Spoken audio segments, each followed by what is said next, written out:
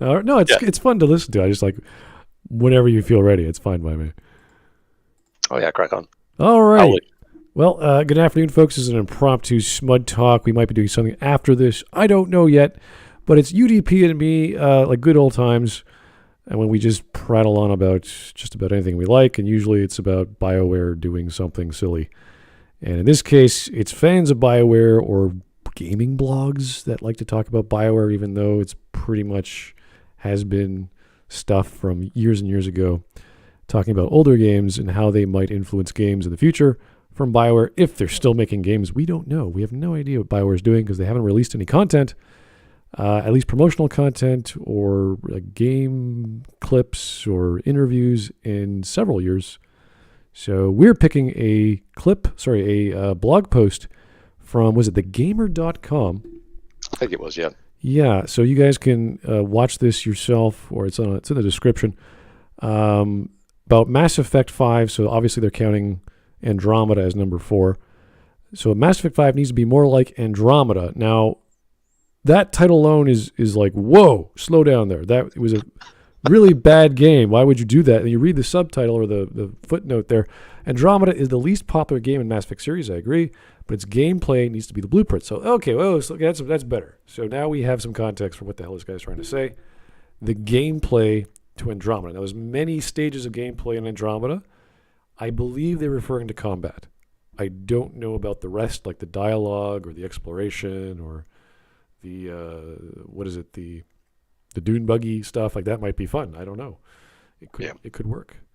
So we'll see what the article has to say, because I'm a bit confused and a bit concerned about why you'd ever want to have Andromeda as the base. Yeah, it's kind of weird. Okay, this is by Stacy Henley. This came out last month in March, so it's pretty recent. And then we have PB on the wonderful image. Oh, good lord! Yeah, always a pleasure to see her on the screen. To be fair, in regards to like characters, I'd rather have PB than say like Scott or Sarah Ryder, because Sarah Ryder's face is just like it's genetically engineered to be the perfect level of just derp. I don't know. Even the voice acting was kind of like, are they young adults? Are they mature? Is it an older actor trying to play a young adult? I didn't quite get the voice age range right. With Mark Meer, he can pull off the 30-year-old, 35-year-old, 40-year-old. He could do that range. With Jennifer Hale, she can do a bunch of things, so it's fine. With them, I was like, I don't know. I guess they're young. They're like 22, 24, 20, like something around there. I don't know. Felt off. Yeah. It doesn't really...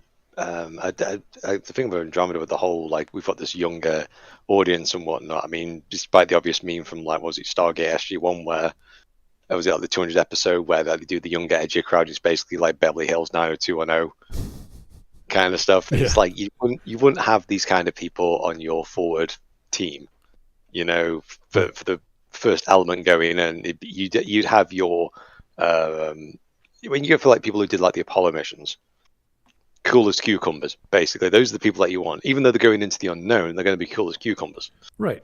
I remember the physical transformation. I don't know when this happened in Stargate SG-1 with Daniel Jackson. He's just the brain guy. He's the guy, the scientist. He's figuring stuff out. He's a linguist. He knows all this wonderful stuff about ancient languages. And then all of a sudden, he's like buff. And I'm like, oh, that's smart. Like, that's a good idea. He should be working out. If he's in the military, there's a gym. He's got stuff to do on his off time. And obviously, this is his own professional life. He's an actor. He's probably working out for other parts. But you see, like around episode, was it season 7? He's like, or 5, 6. He's like, he's getting ripped. So now he can do more stuff as opposed to have huge lines of dialogue.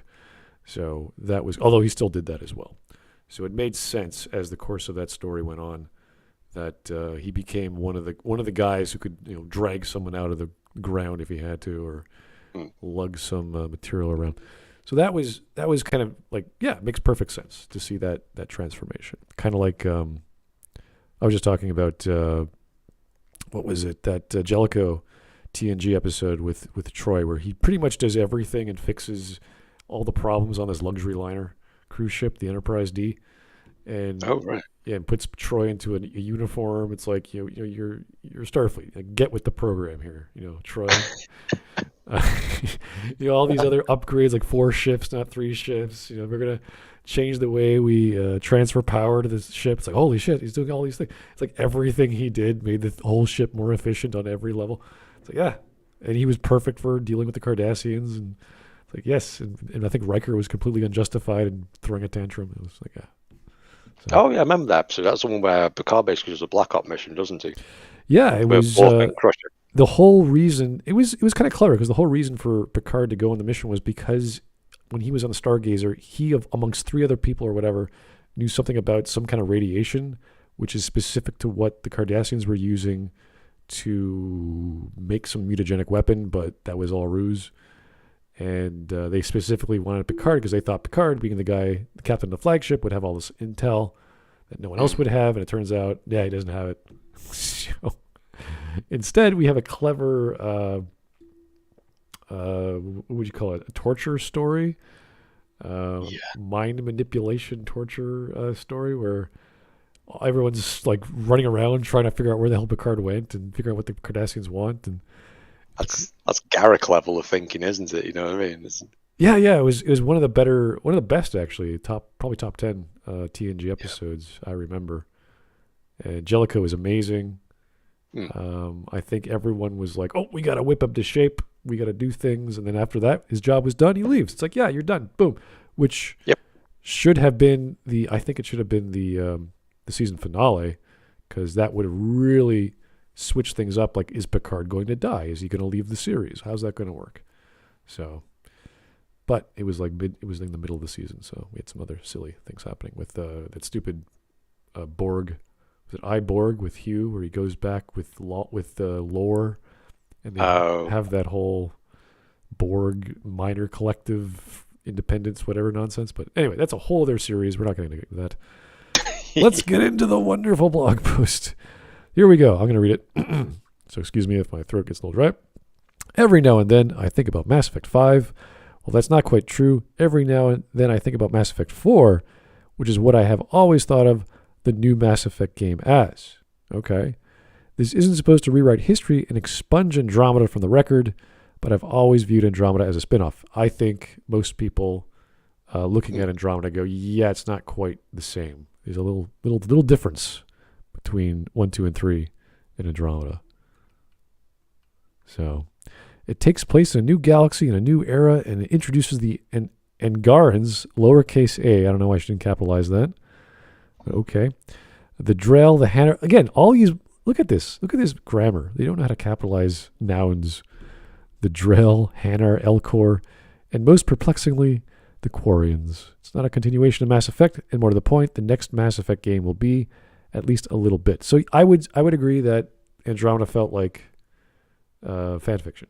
It felt like the B story, or the not quite big enough budget to make a Mass Effect title, despite having the budget of a Mass Effect title in the same time that they had to make all the other games, or at least 2 and 3. Yeah, I think just from my outside perspective and whatnot, the problem with Andromeda that I had was they were trying to draw the best elements from the other 3 games, and you can't really do that because each game was made so independently with its own kind of philosophy that you can't. It's like taking things from different recipes. You can't kind of go, oh, the best potatoes from that one, the best jelly from that one, and the best icing from that one. Because when you combine them together, you just kind of get like nope, this doesn't work.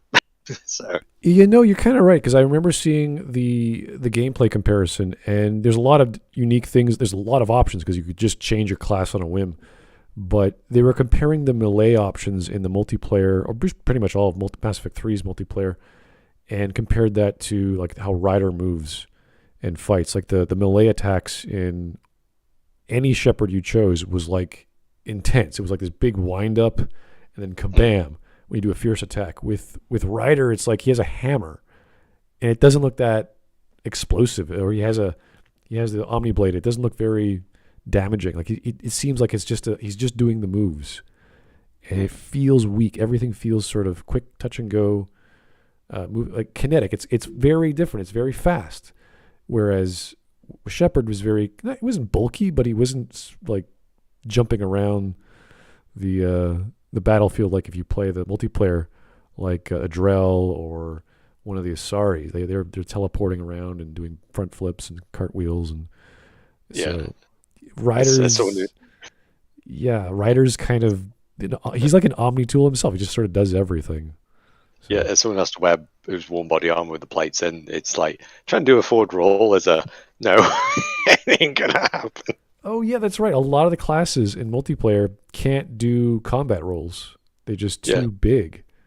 So it's like the Quarians and the Geth kind of like did a hop because you can't really imagine the Quarians being that physically capable. Right. And the Geth maybe on the same accord, whereas like you say the Drell, like because they got very nimble, very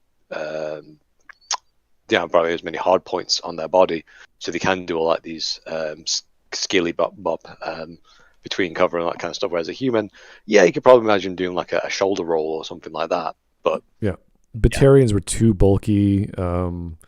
Taurians as well. Sorry, as well. Yeah, Taurians are also kind of like tanks, especially the Rex style looking. They pretty much just took Rex and then changed his body paint, and then you have these wonderful walking dinosaurs throughout the games. They were pretty fun in multiplayer. Just smash things with your head. So. Anyway, it's not a continuation of Mass Effect. It's more the point. Mass Effect will be at least a little bit. There might not be a Shepard. Please note, I think we all agree that would be a dumb idea. God. But Liara will be there, and we're back in the Milky Way. We don't know that. We have no idea. We just saw a trailer of Liara walking up a giant ice thing, whatever, incline. So that's just marketing. It could be anyone. We don't know. So we had the same thing with Mass Effect 2 with Legion. They made Legion not to be this massive thing. It's like, oh yeah, by the way, you get this Geth at the end of the game. Right. Yeah. It's like, okay. The way they designed Mass Effect 2, they streamlined it so much, they started cutting out features, and that like Legion could have been, you could have collected anyone at any time, and they just said, no, we're not going to do that anymore.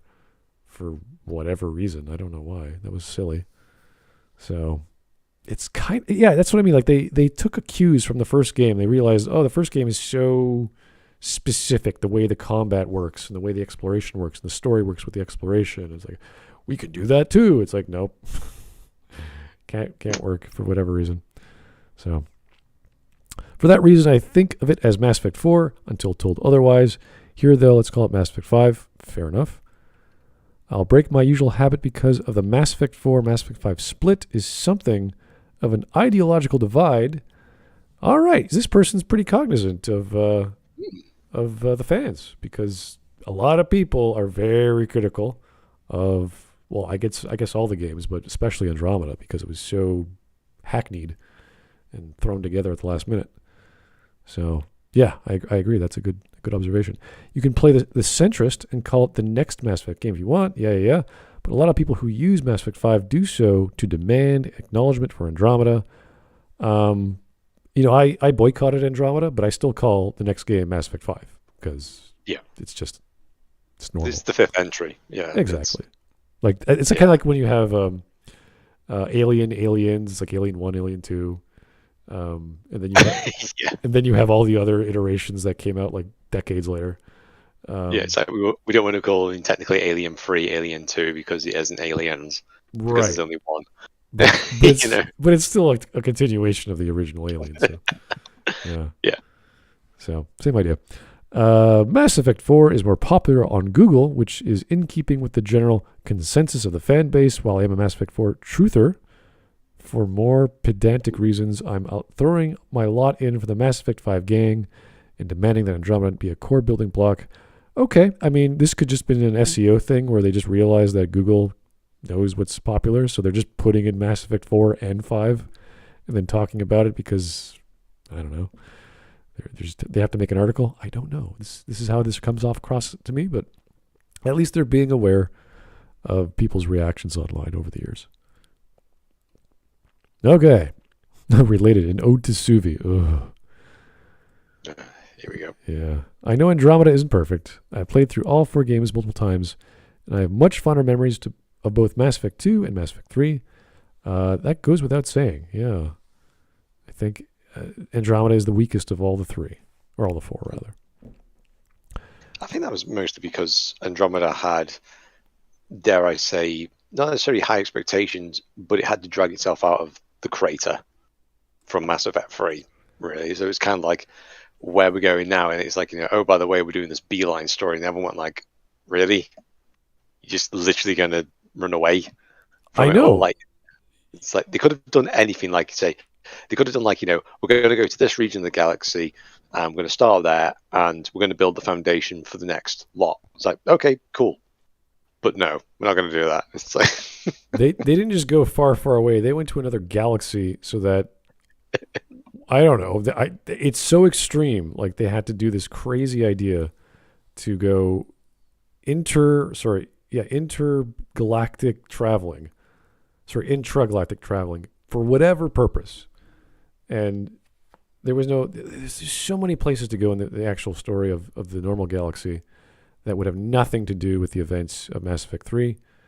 And assuming the explosions didn't, turn everyone into a telepathic plant person or whatever.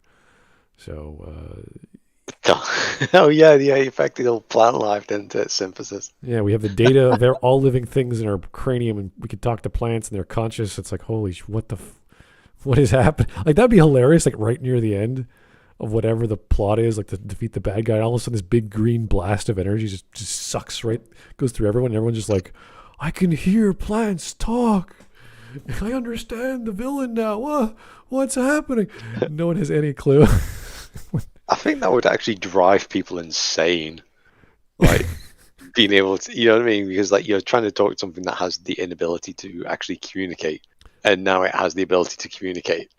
This is this is what happens when people write science fiction. Like, what would happen if we had a society of telepaths? Right? This is basic 1960s, 1970s.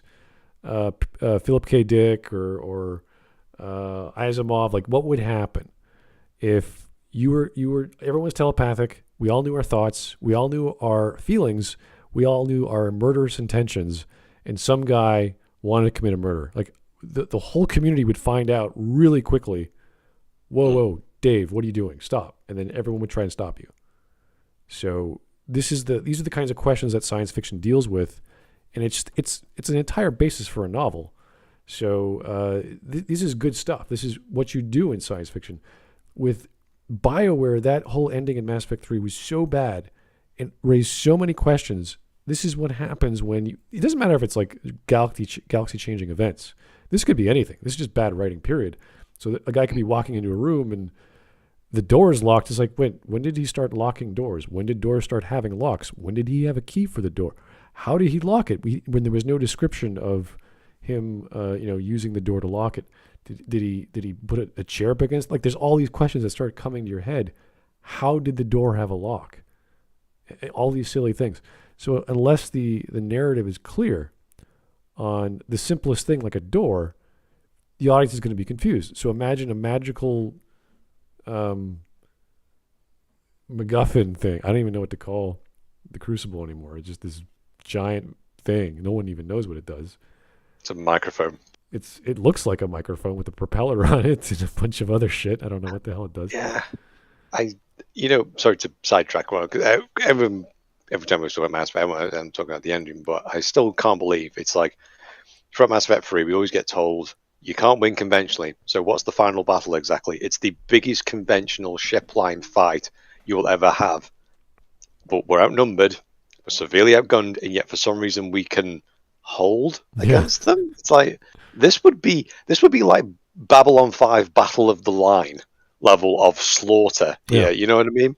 We would be getting killed left and right, let alone being able to deploy ground forces to one location. Or what the Reapers would have to do is just launch a 50 megaton nuclear device on that location, and everyone's dead. This is the constant argument people should be having whenever you're playing Mass Effect 2 and 3. You're like, wait a second, it'd be really great if we got the Krogans to help us out. You're like, wait a second, Krogans are people on the ground, right? Yeah. Do they have any spaceships? No. Okay, see, the problem with that is we're against 2 kilometer tall spaceships, not people on the ground, right? Okay, so there's the first problem. How do we stop the spaceships? Maybe with other spaceships, maybe with other weapons, not with soldiers, okay? So I know.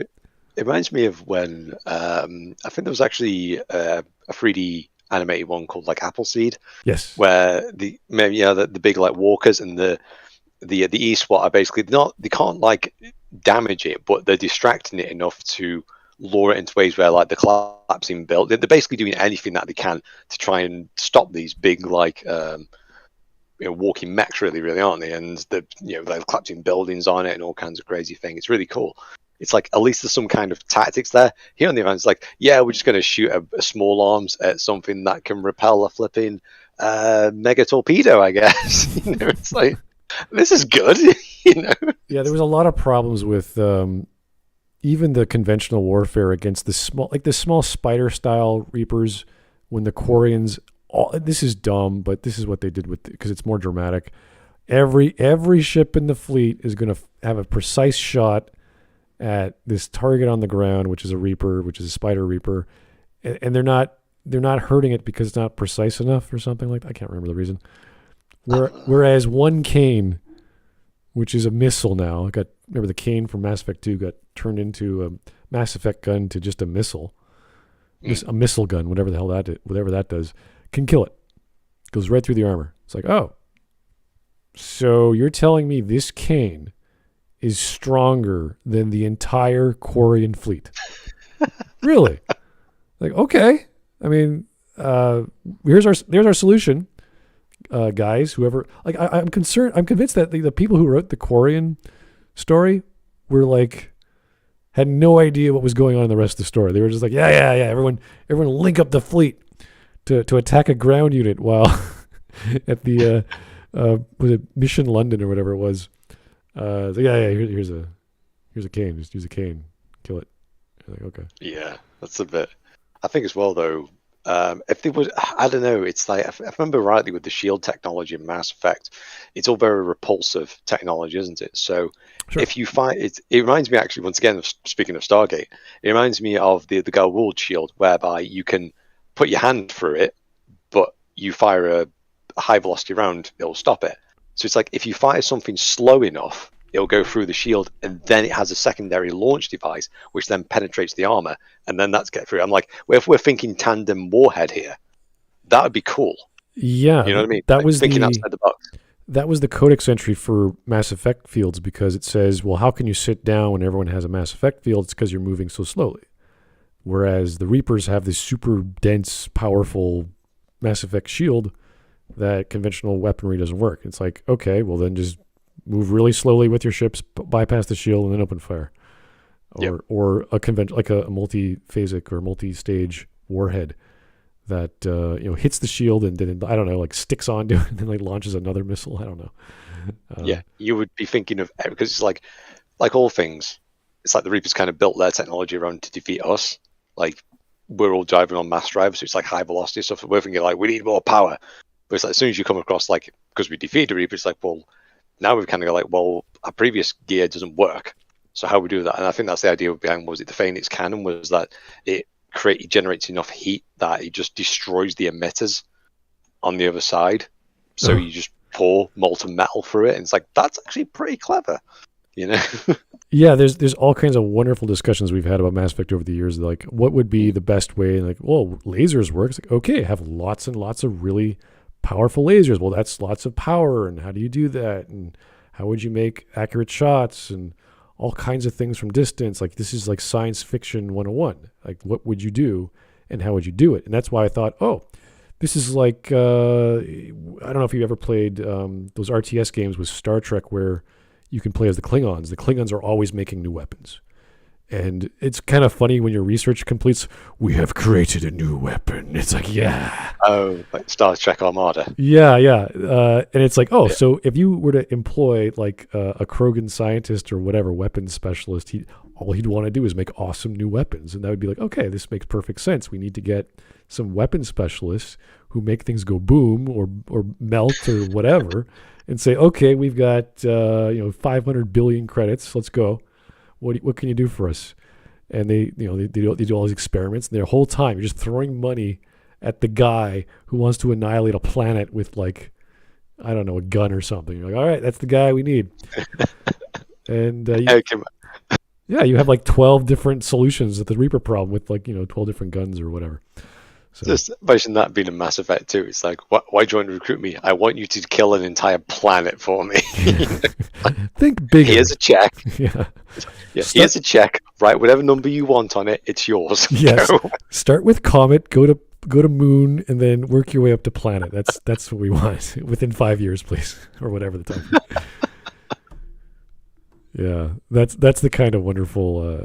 I was assuming they were going to do something like big and stupid, like we just need a big gun or solution for, and they kind of did that with the Thanix, kind of did that with the laser targeter, but didn't quite. I was kind of hoping that I'm always referencing Stargate. I mean, it might be because I'm sat in my room and probably watching a few episodes, but it does actually remind me of the ending of Mass Effect 3. It does actually remind me of that one episode of where they all defeat the replicators and they activate all the Stargates, and then they go to that ancient device, and then they send a big magical wave that like destroys all of them.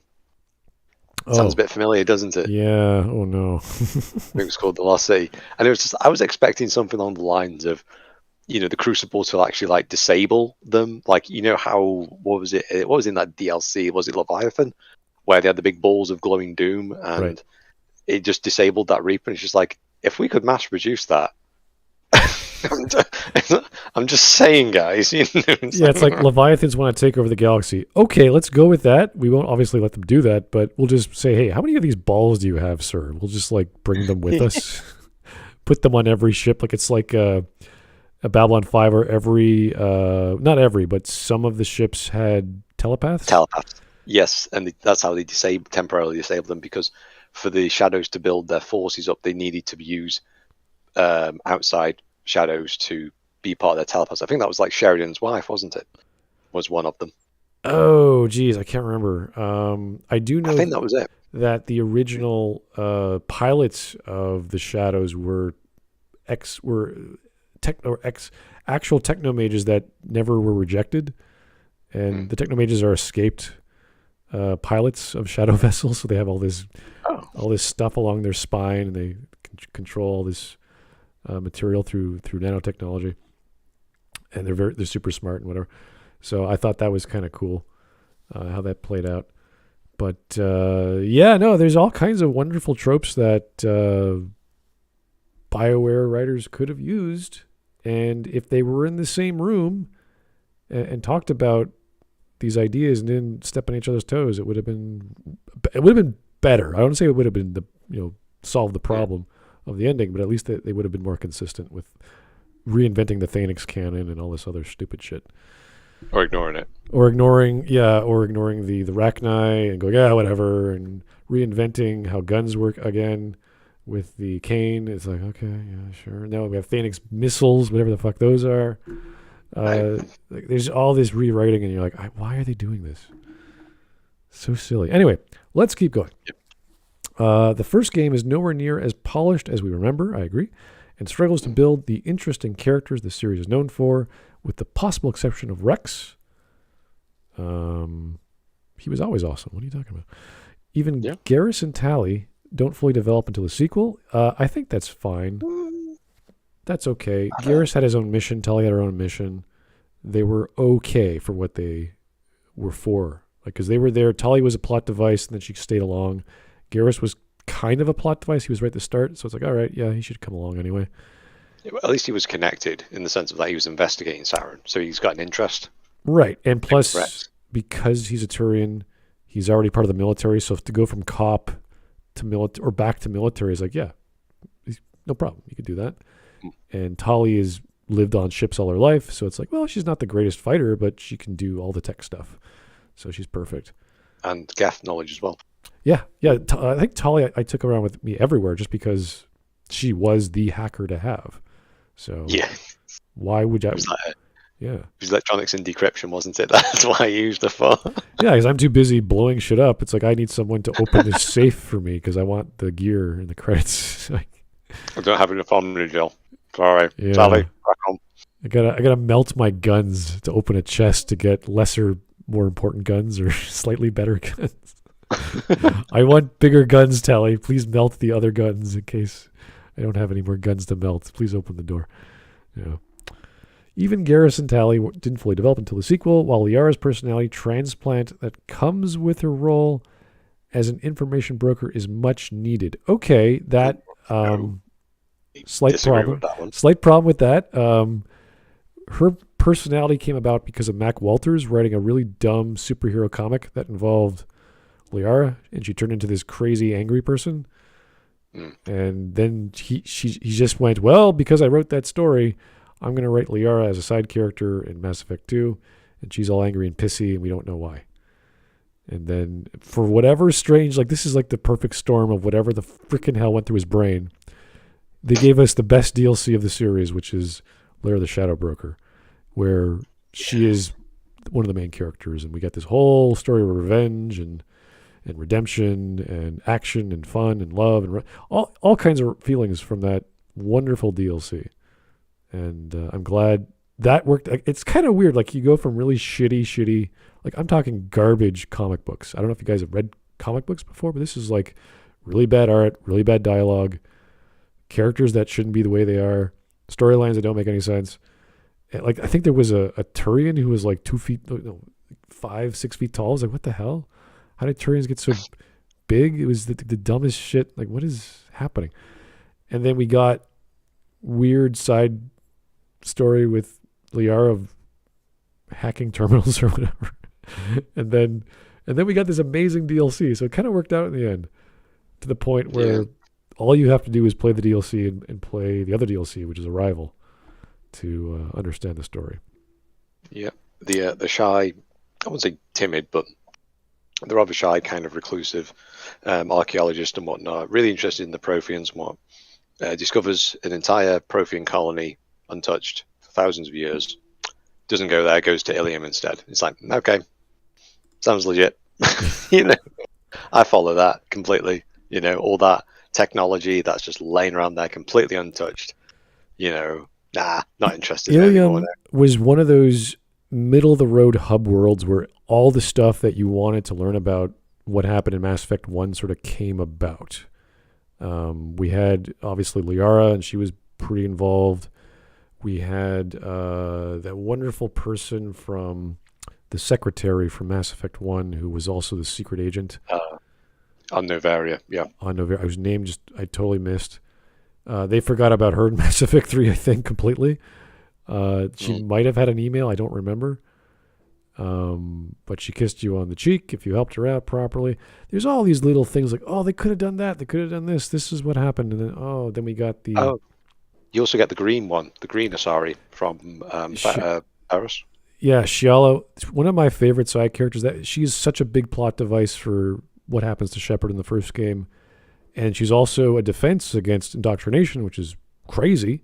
That's just this bizarre side story. Like, oh yeah, we can protect against it. It's not dead, but it's we have our own mental link, which is powerful. And like, oh, really? Oh, that's amazing. We should research that. It's like, no, we don't have time. Forget about that.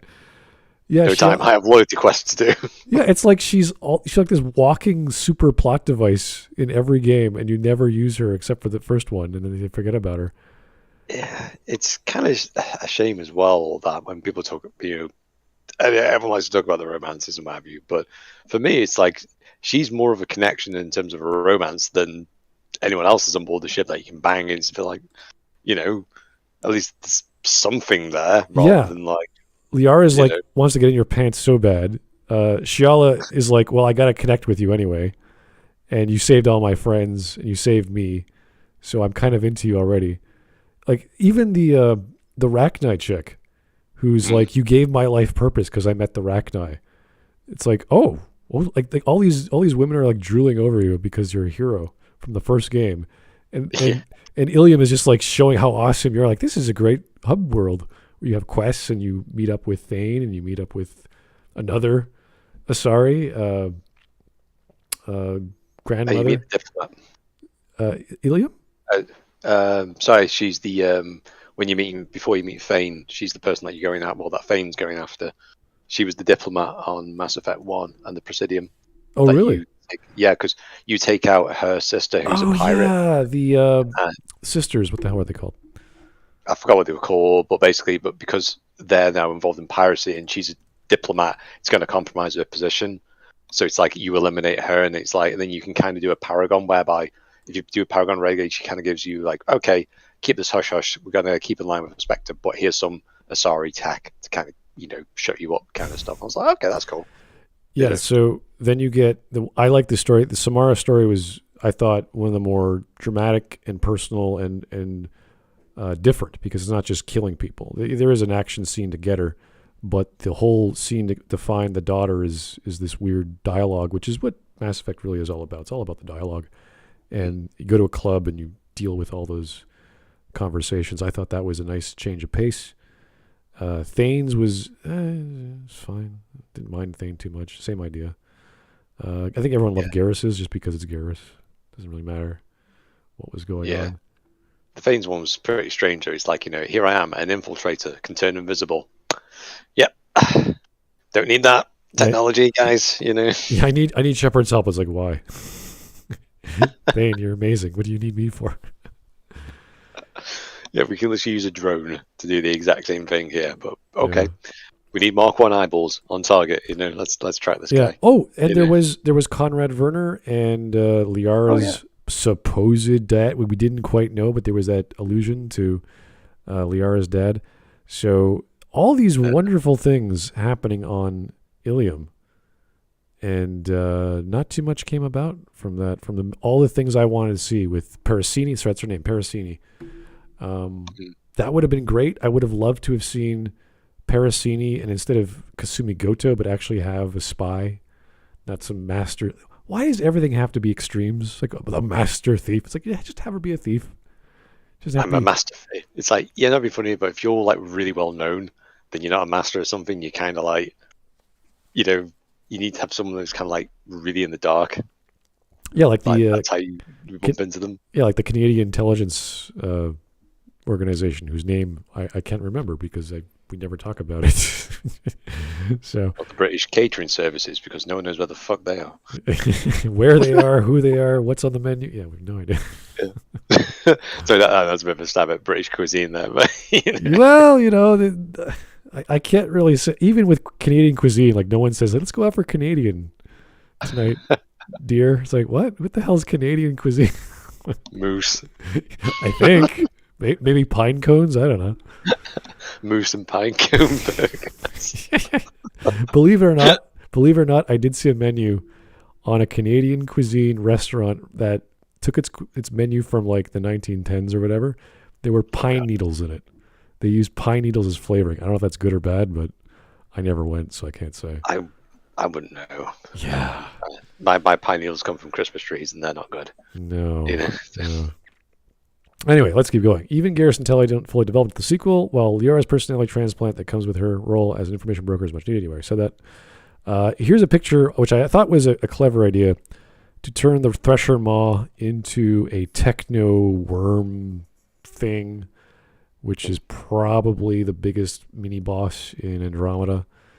And, they're taking ideas from the first game, so I thought that's a fine idea to take that as a gameplay cue and work with it. So Andromeda is not a train wreck when it comes to gameplay. That's true. But there are some things I do like, at least in concept. Maybe not in execution, but I think the techno worm thing worked okay.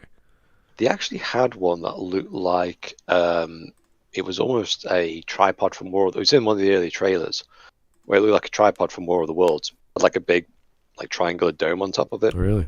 It had, actually, you know what? It reminded me from the aliens from the first Crisis game, before they developed bipedal legs.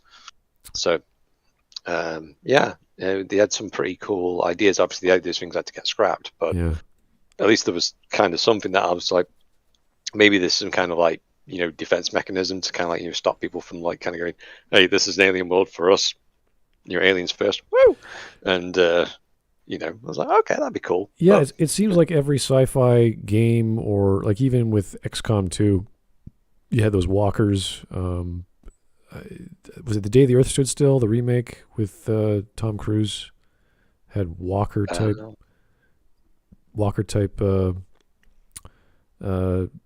alien device. Like it's just a very common theme that alien tank devices are giant-legged creatures that tower over us and they shoot lasers. Tom Cruise one. That was Edge of Tomorrow. That's That's much like more spaghetti monster, wasn't it? So that was like 10 years ago or whatever. The one that I'm thinking about was he's a dad and he has a daughter, and these aliens come by and they start turning people into food like trees, and all the blood in people's bodies is so full of antibodies that the blood is poison to the aliens, so they eventually die. That's a new one to me. You didn't watch that? What the hell's the name of that movie, guys? In the comments, if you know. With War of the Worlds. Was it War of the Worlds? Okay, maybe I got the name screwed up. Yeah. Sorry, yeah. Okay. Yeah. That's old. That's like Steven Spielberg. That is who did that. Yeah, it's one of those Deus Ex endings which I don't really like. But how the hell are you gonna finish that off? I have no idea. I do like the idea of how the aliens couldn't conceive because they're in such an isolated bubble that they couldn't conceive of bacteria. I think that's how they got killed off. It's funny that it's always some microorganism that does in the big nasty aliens with their technology. Yeah. So. Not a javelin missile, you know. Oh, or a javelin. Yeah, that works too. Phoenix missile, sorry. Oh, no. We upgraded our Normandy. Yeah. Okay, so all the things we all know and love Mass Effect 4 are largely absent in Andromeda. Dialogue, good characters. Yeah, okay. Yeah. Everyone talks about the weird facial animations, but the characters beneath those faces are shallow and poorly defined. Yeah, I can't think of anyone who remembers the characters very well outside of their romance interest. Like that's as far as it goes. And the aliens are pretty boring. Even the humans are pretty boring. So it's a lot of like, I don't want to be around these characters. Even the main character at times, you're like, oh. Yeah, there's also a lot of like, there's no stakes to it all because it's like we're running out of this stuff and yet everyone's fine. And like you look at some games, say like whether it be like Homeworld or some of the earlier Fallout games where you've got like a time. I don't necessarily mean you have to have a time limit, but you are out on a purpose. It's like you have to get the Gecko device to do the water replenishment or something. Like Homeworld, why are you going to Hagara? Because you're the last of your species and you've only got one way forward because Kushan was flipping nuked. So it's like we've only got one way forward. It's either die or forward. That's where we have to go now. Yeah. And those are the kind of hard decisions that you would have should have made. And especially in a game like this with colonization, whereby imagine, let's say you're interacting with various alien life forms and you have to give them technology and you don't know how that's going to pan out. It could be like how Star Trek Voyager could have been, Yeah, Voyager was always weird. Like, we need better engines. We need faster engines. We need gateways. Can you own gateways? Like, we do, but the technology is, we're not allowed to share it. It's like, can you make an exception? Like, please? Like, we could stay here for a little longer and have, like, a good year discussion. That'd be great. We'll give you all of our Shakespeare. We'll give you all of our plays and music so we can teleport home. That'd be fun. It's like, no, you can't. We can't share. It's like, what? Yeah. It's like, we came from this group of people. Here's all our knowledge. This is where we come from. We're not complete dicks. Yeah. Weird stuff. Anyway, it's like the first Mass Effect all over again, and considering it was a reboot, a new galaxy made while Bioware was ringing the changes, it basically was. No, it literally was. It was a literal other galaxy. So they could have done anything, and it was so shallow. Like we talk about how it's the size of an ocean, the depth of a puddle with Bioware games. It's like you pretty much did the same thing with the setting of Andromeda. You had a whole galaxy and you did not much with it. And we all know because of the way the game was made at the last minute. So we're not going to get into that, but jeez. Yep. Only 2 new races, which was really just one when you consider the evil race was a husk of the good race, were introduced, and the usual Mass Effect nuance was gone, as is proven by the fact the races can be split into good or bad. Yeah, I guess the Angarans were good. Mm. Yeah, fine. Yeah. I mean, they weren't exactly good in the sense of that they were actively trying to help you, I guess. Yeah, there Just were as far as I remember. some Angarans were hostile, so Yeah, it was. But then, like, there's like some kind of really strange like crossfire between like the initiative, and maybe that could have actually been an interesting thing of like why you get shot on sight. And it's like, why are you shooting at me? It's like, yeah, because you're related to these guys. And like, no, we come from that ship.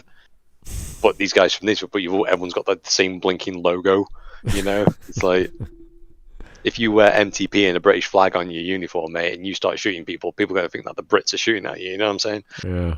You know? Wonderful friendly foe idea, understanding. It's like, oh, he's shooting at us. Yeah, fire back. Okay. I did like how the Angaran also speak English, which was wonderful. I love that. That was so stupid. They could have done so many basic alien sci-fi tropes with communication, Yeah. but they just went the Star Trek route. We're just like, yeah, it just works. Everyone just talks normally. Yeah, you know what? They could have also done, speaking of Star Trek, they also could have done the who the guy speaking in metaphors, I forgot what the race was called now, but basically a Picard and there of a captain. Like that could have been the first mission. The Telosians? You meet, I think. is that the name? But it's like you go onto that planet and you meet a wounded Angara and no one knows the communication. Everyone's trying to learn the basics and you're guiding you and an Angaran are going through the first steps and you'd be like, that'd be interesting. But no, instead you have to help what's his face? Jacob 2.0. Oh God. Don't bring him up. No. I've forgotten his name now. That's how memorable he is. The Brazilian, yeah. Caden is boring, but I still remember Caden. Yeah. Jacob is boring, but I still remember his name. That guy, I can't remember his name. The naked couch soccer car guy. That's all I remember. God, obviously. Okay, I don't want to look it up because I'm sad. Yeah. If you remember the first episode of Enterprise, what do they do? What does Captain Archer do? He gets a linguist, the best linguist he could find, because they're going to encounter some aliens and they don't know their language. And they do. And they find a Klingon. What's a Klingon? And it speaks all these languages or speaks all these words. And what's her face is like, I don't know what he's saying. Like, that's the kind of stuff we want to see, where you have these crazy, frenetic scenarios between aliens and you can't communicate. So that's the stuff I wanted to see. I wanted to see the super science person. I wanted to see the super military guy. Like, the logical things you would do. Like, I need an expert in this field, so we encounter that problem, I'll throw it at him, and they'll at least be in the right brain background to figure it out. That's what you needed. So it makes sense to bring along a Quarian because they're so technologically focused, and there's no Quarians in Andromeda. What do you get? You get a guy who used to be a security guard. The guy we don't remember. We got a chick who was raised by the Asari, but she's not Asari.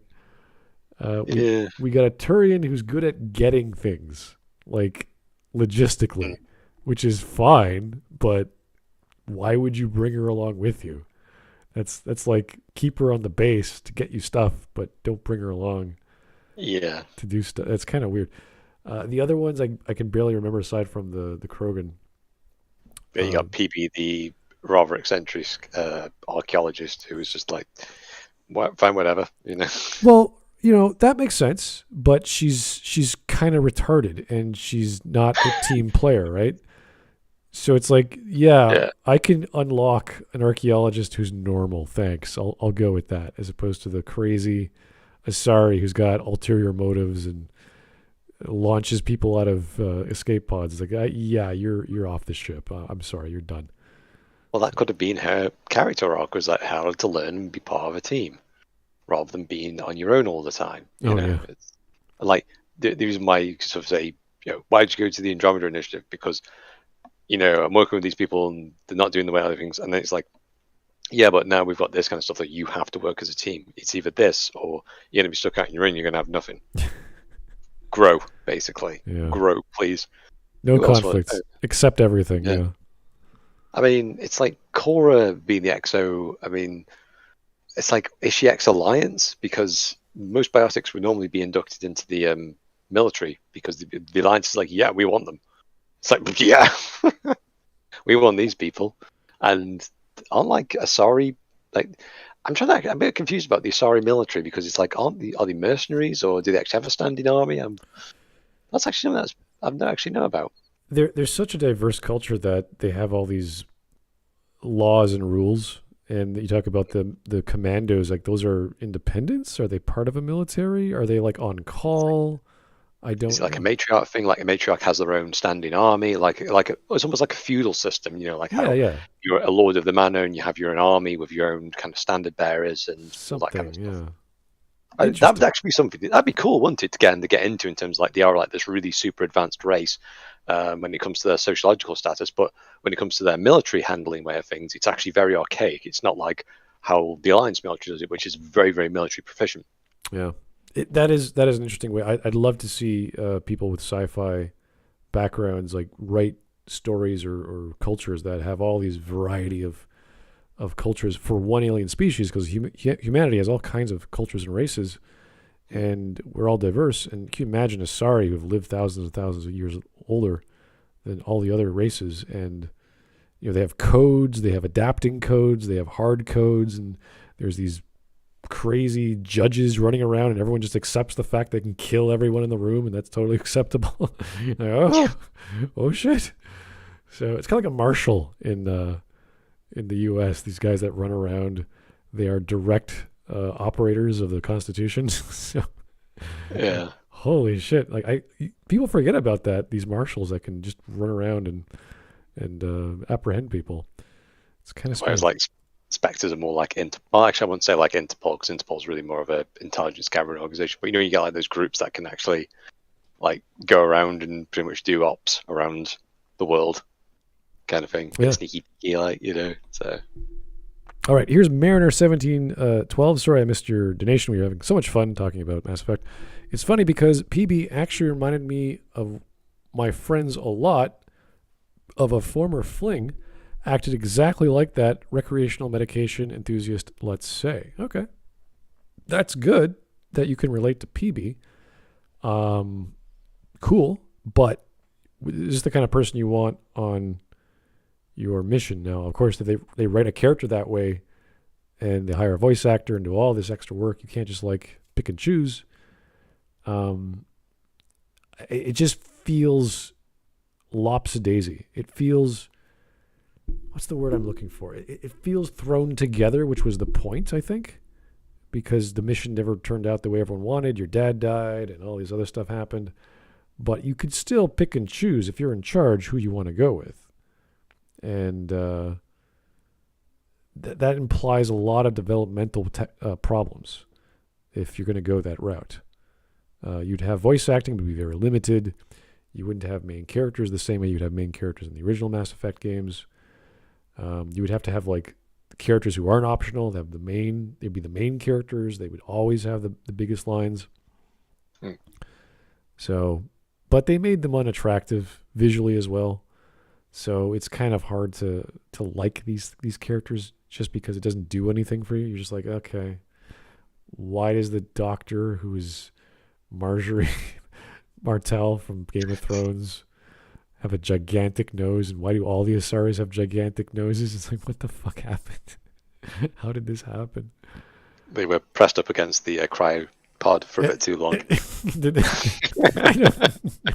So stupid. Oh, God. Oh, man. All right. A few new squad mates were decent, but not a patch on the Normandy's greatest hits. And the plot was stilted, nonsensical, and poorly paced. Thank you. Someone is, after all this time, can just say, yeah, the game sucks. So, yeah, we know. I know this sounds like a terrible defense of Andromeda, but trust me, I'm getting to that. For all of Andromeda's flaws, it had the best gameplay in the series. Okay. A lot of people like the multiplayer. I still haven't touched it. I never will. I'm happy with Mass Effect 3's. That was done. That was so well fine-tuned that I still play today. The combat changed a lot from across Mass Effect, with the initial game an RPG with some gunplay before Mass Effect 2 became more of an action shooter with roleplay elements, but it wasn't until Andromeda that it peaked with punchy weapons, lightning-fast movement, and a range of environmental hazards. I will say the guns in Andromeda, because they're customizable, they're highly detailed, and you can make them do all kinds of crazy things. So that is cool. The gameplay things I saw with people like modifying their weapons, and they're just like, they're pretty much invincible. Like you can go against anything, and these guns will just tear through anything. So that's cool. I'm glad customization is a big part of RPGs.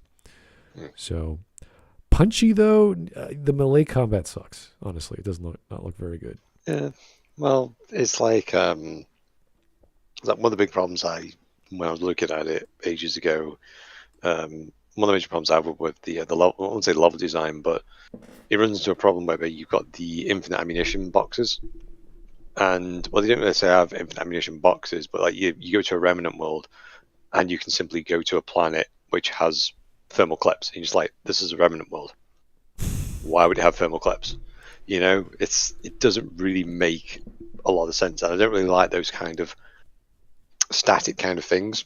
So it's like you got like these little points whereby you literally, that's where your health and regen kind of stuff goes into. That's a very, very archaic design. It can work, but it needs to be woven in. And plus as well, Mass Effect is a squad-based shooter. You have squad mates.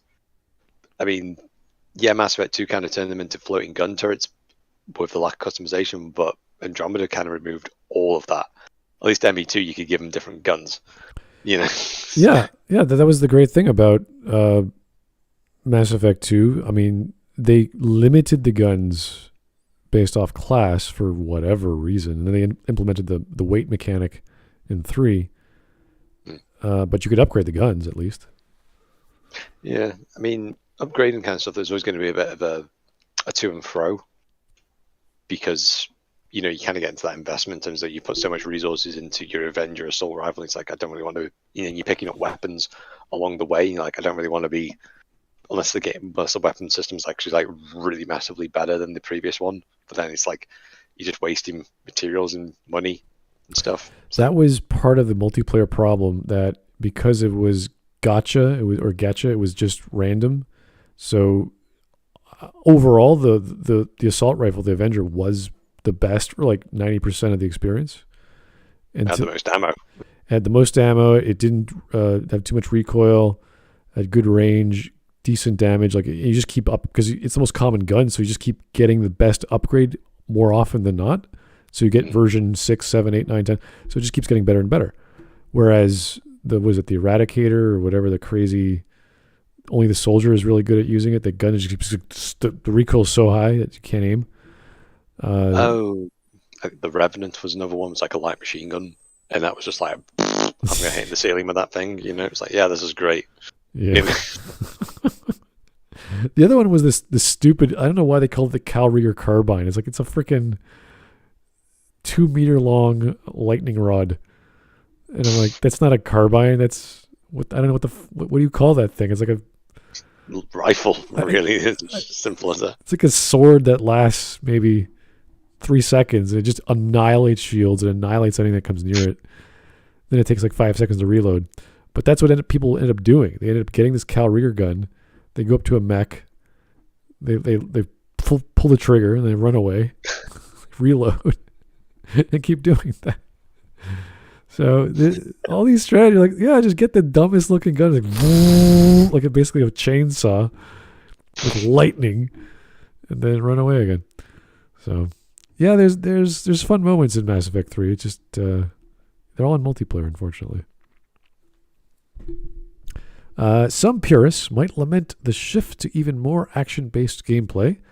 Okay, but it's likely that this is the direction the series will continue to head in, which is why Andromeda is so important. I don't know. I think if they went back to Mass Effect 1 and said, what was the problem with Mass Effect 1? It's like, okay, cover shooting wasn't very good. Guns weren't very balanced.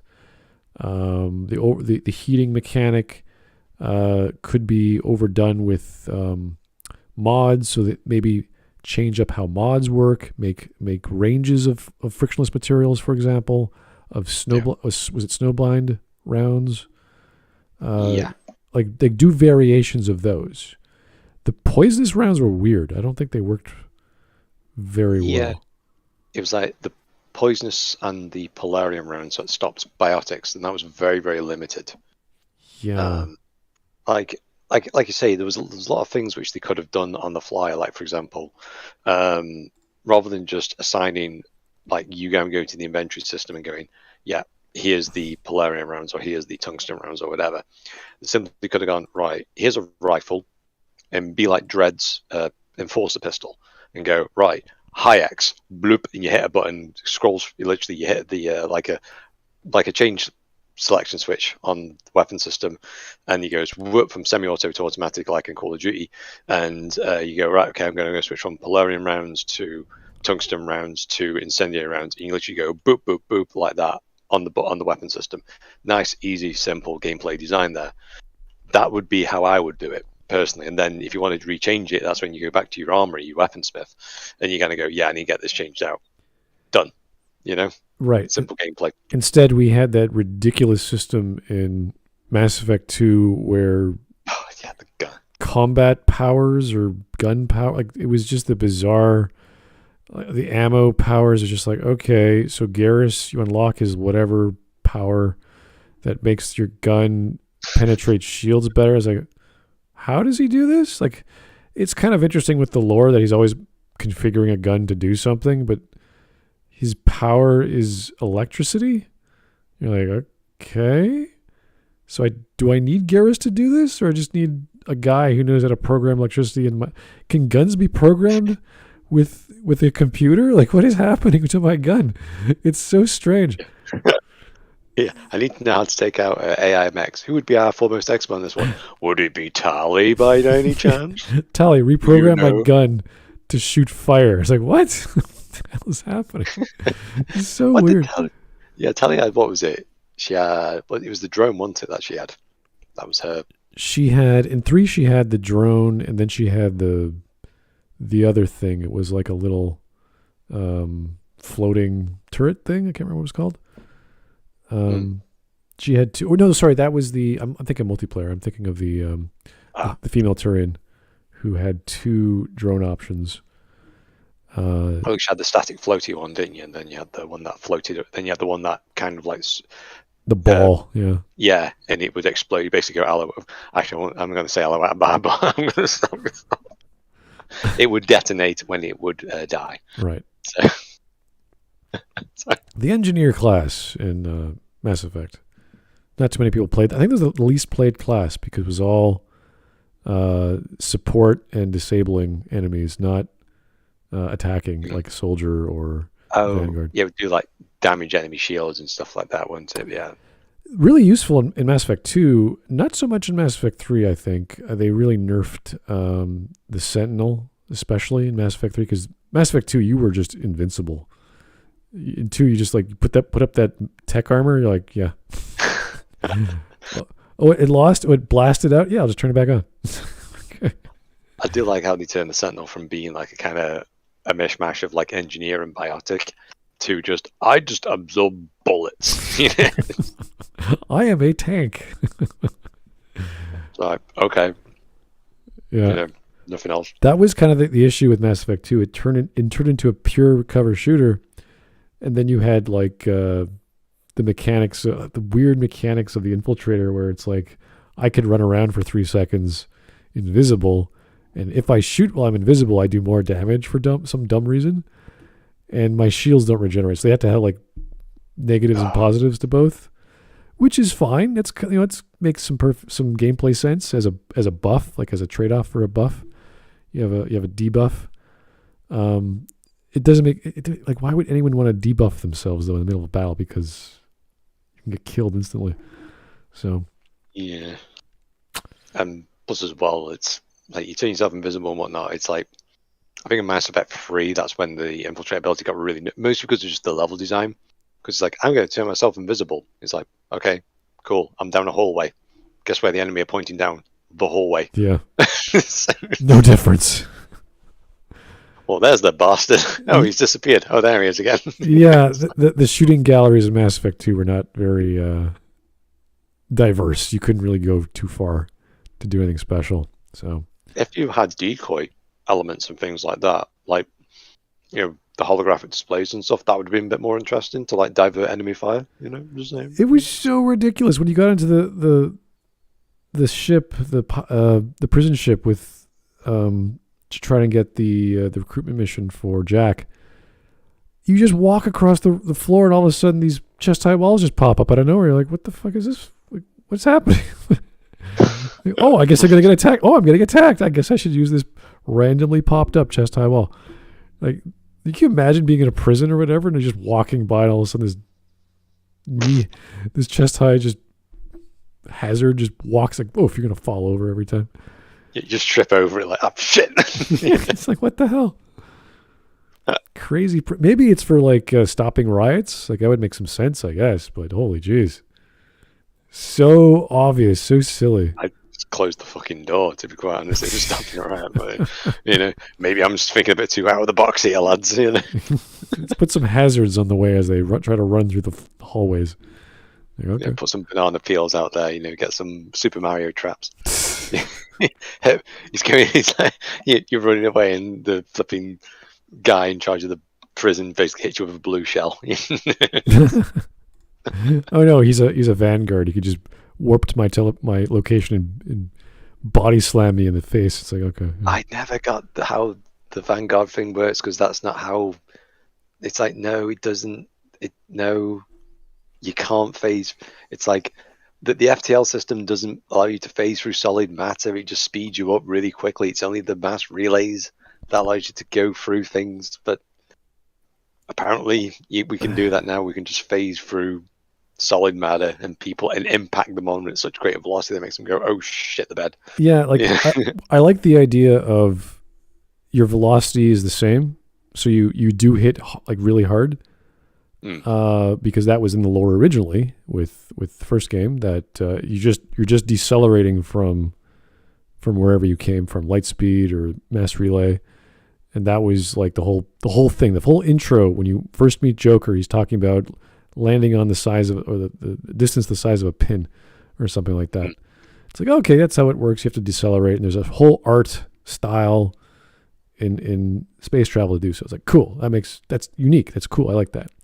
And then Mass Effect 2 comes by, and Christina Norman's like, yeah, we're going to clip through all the environment if we do this. So we have to like change how Mass Effects work.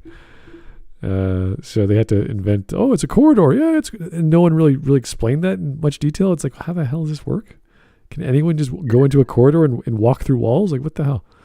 So what would have been better, that would actually be the opportune time to actually introduce the jetpack to the Vanguard. Yes. You can do it. There you go. Yes. Give the Vanguard the jetpack, and that's it. Body slam. Yeah, because you can't just walk through a field and suddenly you're accelerated. There has to be an actual thing that causes you to accelerate, and then you exit the field and you're still at the same speed. Yeah. So jetpack would have worked. So you could have even had like the like Deus Ex Human Revolution, the what was it? The thing where you fire all those balls out and you just take them out. The nano blade? No. No, it's like he fires out basically like a fragmentation. Oh, he ducks. Yeah, he goes to the ground, and all around him is like an AoE. Yeah.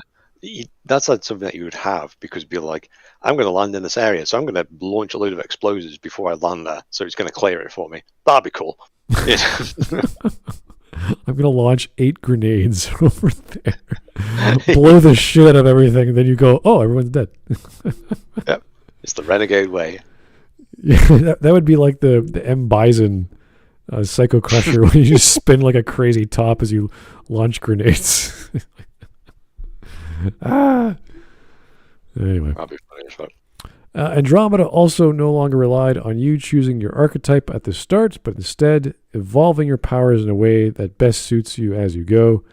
Sure, it sounds cool to try out a pure tech combat set, but being locked into it for the whole game when you just want to blast enemies apart with biotic orbs or carry a gun more powerful than a pistol isn't much fun. Okay, you could argue it's more fun when you can do anything. Yes, you have it's kind of like playing Skyrim, where you max out arrow or bow skill, and you have all those other trees. You're like, I could do magic, sure. And then you just max out fire magic. You just keep maxing everything else out. There's no classes, it's just skills. Which that's kind of one of the things about Mass Effect, that it is a class-based system. But the thing is that with 2 and 3, they started to merge them more together, so everyone's kind of the same. So it's kind of like, if this was the direction to go into, but then why would you have squad mates if you can do everything? Yeah, It's like, what's the point? If they wanted this idea in terms of you have to do like, I'm using just an in-law experience here, just bullshitting here. If they went like, right, okay, Ryder, you're literally the only person that we can send out here, so we're going to have to like basically jack you up with all these kind of crazy things, and it's going to start to affect you in really weird ways, but you're going to be like really super duper awesome. Like, right. Cool. Like now, a biotic or what do you want to call it? An adept can use a sniper rifle in Mass Effect 3, but they're not like there's no benefit outside of long range fire. They're better off using an augmented gun that has an amp that can improve their biotic skills. So it gave them that freedom, but it sort of took away from the class focus that Mass Effect 2 was really like, okay, you can only have a shotgun and what was it? What was Vanguard in Mass Effect 2? Was it shotgun and assault rifle, I think? Shotgun, submachine gun. And submachine gun. Okay. I think everyone got a submachine gun, right? Yeah, it was only the soldier that got the rifle. Like everyone pretty much got like a So it's like the rifle was just basically a slightly souped up submachine gun. Really, that's what I mean by kind of everyone was kind of the same. Yeah. Because as soon as you got the Tempest for your submachine gun, then that was your automatic. Because you think there it is. It looked like the Predator pistol, but it fired in like a 3-round burst or something like that. Oh, right. And I don't like burst fire weapons, so it's called me old fashioned. See, this is why I liked Mass Effect 1, at least in design, better, because when you start off, you have your 2 Jenkins and Caden. They all have the gear. They all have the same gear. You have the 4 guns. I don't know why you need 4 guns, but that was the military issue. Like, you don't leave the ship without 4 guns. And I was like, okay, that sounds pretty heavy powered, but okay, let's do it. And when you pull out your sniper rifle, you're like, I'm on drugs. I can't aim. Oh my god, it was so funny. So it's like, oh, this is why we have 4 guns. We can't aim for shit. So it makes perfect sense that you have all these guns because no one's training anyone in the military apparently. So, but it was consistent. It was like, this is standard issue. Even when you get Ashley, she's like, everyone gets a rifle. It's like, okay, yeah, perfect. That makes perfect sense. So I like that. And even your squad mates that were aliens who weren't part of the Alliance had the same layout or loadout rather. So I like that. It was consistent. And then we get to 2, everything's specific. And you're like, oh, I wanted a shotgun. I can't have it because I'm not an engineer or a Vanguard. Apparently only those guys get shotguns. It's like, that's pretty stupid. So with Andromeda, they broke those rules and said, okay, we're just going to do whatever we want. So good for them. Where are we? So it sounds cool to try out pure tech. Yeah, we said that. It was leap forward is the easiest way to copy. Andromeda was a step back in most ways, but a leap forward in the easiest way to copy. Yeah, doing anything is easy to copy. That's true. More features is, more time to develop. But yeah, I think it's more balanced than 2 and 3, just because you can play a certain way. Whereas with Andromeda, it's like, just do whatever you want. Fly around the level, use whatever guns you made. And if you can't pass the level, it's your fault because you didn't use the right gun, or you modified the gun poorly, or you didn't know you were coming up against a Revenant, and they're only good against certain kinds of ammo, or what. Like, there's all kinds of things you could do differently without having to reset your character, I guess. So, There is that thing of being able to do anything right from the get-go. Okay. Most games want to have a good story with iconic characters, nuanced moral dilemmas, paced in the most engaging and absorbing way. That was what we're sold on. That was the premise of Mass Effect. So yeah, that's the focus. But you can't just put Mass Effect 2 into a computer, have it spit out a new game with all those elements rearranged in a different yet equally satisfying way. You know what? Yes, you can. You can totally do that. A lot of people were like, I just want another Mass Effect 2. And I understand where they're coming from, because that was the fun. They liked the stories enough. The gameplay was just enough for them to keep going, to learn more about their characters or get more crewmates and find new things in the universe. That was enough for the most people. And I would say, do another Mass Effect 2, do another Spectre-like character, do another. We talk about Citadel Knights a lot. The idea that you could play as a Garrus type character, a CSEC cop, a detective, a Thessia detective, another Spectre, whatever, and they're just solving a mystery.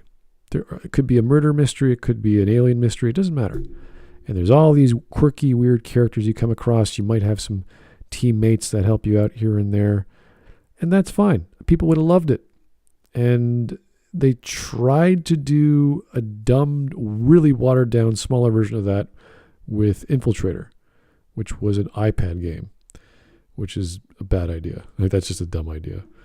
Was it first person shooter? It's like a cover base as well. It was a silly idea. I mean, it's ambitious, but it's silly for what you're trying to achieve. They obviously wanted to do other things, like with Galaxy and these other offshoots of Mass Effect that didn't pan out well. But people just want the story. They like the setting, they like the galaxy, they like the universe of Mass Effect. Get those figured out. Give us a side story. That would have been great to have a captain of the Alliance who's just there, and they're just part of the war in Mass Effect 3. They're just off to the side. They're no one special, and they're doing their job. That would have been fine. People would have loved it. And give it the same attention to detail as Mass Effect 2 and 3. They could even do that right now. Who cares? Who cares what happens at the end of Mass Effect 3? You're just replaying Mass Effect 3 from an alternate perspective on some Alliance ship, and you got a bunch of aliens and kooky humans to solve some problem fighting Cerberus. Like they pick any plot. It doesn't really matter. People just want that game. And when they got to Andromeda, they're like, this is not quite what I was expecting. The dialogue wheel is not that good. The characters aren't that interesting. They're not that attractive. The conflict is not that, there's all these problems with Andromeda that just don't hit home at all. And it's hard. Like First Contact, that should have been loaded with dialogue.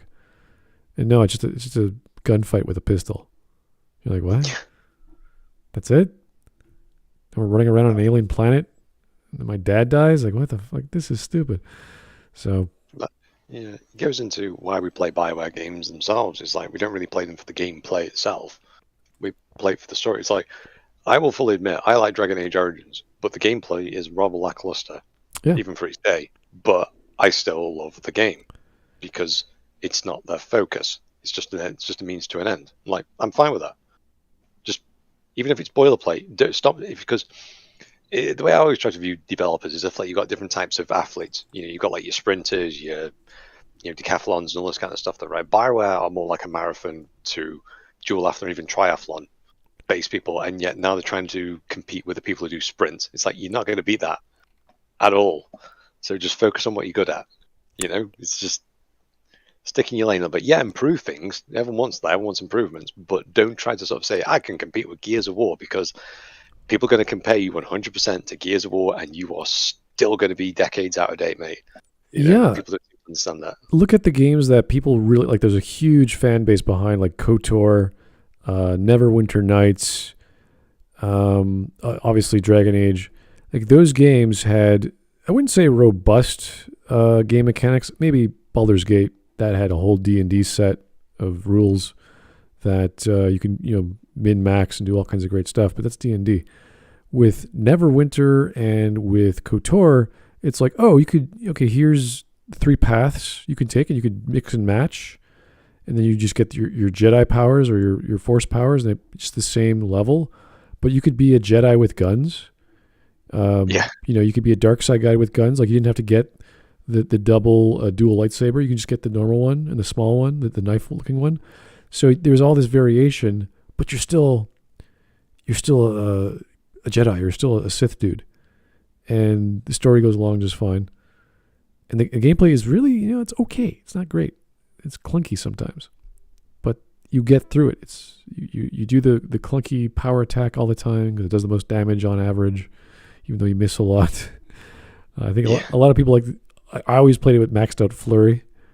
Because I did that as well. I was cheesy. I wanted to hit something. I don't care how much damage. I just get to hit the guy with your freaking lightsaber. I was like, yeah, finally. So we will play these games if the stories and plots and characters are compelling.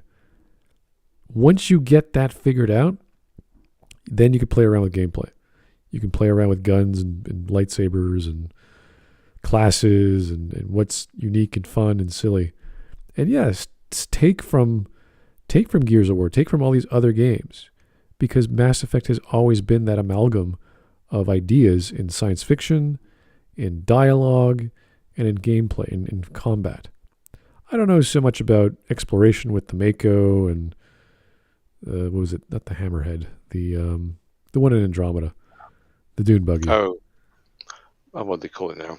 Yeah, I can't remember, but like those are whatever you want to do, like, because there's no set rule that people are like, yeah, the Hammerhead's the best. No, the Mako's the best. No, the Dune buggy. Like, there's no like consensus on the Nomad. The Nomad, yeah. Like, obviously people liked the Nomad because it was fast. It's like, yeah, it's fine, fair, but there's no guns. I have to get out of my thing and then start firing, like, which was a strategy in Mass Effect 1 because you get more experience killing things without using the Mako. So, just have fun. Try to get the gameplay as fun as possible by learning rules from first-person shooters, third-person shooters, while still being Mass Effect. So there's a bit of a thing that I've always noticed with some people, like with Andromeda, they always saw around the same things, like, its development time was ended and kind of stuff. That's why it wasn't as polished. I'm like, okay, fair enough. But then we'd also have to look into Mass Effect 1's development, which was also a complete shit show. Yeah. But no one wants to admit that, because it's like a lot of people don't understand that Mass Effect 1 was like made in under a year. Like, I think, like looking, there was like loads of ex-employees. Like, I think they said something like they had like 4 different combat systems that they were still on the drawing board with. And it was like, you guys have got a year left and you haven't finalized your combat system yet. Work on it. And I think it was only until someone who actually saw what Gears of War were doing, that's the direction that they picked. And things like the Mako was made by some guy, and then it got deleted for some reason. That there was loads of little weird internal things that they had to like remake on like the lastminute.com kind of things for Mass Effect 1. But no one wants to admit that. I was like, it's just this quirky 2007 game. It's like, no, if they would have been able to work on it as quickly as they wanted to, as much as they wanted to, it would have been truly awesome. Well, look at what they did for the remaster. I thought that was funny because they had to keep the Mako in Mass Effect 1, but all they did was just make it better. It now has engines that goes faster. It's not as bouncy. It's more responsive. It's like, it's a better Mako. It's there. The reaction that we always say about Bioware is they go to extremes when they get feedback, if they even listen to feedback. And it's like, oh, no one liked the Mako, or we got a lot of people saying the Mako was bad, or we got a lot of loud people saying the Mako was bad. Get rid of it. Just eliminate the feature. You're like, wait a second. It was working fine in the first game. You could improve upon it. Mako 2.0, make a second Mako, make a smaller Mako. Well, we'll try this platforming thing with the Hammerhead. Like, no, that's not what people want. That's not. No one said why can't the Mako jump like 2 stories? It's like, does anyone want that? No, it's a tank. No, it's not. It's a piece of paper that melts in lava. Like, why would I want to play with this? It's not fun. So I love to be in the focus testing groups of like, okay, who wants to remove crouching from the game? Yeah. Let's have all these military they didn't have many options in Mass Effect originally for strategy out on the open, but if you're going to be sniping, you should probably get on your knees. Just get close to the ground. Makes sense. You don't want to be like, it doesn't matter how strong you are. If you're holding a rifle up for quite a long period of time, just in the standing position, your arm's going to ache like buggery. So yeah, these guns are so strong. Like even in Mass Effect 2, it's like some humans can't even wield them. They can't even use them. So can you imagine how powerful a sniper rifle is with frictionless materials? Like you tear your arms off. It's like, holy shit! It's a freaking piece of artillery.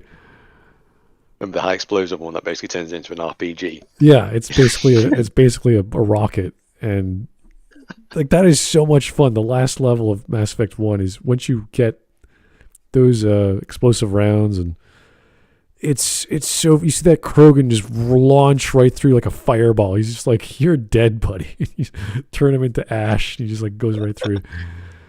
Oh, that's the stuff that's cool. And they sort of did that in 2 and 3 with the way you finish an enemy with certain ammo powers or certain engineer powers. They melt a certain way. That's kind of cool. But yeah, the gameplay is always about the characters, the story, the dialogue, the conflict with the dialogue. You're basically watching a movie, an interactive movie. And you have to connect that with fun gameplay. And those two things have always been at odds. Like look at, if we can argue Andromeda has the best gameplay, it has the worst everything else. If we look at Mass Effect 1, it has the best story and arguably the worst gameplay in some regards. Mass Effect 2 has amazing characters and setting and music and feeling and vibe. Like when you go to Ilium, it's like, oh yeah, like you feel like you're on this whole alien Asari city planet thing. Gameplay, yeah, it's fine. It's passable, but really watered down and streamlined. When you get to 3, gameplay is a bit better, and then the story sucks immensely. Yeah. Until you get these little blips like Tuchanka, which is actually probably the best part of the game. Tuchanka and Rannoch. Rannoch has its rough patches, but yeah, it is better. Yeah. Than the rest. So it's only because you get to hug Tally. It's this weird like tug of war between developers and writers. Like what the hell's going on? Is Mac Walters just like pulling his hair out or whatever's left of his head? He's just like, I don't know what to do. And then like the two, what is his name? The 2 developer brothers, crazy Polish name. I can't remember. Yeah. They're like, oh, we're going to make a planet. It's like a ball and you could spin it and you could like mine minerals out of it. It's like, that's a dumb idea. That's not fun. Yeah. It could have been fun, but you just launch a probe and that's it. That's all you do. That would have been fun as Shepard running around a planet manually, and you have this little radar thing that beeps and bops and tells you that there's something to stake your claim into. That would have been cool. Yeah, you pull out your tricorder and tricorder, exactly. It's something like Star Trek. That'd be so cool. You're like walking around and Tali's like, no, Shepard, you're holding the no, use your Omni. No, let me do it. And Tali just takes the damn thing from you. Oh, that would actually be funny. Like if like the reason why you bring Tali or Liara along with you is like they pull out the tricorder and they basically be like Spock. Yeah. Yeah, no, and she's like so good at using it because she loves it, and she's like scanning for life forms like a Data in Generations. It's just I love scanning for life forms. And Tali like taking, I want to do it. Give it to me. That's my job. Like, and Garrus is like, Tali, what did we say before we left? I won't touch the tricorder this mission. Yes. What are you doing? Fine. Gives the tricorder back. Stuff like that. If you interact gameplay with characterization or characters, that's what we want to see. fun stuff like that. That's why you bring Caden with you. You can do a little bit of everything. It's why you bring Ashley with you. She's a tank. She blows things up. And you just always bring Rex. So it's either, Rex and Tali or Rex and Garrus or Rex and... Yeah, it's always Rex. So, yeah. But Andromeda, geez. Gameplay, I guess the jump jets, that's the big thing. That's what they learned. Once again, it's just kind of, if they focused less on the squad combat, in fact, if they removed that all entirely and just had you bouncing around, and then, what would be really interesting is if, let's say, you had, what was that game now? Was it Prey, where you could actually start fighting on the walls and stuff? Because you could almost go, I won't say asymmetrical, but you'd be fighting on the ceiling, and because you're on an alien spacecraft and stuff. That'd be interesting. You're on board an alien spacecraft and you're walking along a tunnel, and so you're fighting upside down, and you know what I mean. It's almost like Dead Space, where you're bouncing in between walls and stuff. That'd be really fucking cool. If you had to, I don't know if you remember the first episode of Enterprise where Mayweather, the pilot, he finds this sweet spot of gravity on the Enterprise, and he's upside down on the ceiling. So if you could use your jump jets to get to a different section of the level, and all of a sudden gravity is you're walking on the walls, that would be cool. That would be hey, you're using gravity. This is the entire premise of Mass Effect. The Mass Effect controls gravity. Yeah, that'd be great. Yeah. There's a wall running with techno boots or whatever, Mass Effect boots. I don't know. That'd work. You could also have, what was some of those N7 classes had, the shield and stuff like that. Oh, the Paladin, yeah. Yeah, where the fuck did that go? That would have been fun. Yeah, you have this Omni shield or whatever, and it just blocks everything, and then you turn it into a weapon. Because, what was it, the Shadow Broker had it, didn't he? Oh, yeah, that's right. The stupid invincible shield that everyone hated. The bullshit shield of you can't penetrate my shield, man. And then I'm gonna and Shepard's gonna body slam. It's okay, here we go. Wait, is it actual Mass Effect shields? Because that's the whole argument. Is you can move past it slowly, but this one you can't. Oh, this is actually a good argument. In Mass Effect 1, the Geth could deploy those hard shields, but they could shoot through them. Yeah. The Octagon ones? That's the technology that you'd be investing in, wouldn't it? Because it's you can shoot through them, but the enemy can't. That's cool. Yes. See, that's the issue with a lot of games, not only Destiny 2. Some of you have, is it Destiny 2? Or what? Yeah, I think it was Destiny 2, where you can deploy a shield, but you can't shoot through it. And there are others. You can get a chest high wall shield you can deploy, which is cool.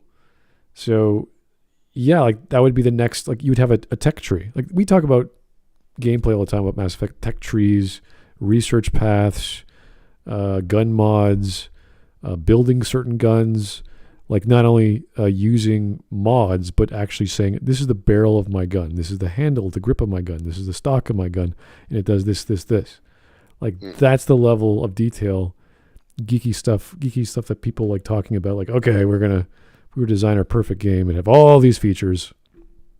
Then you realize that's too much. The game would never be made.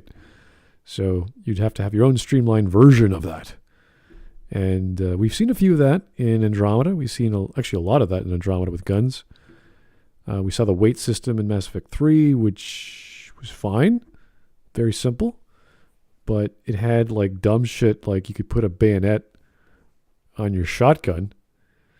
And I'm okay.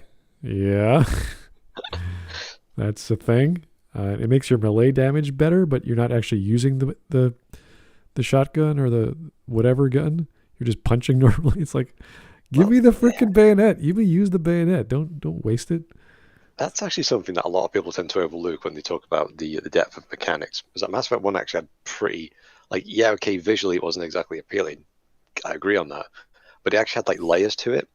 So when you were playing through it, it's your shield's only protected against the incoming rounds. But if you got hit by a biotic or an explosive device or something, or someone basically punched you in the face, your shields didn't protect against that. That's where your personal armor came in, and that's why you had the class-based system. Because one of the fundamental aspects of a class is to, if you're a tank class, you're going to wear heavy armor. But then from Mass Effect 2 onwards, it was heavy armor just doesn't exist anymore now. It's like, great. So that's something that they need to kind of, if they want to go back, then bring back the armor classes. Yeah, that was the problem with the classes or the specialty classes in Mass Effect 1. The Sentinel became the Bastion, which was the healer class. And it's like, okay, it makes your metagel more efficient, or it heals more or something, and you're like, oh, okay. Or I could be a tank and a gun god as a soldier, where you're just invincible and you have infinite bullets. So it's like, okay, what do I need to heal for? And that's why in the game you always take Rex and Ashley, because they just sit back and they just do all the work for you. It's like, okay. I think as well, though, it's like Mass Effect 1 also had regen health, because if you're a soldier class anyway, you regen health. So that wasn't really much of a problem. And if you didn't, then you got the Meadow exoskeleton. Because by the time you got to like the X tier armor systems, then you got like, what, 2 or 3 slots on them or something like that. Oh, yeah. So you equip like Shield Battery 10 with Meadow exoskeleton 10, and you'd be regenerating pretty freaking quickly. That was only the soldier class got the heavy armor. Yeah. Everyone else had to go... the soldier class had to upgrade into heavy armor, whereas everyone else, I think it was the Infiltrator, Vanguard, and... I don't think the Sentinel could upgrade into medium armor. I think they were all light, weren't they? So yeah, because they based it off the philosophy that soldier is physical, so the pure physical class gets the best armor and the best control of the guns, whereas everyone else was like tech or biotic. Yeah. So it's interesting if they were to make a healer class that was based off buffing your heroes, whereas the engineer class would be debuffing the villains. That would make a little more sense. And then the Sentinel just does a little bit of everything, as opposed to just being the tank in Mass Effect 2. Yeah, the bullet sponge. Yeah, I'm just gonna stand in the middle of it doesn't matter. Like, you just keep popping that tech armor. Just like, the only thing that could stop you are those armatures, I think. Yeah. Yeah, if those lit you up, then that'd be ruining your day a bit, wouldn't it? Yeah, one of the best levels in Mass Effect 2 was the Tally mission, the recruitment mission. Just everything about that mission I loved. The negative reinforcement with the sun. You have to walk out of the sun, and it's just so good. Like, all the multiple paths, how you talk to Cal Rieger, whether or not you bring Legion with you, but that's a hack. I think you have to get a hack to bring Legion with you. Yep. Oh, so many good things in that level, and of course it's Tally. So you get Tally. It's like the best part of the game. So, yeah, no, there's a lot of good things in the Mass Effect series. That the story is sort of forgotten because of the ending. We just sort of look at it and go, "Oh God, what a wasted potential."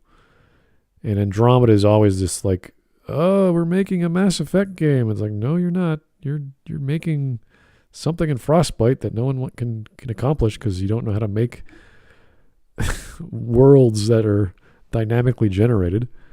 That was a fun 2-year experience that went nowhere. Or 3 years they took to figure out? So yeah, we're not going to do this anymore. I think it was. Yeah, it was 3 years, and they should have learned that from the first, when they tried to do it in the first Mass Effect, when they were like, we're going to do procedural generation, and someone should have hit Casey Hudson over the head repeatedly with a chair at that point.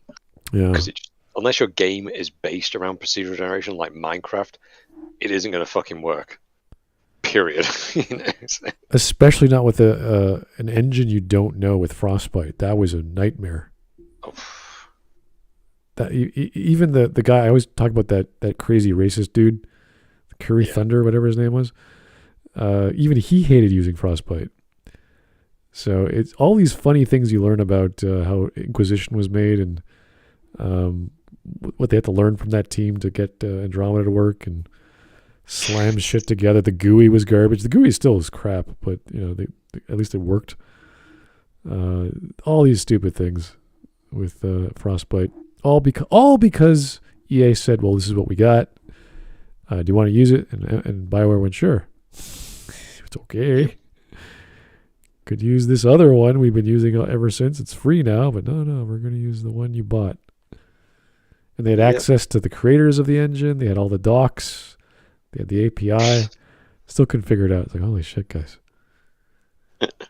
Yeah, there was a few. And plus, as well, when you look at it, it's like, was it Inquisition had way more customization than Andromeda? And you're like, wow, that game had a shit time of development, and yet here we are with all this knowledge, and you guys didn't learn anything from them. That's Yeah, brilliant. and That's Inquisition had better looking models. I don't know Yeah. what the hell they did in Andromeda to make such shit looking disgusting.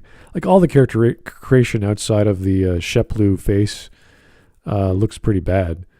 But come the I don't know if you guys saw the remaster. They did upgrade the faces and how they work. So when you actually bring in your original face from the first game, like the same code, into the remaster, they look very different. So, Yeah. They did a really good job with the graphics in the remaster. And there's the Barack Obama face. It's like, yeah, in certain lights, in certain poses, it kind of looks like Barack Obama, but not anymore. I think that if you use the same code, it doesn't look the same. So it was just so funny, like the Samuel Jackson face. You're like, yeah, kinda, yeah, sorta. There are some things. I think there was one YouTuber who's going around to it and talks about how in the Legendary Edition now they've just broke all the lighting engine or something like that to it. That's why it all looks static in the Legendary Edition. Really? Yeah, because apparently when people, this is unfortunately don't take my word for it, so take what I'm saying with a pinch of salt here, but apparently the code that they got was from the Wii or the Switch version of Mass Effect 3. Huh. And that's what they based off of it. That's weird. Yeah. So when people were digging around in it, they were like, this isn't right and this is incomplete. And all the lighting, so when doing side-by-side comparisons of Mass Effect 1 and 2 and things like that, 1 and 2, like between Legendary and Original, it's like the lighting is night and day. It's like in Legendary Edition, like the lighting is completely crap. It's like, yeah, the textures look better, but without the lighting to support it, everyone looks really plastic and fake. So, yeah. I think the first fix that I saw was texture maps in Mass Effect 3 that came out on the Nexus mods. And I don't know I haven't checked for the remaster what the mods were there. But I know people were importing the ending mods for sure into the remaster because there's so much work was put into that. And good for them. I mean, people still love the game. I love the multiplayer. It's fun. It's just a fun experience no matter what level of skill you're at. I wish there was more than 4 players, but it makes sense if you have if you had more than 6 or 7, I think you'd probably break every enemy that comes your way rather quickly. Like that overpowered cone of cold is just so just boom. Once you freeze things, you could just set that up with a warp or any other tech combo. Things just explode. It's awesome. Anyway, I think that's all we had to say about this article. Pretty weak article, nothing too technical. I did like the fact that Stacy is aware that Andromeda wasn't that good. Lots of flaws. She was aware of the criticism of it and the numbering system of 4 and 5. So good on her. She's not. I mean, after all this time, you better be aware of what's happening online. But it feels like one of those articles where she just had to write an article, and there wasn't too much meat to it, and nothing we haven't covered. Nothing I haven't seen or heard of before. So well, it's like the news I was getting from the latest Mass Effect. What was the last one? Was it like a picture of a crater or something like that? Oh yeah, that was N7 Day or whatever a few months back, and everyone was what does the crater mean? What does the shape? What does it represent? It's like, guys, this is who cares? It's a hole in the ground, and there's a few bodies surrounding it. That's about it. It's like the whole, who are these people in the background? It's like, we don't know. They're just silhouetted people. We have no fucking clue. I am just as in the dark as you are about who these Muppets are. Yeah, and they're trying to say this is a broken mass relay. It's like, no, it's too small. The crater's too small. The shape is too dinky. If it blew up, it would have blown up the entire planet, not just left a little hole. It's playing off the trailer with Liara on a snow planet with the stupid ship that we can't see from the distance, and that's it. That's all it is. We don't know.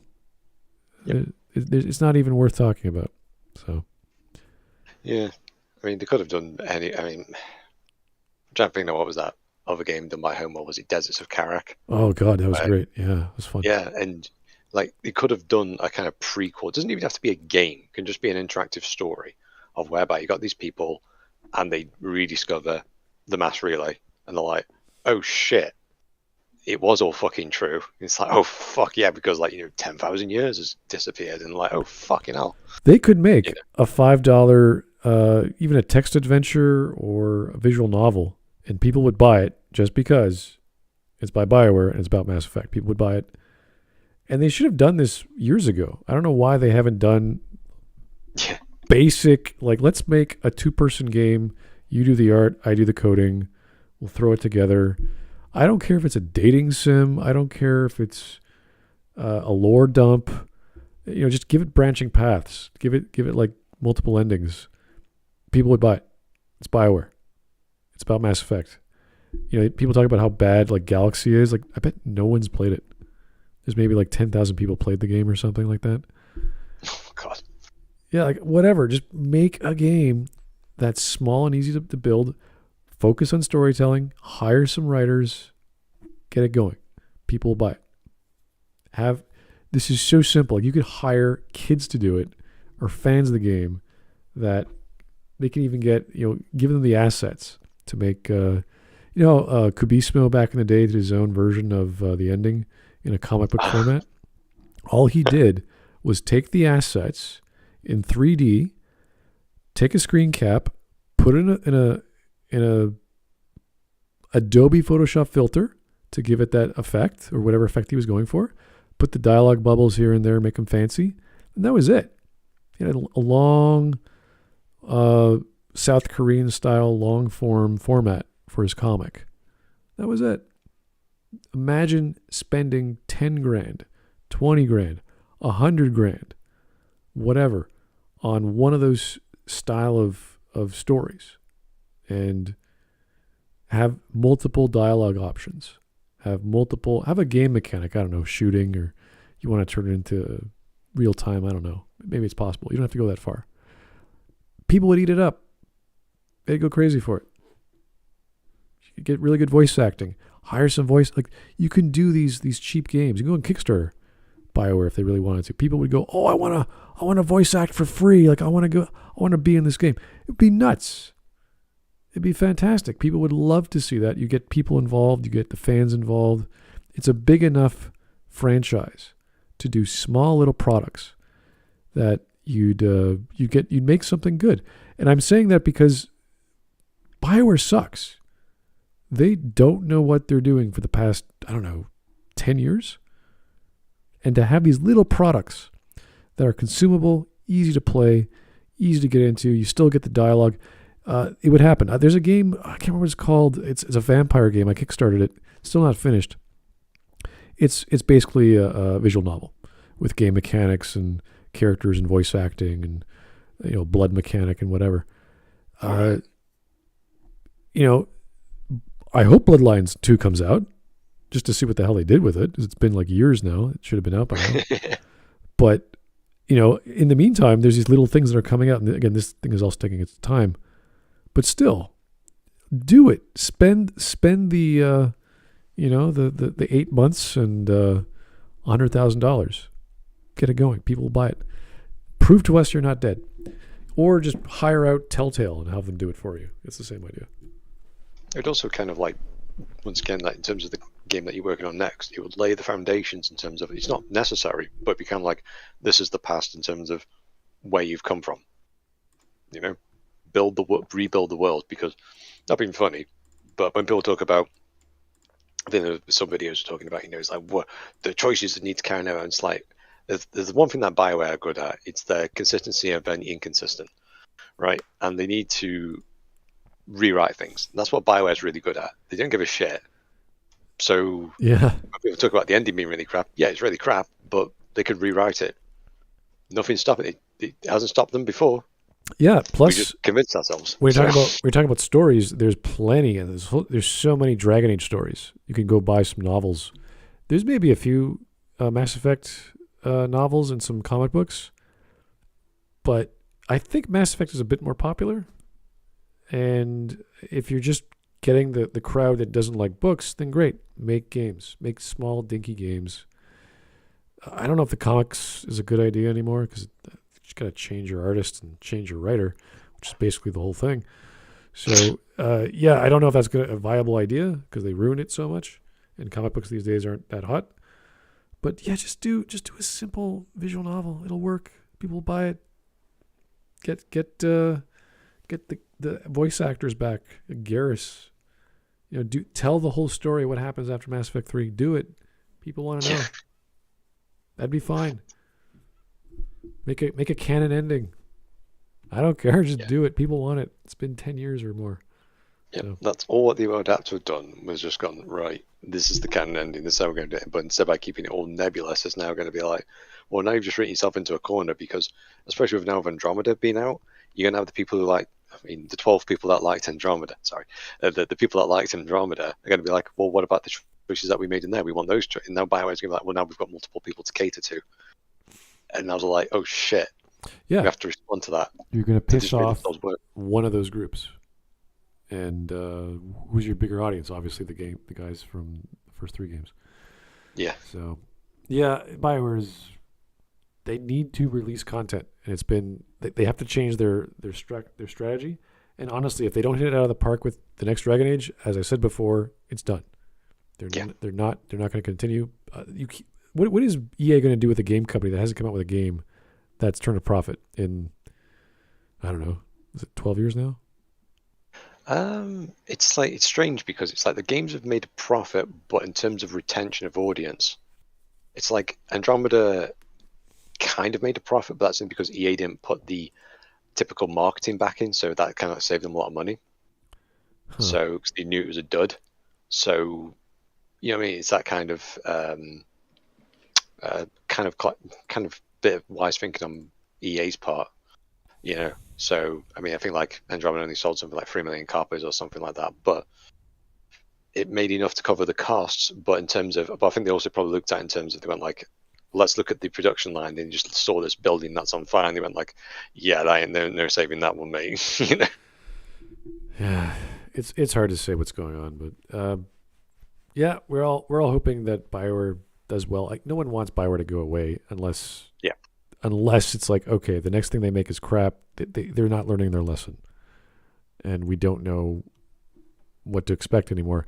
And all the alumni, all the guys that have been there from the beginning, they're pretty much gone, except the 2 brothers from, the developers from Mass Effect are still around there. So Casey announced his new studio last month, or at least the website to get talent, which was fine. I mean, it was kind of funny because that same day I made that video, I was on his Twitter feed, and there were people getting hired. Oh. And Casey was like, "Welcome to the team," and I'm like, "Oh, that's good. They're getting talent. That means they have like years and years and years until something comes out.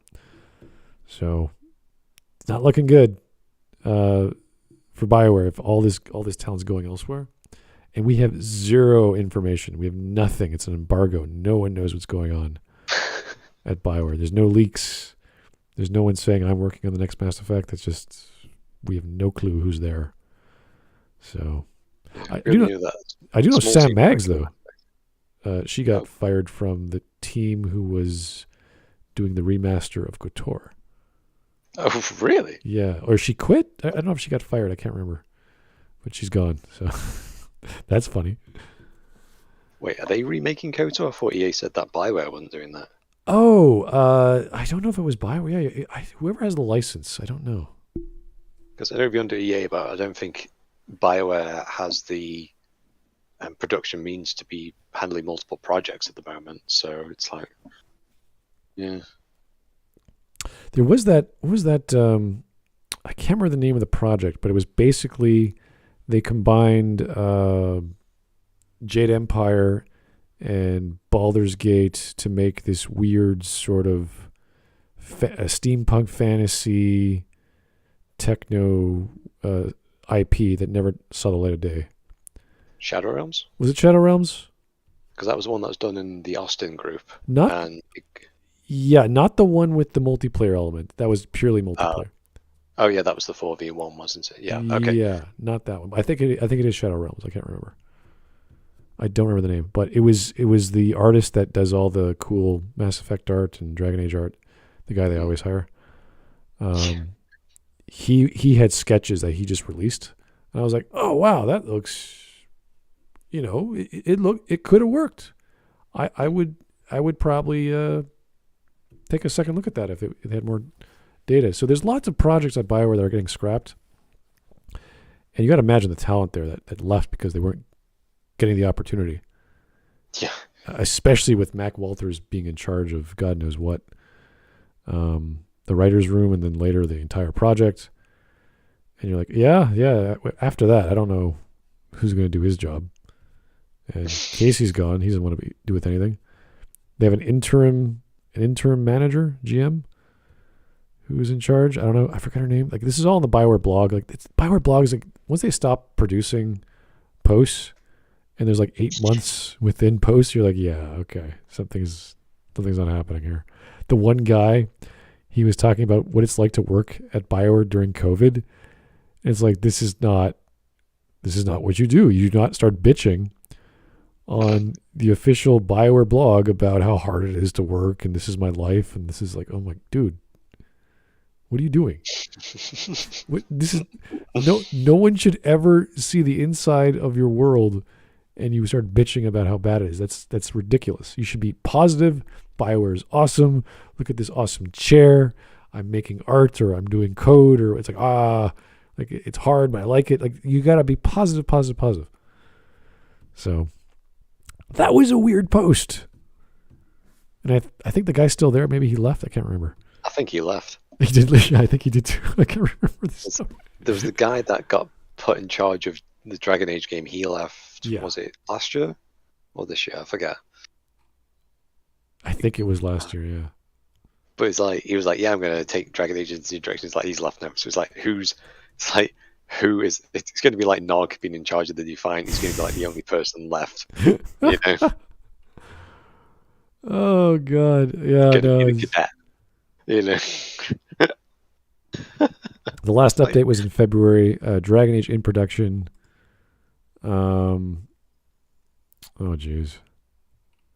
First, yeah. So they're past the concept phase. So they're in the production phase. So they've done all the development. They've done all the planning, and they're just making the stuff now. So they're waiting for alpha. So just imagine. Still, I've said this a few times before. Imagine being Mike Laidlaw. It's like, right, they've cancelled your latest Dragon Age game, so they turn it into a multiplayer game. Now they've cancelled that, and now they turn it into a single player game. He's like, oh, that's gotta sting. And Mike Laidlaw is working on this. He's working on multiple projects. I think he's on an actual company, but he left that company within a year. Let me just pull up my Steam account. What the hell's the name of that thing? He's freelance, isn't he, pretty much, as a consultant? I think he is, yeah. It's strange, the stuff he's doing. The Waylanders. That's what it's called. And it has fully voiced. It's got medieval combat and this and that. It's pretty bad. It's like, wow. It is. I wouldn't even call it an alpha. It's prototype. And it's huge. Like, when you get an update, it's like 10 gigs or whatever. You're like, what the freaking hell am I downloading? So, yeah, no, I don't know. Like, obviously these guys have been doing game dev for a long time, and they got to keep doing their craft. But if it wasn't for Bioware, they wouldn't be on the map at all. And who's that guy that's on Twitter and YouTube that he's the monkey parts guy? Remember that stupid video we watched with advertising for Mass Effect 2? Lead. It wasn't the lead animator, but he was one of the animators, I think. At the time, yeah. And now he's talking about how, what the Bioware crunches. He has his own YouTube channel. He talks about game design. You also had the guy who was he was the lead. I've forgotten his name now. Mark Darrah, is it? Mark Darrah, you got it. Yeah, he was the lead programmer. He wasn't lead animator. Oh, he was a developer, really? Oh, jeez. Yeah, he was a programmer in like Baldur's Gate, Dragon Age. The Dragon Age titles. He was only Anthem when he actually became like creative director or project lead. Sorry. Oh, geez, that's sad. But yeah, but like he was like the Mac Walters of Anthem, whereby he kind of came in halfway through, like the ship's halfway sinking and on fire, and was like, I got to try and salvage this as best I can and get it out the door. So you kind of have to feel a bit sorry for them at the same time. It's like, I kind of do and don't, but it's like, imagine you walk halfway through a project and it's just, this is just bad and you have to salvage it and people are going to blame you for it, you know? So. He does have some interesting insight, but like he was talking about how, no, it wasn't him. There was another guy talking about the scene with Samara, the guy who designed the conversation with Samara. Oh, about the romance being icky or something like that? Because of the framing of where Shepard was and where Samara was in the frame. And I'm like, dude, are you kidding me? This is retarded. He's just walking next to her. She's admitting she has feelings for Shepard, but she doesn't want to pursue anything. And it's like she's playing hard to get, and Shepard's like, well, I'm going to keep trying. And then Samara walks off. And you're like, oh, okay. Nothing happened. How is that icky? Like, what are you talking about? Like, what are you... Have you ever gone to a bar and talked to people? Like, this is pretty standard stuff. So, yeah. Weird reactions from Bioware people about interpersonal relations and, apologizing like the most Canadian stupid thing to do. I'm so sorry I wrote Samara that way, or Shepard. That's like, what? No one had a problem with that scene. What are you talking about? No one said Samara was like getting dominated or like what? Uncomfortable. Like, yeah, she was uncomfortable because she's admitting feelings for someone, and you just gave her the solution to her life, which was the end of her daughter. She might have some conflicts, she's dealing with right now. Maybe. Yeah, it wasn't like, after killing her daughter, Shepard's like, well, guess she's no longer a single parent then, are you? Yeah, it's not like that a silly meme pattern with Shepard where he just wants to bang everyone. It's nothing like that. It was done really well. I really like the character of Samara. It worked out really well. So, just silly shit like that. But no, Mark Dara in one of his videos where he talks about how Dragon Age and Mass Effect came by, he mentioned things that I can't remember what it was. I think it was in Dragon Age that the scenes were, at the time, they were fine because they were made in 2006 or whatever. But if it was made nowadays, it wouldn't be a comfortable thing for them to write. And I was like, what the hell are you talking about? It's a dark fantasy. It's totally fine. I have to I posted it in the Discord like a month ago or whatever when he made the video, and I was like, Mark, what are you super sensitive about regarding interpersonal relations? I could not believe he was like, oh, this is so uncomfortable. It's like, first off, why is that bad? Secondly, no one would stop anyone from making a game as massive as Dragon Age that has some uncomfortable scenes, because if you play Dragon Age Origins, there's marriage scenes that go awry.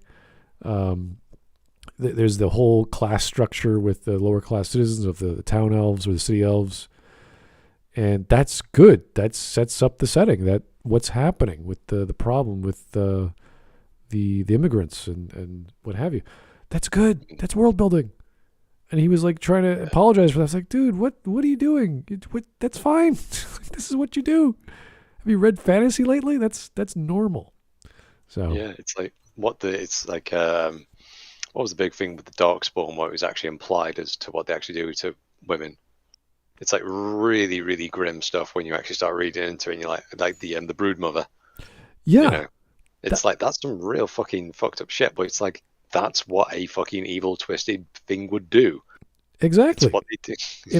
If they got rid of the Broodmother because it's too adult, it's like that was so well. Okay, it wasn't so well done, but it was done well enough to creep you the hell out by a repeating line of poetry that didn't make any sense, because you're walking down the halls of Orzammar, or the cave rather, And this woman is just speaking into your ear and like, where's this voice coming from?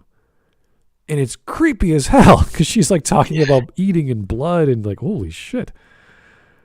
And then you find her and it's like, oh, you're Dasna or whatever her name was. You're still around and you're still alive. What the hell happened to you? And then you realize, oh wait, that was the voice of the person telling you what happened to her. And you, yeah.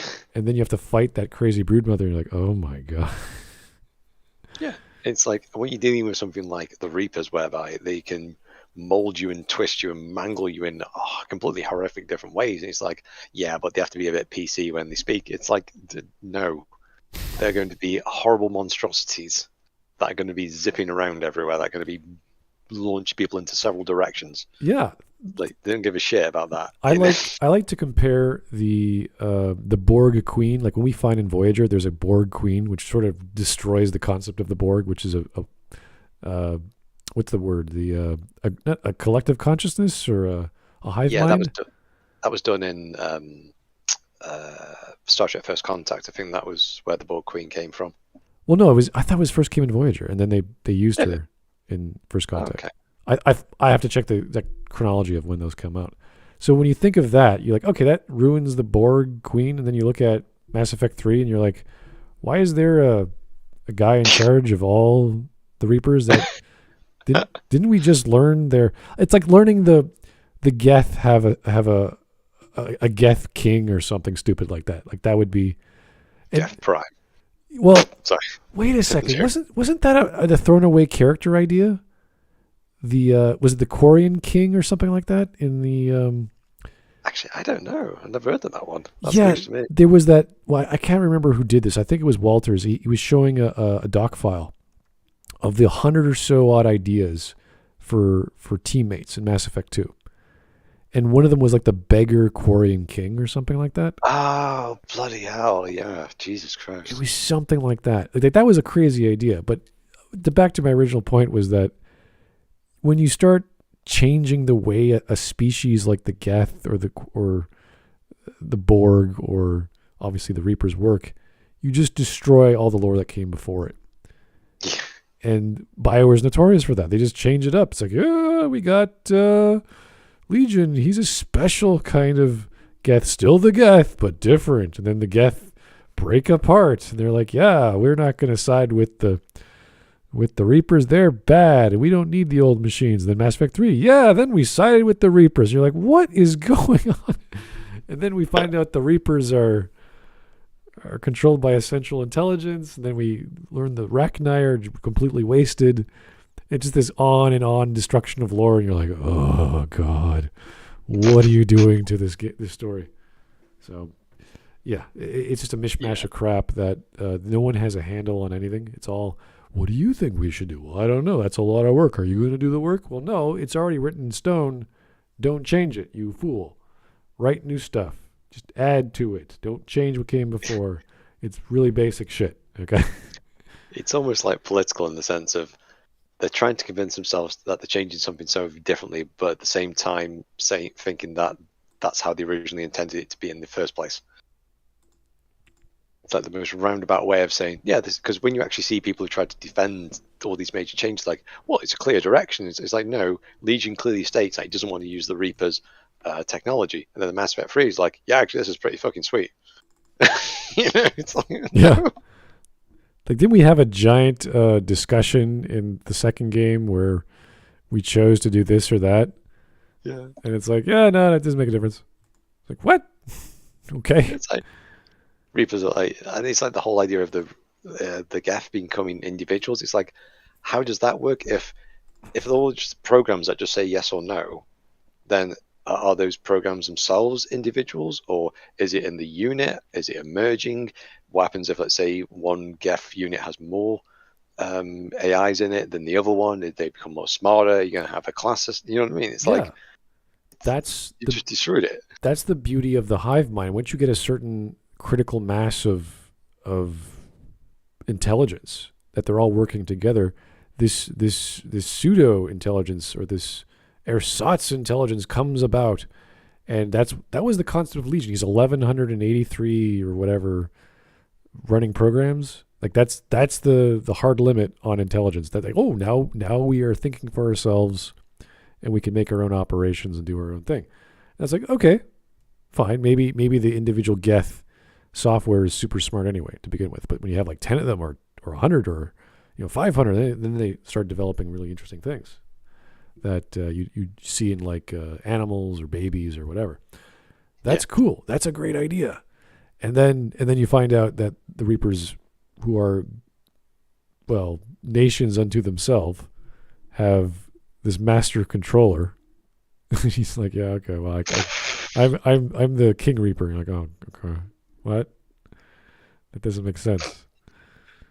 So that's where we lose the audience, and you end up people hating how shit turned out with Bioware, and you're like, yeah, Bioware can go elsewhere. I don't really care.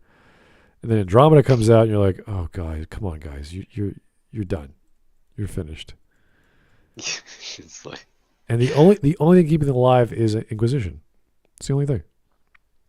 It made some money. It's good for Inquisition. The story was garbage. The characters were they weren't horrible, but they're just there. Yeah. Everything, like, Bioware seems to have a problem ever since, like, with Mass Effect 2 onwards. There was a protagonist problem in terms of, why is this person important? Because, like, you could literally replace them without, like, especially the Inquisitor. It's like, you've been leading us all along. It's like, no, I haven't. I've literally been told what to do all this time. Like, why am I the best person? And you handcuff, like, dang it, Cassandra, didn't you, like, handcuff me, like, about a couple of days ago? And now you're putting me in charge of this militant organization? Like, I'm not tracking this. Yeah, I suddenly think you're Jesus. It's like, what? What? How? Why? It's like, if you look at the original Dragon Age, all the characters are goofy, funny, not too serious, except for Shale and Sten. They're the ones that are just consistently, yeah, this is what I'm here for. And Shale I love. She's my favorite character because she is hilarious, because she's so serious. And then you look at, so all those characters are kind of like, you don't need them. They don't need to be there. They're just whatever flavor you want to take on, because you're the warden, you're in charge, blah, blah, blah. That's fine. So whoever's in your party doesn't really make a difference. What does matter is Loghain. He is consistently serious, and he's the guy who's always calling the shots, pulling all the strings and doing all the evil. And to him, he's totally justified. Like, his explanation is like, well, we got to defend against our enemies. This is not a threat. Orlay's the real threat. Blah, blah, blah, blah. Fine. He's a villain. He's a hero of his own story. Everything about him is consistent, and it makes sense. When you go over to Inquisition, you're like, everyone here is expendable, including myself. It's this bizarre thing. Well, I have this thing on my hand, yeah, but it's not you that's controlling it. It's just in your hand. It's going to eat away at your body, and you're going to die anyway. You can die right now. They'll preserve your hand, or Solus will run away with your hand, or whatever. It doesn't make a difference.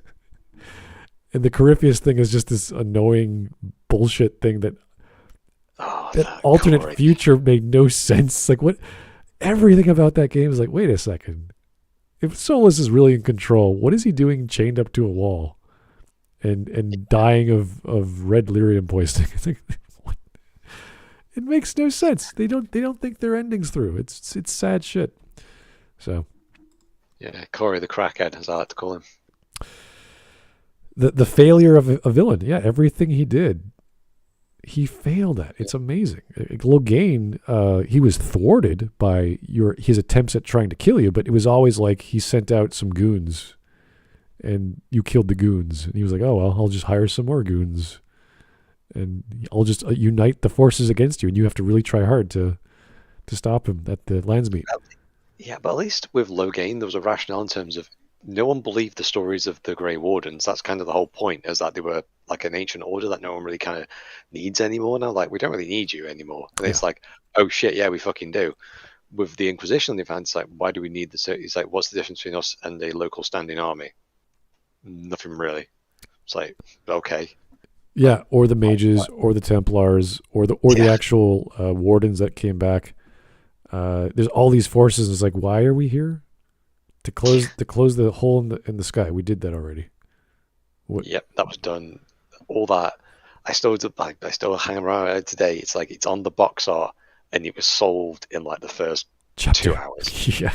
It's like that is a fucking. Imagine you're playing. I mean, at least with Mass Effect 3, at least you get to defeat the Reapers in a stupid way at the end.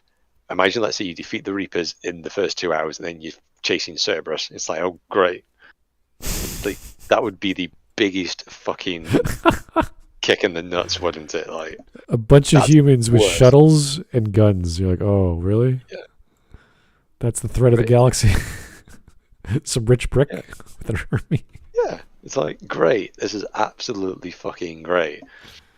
And it was like Inquisition was just a massive fucking chore for me to get. I can't replay it. Like I think I played for it twice, and that was enough for me. I was like, this is just achingly boring me now. Yeah. And the whole idea of like you being the Inquisitor and stuff like that, no, means dick and all. It's like you're not inquisitoring people, you're not poking people, you're not torturing people, you're not finding information out. If you had them, it's like right. If let's say they had you as the Mark, or you've got this Mark, and things are going crazy, like you're Vash the Stampede, roaming around Phadis, and you've got Cassandra hunting you down. That would have been interesting, and people are following you. You've got cults coming out from all the stuff that you've done. You're going like, no, I'm not a flipping god. Yeah. That would be funny as fuck.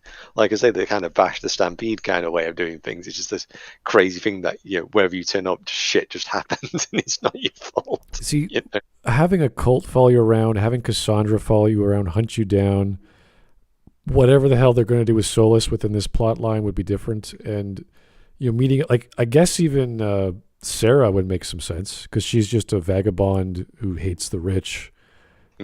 All these crazy people you encounter while you're running away from like demons. You're like, what the hell? What's going on? Why are you chasing me? I want nothing to do with you. And you can just have the magical power to seal rifts, but you don't know why. Like that would be fun. That'd be a little more open world, which was the idea, which never really materialized. And instead you have like, was it 9? Yeah, you get at least 9 companions based off on each one of the classes, right? So you get the 3 mages, the 3 thieves, and the 3 warriors, and that would have worked out. That would have been a nice change of pace because every time you're playing a Dragon Age game, it's like, oh, you were this guy, and you're doing this, and here's your friends, and you're going around. There's always a certain structure. With this, it would just be random. You'd just be running around trying to get whatever you could and figuring out the mystery of what this crazy thing can do. Like you having to reveal, you can only reveal yourself at certain times because it'd be like kind of almost I hate to use, like kind of like Vampire Masquerade. If like you reveal yourself, then it's like a big dong effect, like you've broken the masquerade kind of thing. It's like next like the Templars and the Seekers will basically like, guess what? We're going to be hunting you down now. Oh, like Blood Mages. Yeah, that'd be great. Yeah. So you'd be like, kind of, even though that you are saving these people, suddenly next thing you know, because of your goodwill, could actually end up having repercussions on that village. Yeah, if you were like, as you said, the masquerade, like you as soon as you use blood magic, everyone's gonna go like, oh, it's red. He's controlling blood. Oh my god, he's a necromancer. And then they call on the not an inquisition, that'd be stupid, but they'd call in the I guess the Templars, and they'd hunt you down. And that would explain all the waves of Templars, all the waves of the hand of the divine coming after you, and that's just like a super version of the Templars. That would be interesting. I think we can come up with better plots and scenarios as most people can because it's easy to brainstorm. Yeah. And the only other person that would be interesting, that would be logical in terms of helping you guide out a little bit, just as a launch off point, would just be Flemeth again, because she's in the exact same position as you are. And Flemeth is this crazy god who pretty much is a trickster god in certain ways. and that would work completely fine. And she loved the fact that you're also sort of randomly and chaotic, getting about trying to figure stuff out. And Cassandra would just either see you as a threat or a Jesus character, and then you'd have, I guess, Leliana running around trying to figure you out, but she's not as crazy as Cassandra because Cassandra's nuts. Yeah, there'd be all kinds of great stuff you can do with Orlais that wasn't retarded. Orlais was just dumb. It was like, oh my god, are you seriously going to a ball and watching 3 people try and kill each other? And you're like, yeah, I guess so. It's like a heist film without any planning. You're like, what are we doing? Keeping people from dying? Like, okay, yeah, just stay with them. Don't let them get killed. Here's an idea. What if during that game you were being influenced by demons of the Fade to try and direct you down a certain path, and you don't know who to trust? Oh, and you have these crazy dreams that you think are good or bad. It'd be hilarious. Like, you're trying to interpret that, but it's actually just otherworldly beings trying to influence you into actually bringing down the Fade. The Fade wall. Like, that'd be interesting. You know what I mean? Ooh. See, these ideas work so much easier because the setup for Dragon Age Inquisition was you are a generic guy that player chose, and Cassandra is going to kill you, but then she's going to worship you, and you're like, okay. And that's it. Like that's your setup. Everything else is whatever the plot dictates. Like, as I said before, the long time ago, with the climax of the game is the destruction of Haven. And I don't know why. It's just like they blew their budget and all the story and all the stakes were just right there, and the rest of the game just falls flat. With compared to Mass Effect 2, you get all these interludes because the game is interludes, just a series of characters that you find, and those are fun enough, like, and different and alien and wild and silly, and you get a new gun, and then the level is on fire, and you have to dodge the fire, and then you get like it's interesting enough to keep you entertained. With Inquisition, it's like Paul Renier, I think, or like Greybeard or whatever. This dumb guy who's trying to be a warden. Yeah, I've forgotten his name now. Blackbeard or Blackwell, yeah, something like that. It's like, that's a nice twist, but that's about all he's worth. Then okay, sure. Varric is Varric. Iron Bull is Iron. Like, it's just, Sarah is annoying. Vivienne is, I like Vivienne, but that's just a personal favorite. That's about it. Everything else is just sort of there. Cole is retarded. Who was Josephine is like, all right, yeah, I guess she's good. The only would be the Tevinter mage. He was pretty fun. Yeah, Dorian was good. Like, you needed someone to represent all the factions in some capacity, but he was just sort of there to be the time traveling buddy. It's like, okay. Yeah, the time traveling thing was a bit daft though, but to have him sort of be like kind of him studying you as a kind of like rogue element would have been interesting. Like, he's just literally just documenting in terms of what you're doing, kind of thing. Kind of like, what we've never seen anything like this before. This needs to be written down. Yeah. Can we stop him? Do we have to kill him? Can we learn? Can we study him? He's going to be my thesis paper when I bring him back to Tevinter in chains or whatever. Yeah, and that could have actually been an interesting thing in terms of the companions that you come along with, depending on your actions, in terms of that's how they're going to view you as. So someone who's, let's say, more interesting, doing blood magic, kind of like, ripping cows apart, they're going to be like, yeah, I'm going to go against you. And they could be a boss fight later on down the road. They're going to leave you and go like that. It's like, oh shit, I really pissed that person. It's like Dragon Age Origins but on crack. Yeah. It's like, I've pissed that person off that much. I would love to see the lessons, or at least the story from Dragon Age 2, which was mages are dangerous. We got to watch this, as opposed to blowing up the pilgrimage before starting the game in Inquisition. It was like, oh, look at all this big thing that's going to happen. You hit the start button and everyone dies. You're like, oh, okay. So now now everyone's dead and we have to like pick up the pieces and figure out. It's like, that's stupid. Like, what? You had all this setup and it just gone. You just throw that out the door. Yeah, that was a thing we were gonna do. Nah, now we run around with our heads cut off and we have this thing attached to our arm, and you're like, that's all right. It's some comic book bullshit, but okay. I still think, like, the way I've already set it up originally in the trailers and stuff, I honestly God thought that the elven gods were returning and, like, they're going to bring back the old world as how it once was. I was like, this looks pretty fucking cool. And it's like, no. Yeah. Sarah. People were suggesting, like, Flemeth was actually the one bringing it down, which would have been an interesting twist. Like, she is set up to be a bad guy. Right. But at least that's something. Still contrived, but it's something better than like, oh, I'm a darkspawn that doesn't have any darkspawn armors. Okay.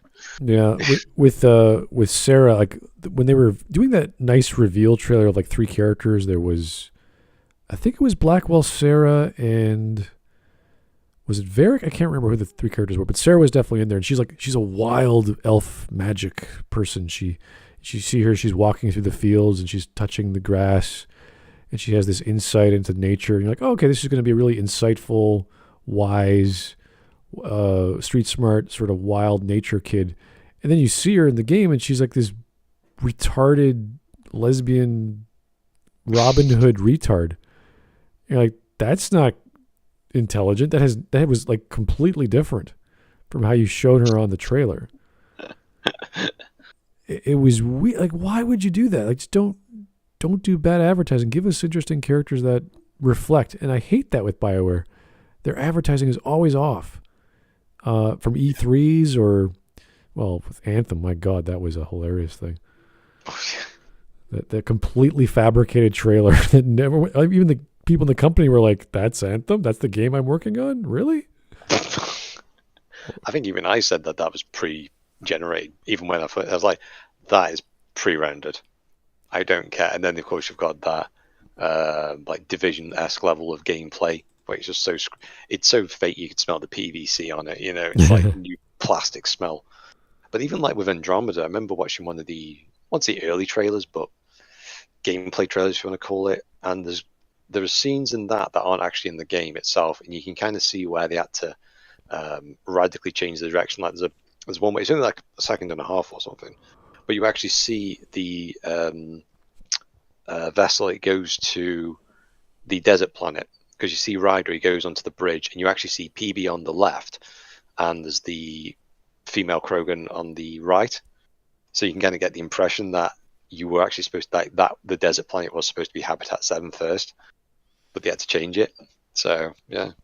There's loads of things in that trailer that if people rewatch it, be like, oh shit, that never fucking happened. Like, can you imagine if they just didn't research doing procedurally generated anything and just gave us like a base building mechanic, like an RTS or whatever? Like, I don't care how they did it, but just another mechanic that would be on top of, I'm going to land on a planet, I'm going to run around with the Nomad, I'm going to stake my claim, and I'm going to start building a base.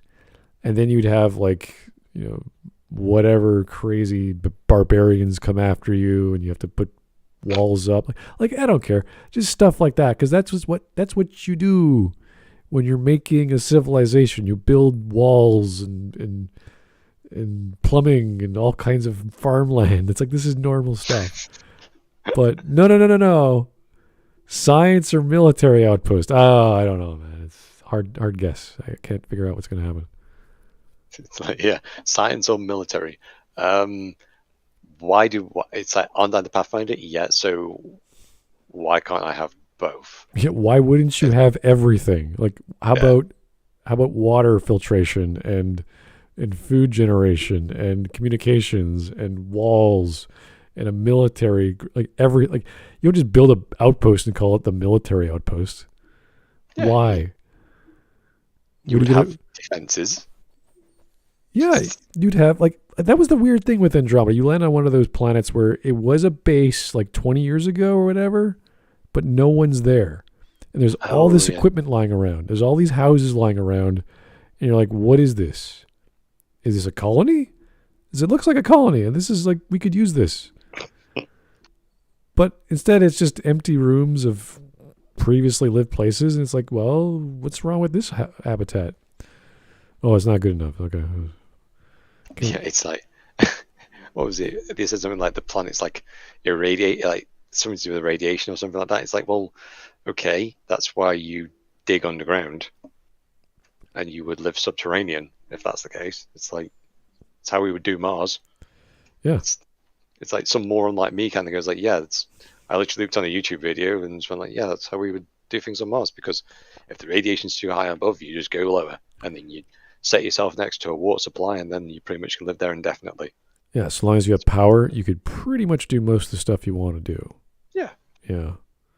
So this is basic science not even science fiction, it's just basics in terms of like, yeah. I'm gonna go camping. Do you need a tent? What's a tent? Okay. You're a who again? You're a survivalist? What do you do on this mission? You carry a pistol with you and you just do whatever I tell you? Okay, great. Sorry, we need a pathfinder to carry the tent. Shit. Damn it. Get him out of cryo right now. He has to drive the car. Yeah, it's like, how come they couldn't build the tent? The pathfinder had the pegs. Yeah. Oh, damn it. All the pegs were stored in. Who knows how to sew? I don't know. We have to collect some elf fruit and then make some rope and I don't know, dry some tarps out so we can make tents. What's it? Oh god. That'd be funny as. And I think as well though, it's just that kind of like, because with Andromeda specifically, it's like, what are you trying to do? Are you trying to settle on one world? Are you trying to settle on multiple worlds? Like, if it's just going to planets for resources, then you wouldn't need to go to a planet. You'd just be mining the asteroid belts for their minerals because it's right there, and you literally just be grabbing rocks and putting them into the foundries and going, yeah, we'll just disassemble it in space because it's cheaper that way. Yeah, that's what you would have done with the half-created space station, and just park it right next to an asteroid belt and just take the resources, use them to build whatever you need, and keep building your space station. And then you just like, why do you need a scout ship? I mean, do you have transport ships? Do you have like a relay to go and like someone to mine this stuff for you and put it on a ship and then transport? Like, how is this going to work? There's all this dumb shit in Andromeda that I don't know. It's just, you sit there like, this can't be what they came up with. I mean, really, like you couldn't make your own base of operations on a planet. Like, there's so many planets. Like, just pick one. It's fine. It doesn't have to be a golden world. Just pick one. It doesn't matter. Plus, as well, I would have kept it more. This is just me personally. I would have kept it more spaceborne, so it'd be more like Battlestar Galactica. So you're being hunted, and that's why you have to continually move along the way throughout the various chapters. Because you're the only one with like decent technology that isn't like falling apart and trying to kill you. So everyone wants your technology. So you're like, oh shit. How about building defenses on all of your spacefaring vessels? That's a good start. Maneuverability, very important. You know what's really important next to maneuverability? Attacking with anything. I don't care what. Just throw rocks at them if you have to, but put some guns on the frickin' space station. That'd be nice. Just gotta like stick some people out the side and fire canes. You know? Oh yeah, the cane would just annihilate that side of the planet. Just like, yeah, it's like go full. Just have like 12 guys on the side of your ship. Just go full broadside. Yeah, they just walk out with mag boots. You know, they just have these canes and just launch them. Oh boy. I think we're giving people too much credit for having that idea, but yeah, it's just this like. They just need to focus on, rather than trying to kind of go like, oh yeah, we want to be like Mass Effect 1, 2, and 3. It's like, no, just be Mass Effect and just have a focus. If you want to be like Battlestar Galactica, or if you want to be like Star Trek or Star Wars or whatever the fuck, Babylon 5, go for it. Just have that Mass Effect ideal to it. And that's what we want. That's a good point, because Andromeda as an idea, to me, is silly, but if you just take it for its own little vacuum world, you're like, okay, that could still work. And it's just that they didn't have enough, well, they technically had enough time, they just didn't use it well in prototyping and figuring out the technical aspects of making the thing, that the idea of being a Pathfinder and building a base and getting a team together and unlocking resources from cryo and doing first contact situations, these are all good, normal, standard science fiction patterns that I've seen in books. And you just needed to focus on that premise, build base, get teammates, survive. And maybe make it a gameplay loop where you find a new place, you set it up, get enough resources to make it be independent, and then you move on. And it's sort of, and then you have like this weird economy system where you send resources back to the base or to certain bases if they're, I don't know, in need. Like that would be kind of cool. And the game evolves. It changes into a resource system where you have all your available bases, and some base needs this resource. You got to like ship off some stuff over there. You make a new trade route, or the station needs this, so you send off some credits. Like all these wonderful little things to make a working ecosystem. And I think that would have been brilliant. I think that would have been actually really smart to evolve from micromanaging a third-person shooter. And not to say that those mechanics go away, but it's like you're building a home. You no longer need to dig holes. You lay the foundation, you knock down some trees, and you have a second story, you have a third story, whatever, you have a garage. Everything's done. Now you go get some food. Now you go preserve the food. Now you cook the food. Now you eat the food. Then you do that, repeat. You get resources. Keep that cycle going. You assign that to some NPCs. Boom. Great. Do what I do. Do that again on the next planet. And it becomes this resource war between you and the trade federation of some alien species or whatever. And it's this big bartering thing. It's all diplomacy. It's all like, well, I have land over here and I can give you some, and you could set up your culture, and I could cross with you, and we could have a trade going and share resources and food, and like that would have been awesome. But I haven't seen that in Star Trek or Babylon 5. It's always just been the major plot, which is the focus, which is what you should have done with the story if you're going to focus on those ideas. And we talked about this with Inquisition as well, how if it's going to be an Inquisition, you got to have an actual Inquisitor. You have to have villains which are hiding, and they're witches or they're demons, and you have to go hunt them down. And only the Inquisitors know how to do this because they have some special power or whatever. Like, that's the premise. Stick with the actual premise. Don't just make the Inquisition an army who are just they're just an army. They're like, we are in charge now.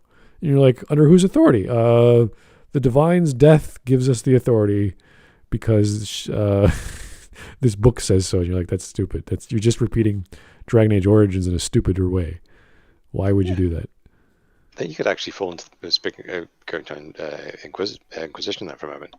It's like you assign, let's say, a commander to protect this area and whatnot, and then he or she gets corrupted and starts abusing the civilians. And actually, that's your representation being damaged. You know what I mean? So it's like now you have to kind of go like, reel in your own commanders and be like, hang on a minute. Then how do you treat? You're trying to aspect this idea of morale in terms of your forces, because you don't want to be beheading your own forces left and right, but at the same time you need to maintain a level of discipline in your forces. So because you just don't want them running amok, because if they've got carte blanche in the area, they will just go wonko. Yeah, and this works perfectly with the lore of not only even Mass Effect, but even Dragon Age, because in Mass Effect you have indoctrination. In Dragon Age you've got the temptations of children who are mages or about to be mages.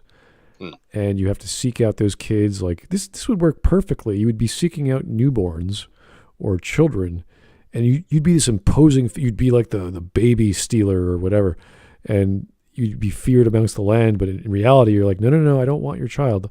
I want to make sure your family is safe. And there's a choice that everyone has to make, because this was taught way back in Dragon Age Origins, when we learn about in Redcliffe, the son of the Earl there. Who's Connor. Like that would have been like, if you want to use Mass Effect 1 or Dragon Age as an inspiration, just go back to basics. Say, oh yeah, we're hunting down mages who are kids who were influenced by demons, or we're hunting down possible indoctrination agents from the Reapers. That could be an entire game in Mass Effect 2. That would have been fine. Mass Effect 2. What happens before the Reapers come? They send out their agents before the arrival. And you have to hunt them down and figure them out and learn about what the Reapers are going to do. Like, that would have been totally fine. Perfectly acceptable plot line for Shepard to do because he knows about it. He's trained with it. He's dealt with Rana Thalopsis. Rana Thalop, what the hell her name was? Thaloptis? Oh, yeah, she's actually kind of important, isn't she? Yeah. Well, yeah, until she wasn't. Until the story went, nah, she doesn't matter. So, yeah, like that would have been totally fine. Figure out the problem from the first game, only it's bigger now. There's more of them, and they want to kill you, and they're in all levels of government and all over the planet, all over the galaxy. You're like, oh my god, we gotta hunt them all down. Yeah, it doesn't have to be like really overt. It could just be people absentmindedly sending emails, like really like subtle stuff in terms of like the priorities and stuff. It'd be really cool stuff. Like, you know, like you're indoctrinating, right? And you went like, no, I'm not. And you're like, yeah, you are. And then you pull out the big machine, and you're like, oh fuck. Yeah, EDI would be like, we have another ping on a potential new indoctrinated agent, and you're like, okay, EDI, give me, because EDI is the brain of a Reaper computer or whatever, and she could figure this out. She's super smart and she knows the signs. And then you got to figure out, how do I get in there? And you have to like, oh, we got to infiltrate the Quarian homeworld. Like, well, okay, well, how do we do that? Well, talk to Talia. She's not gonna. Oh, well, and just build that whole setup. That would be totally fun. Like, that would be awesome. Forget the Omega relay bullshit. Forget the baby Reaper bullshit. Just focus completely on the aliens that are indoctrinated. That is probably the simplest plot line I can think of after all these years. Like, that's the simplest thing. Just go after indoctrinated agents. It's the whole plot. And you find out that it doesn't matter what you do, they're still coming. And yeah, I think that's it. Yeah, I think, well, that would keep Shepard in the Spectre status role and keep it more valid. And it would be like you trying to figure out what the actual plan B is for you to prepare for it. Like, right. Because obviously the agents are going to be, like, I still have the Force like the Collectors, but they're just going to be a kind of like subsidiary race of like hiding in the shadows kind of thing. Like, they're doing their own thing and working through various agents and that stuff. But like, it's all about them trying to figure out how to get the Reapers back in here. And obviously it's not going to be 100%, but you're kind of going like, let's figure out where is this plan B? And then you realize that this is how they're doing things, and they're starting to manipulate mass relays. And like, if they're manipulating mass relays, then they are connected with the Reapers. Ta-da! Yeah, and then it becomes this whole information war of who's the agent, how do they get this information? And then we develop the plot, and we need our own information broker. Who do we got? Well, the elusive man is, he's not really on our side. And you can choose which one you want. And there's the shadow broker, and then there's STG, and it's like, oh, Alliance has its own. And then there's Jenna Parsini, and you have to hire spies, and they have to do. That would be so much fun. And you're just building a little army of spies, and you're doing, because that's what Shepard is. He's not an army. He's just a small group of people on a stealth ship. So it makes sense that you would hire infiltrators to go do all these espionage missions, and then they find out more information, and your network grows, and you got all these literal connections between cities and planets and solar systems. And it's like, it's just building up information, knowledge, because Shepard's a moron. No one knows what's going on. We don't know how to stop the Reapers. We got to learn. So the first thing Shepard should do is like, okay, we got to find some artifacts. Are they Reaper artifacts? Yes, they are. Oh, we got to research that. How does indoctrination work? Can we cure it? Can we solve? Like, this is basic stuff. The same with Dragon Age.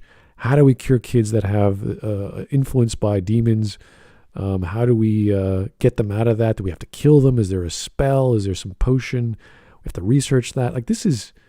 I know that the overlap between Dragon Age and Mass Effect is very close because they're very similar plots, but I would rather play those games that have very simple plots that involve stopping the issue that came about in the first game, which is the Reapers or the Darkspawn.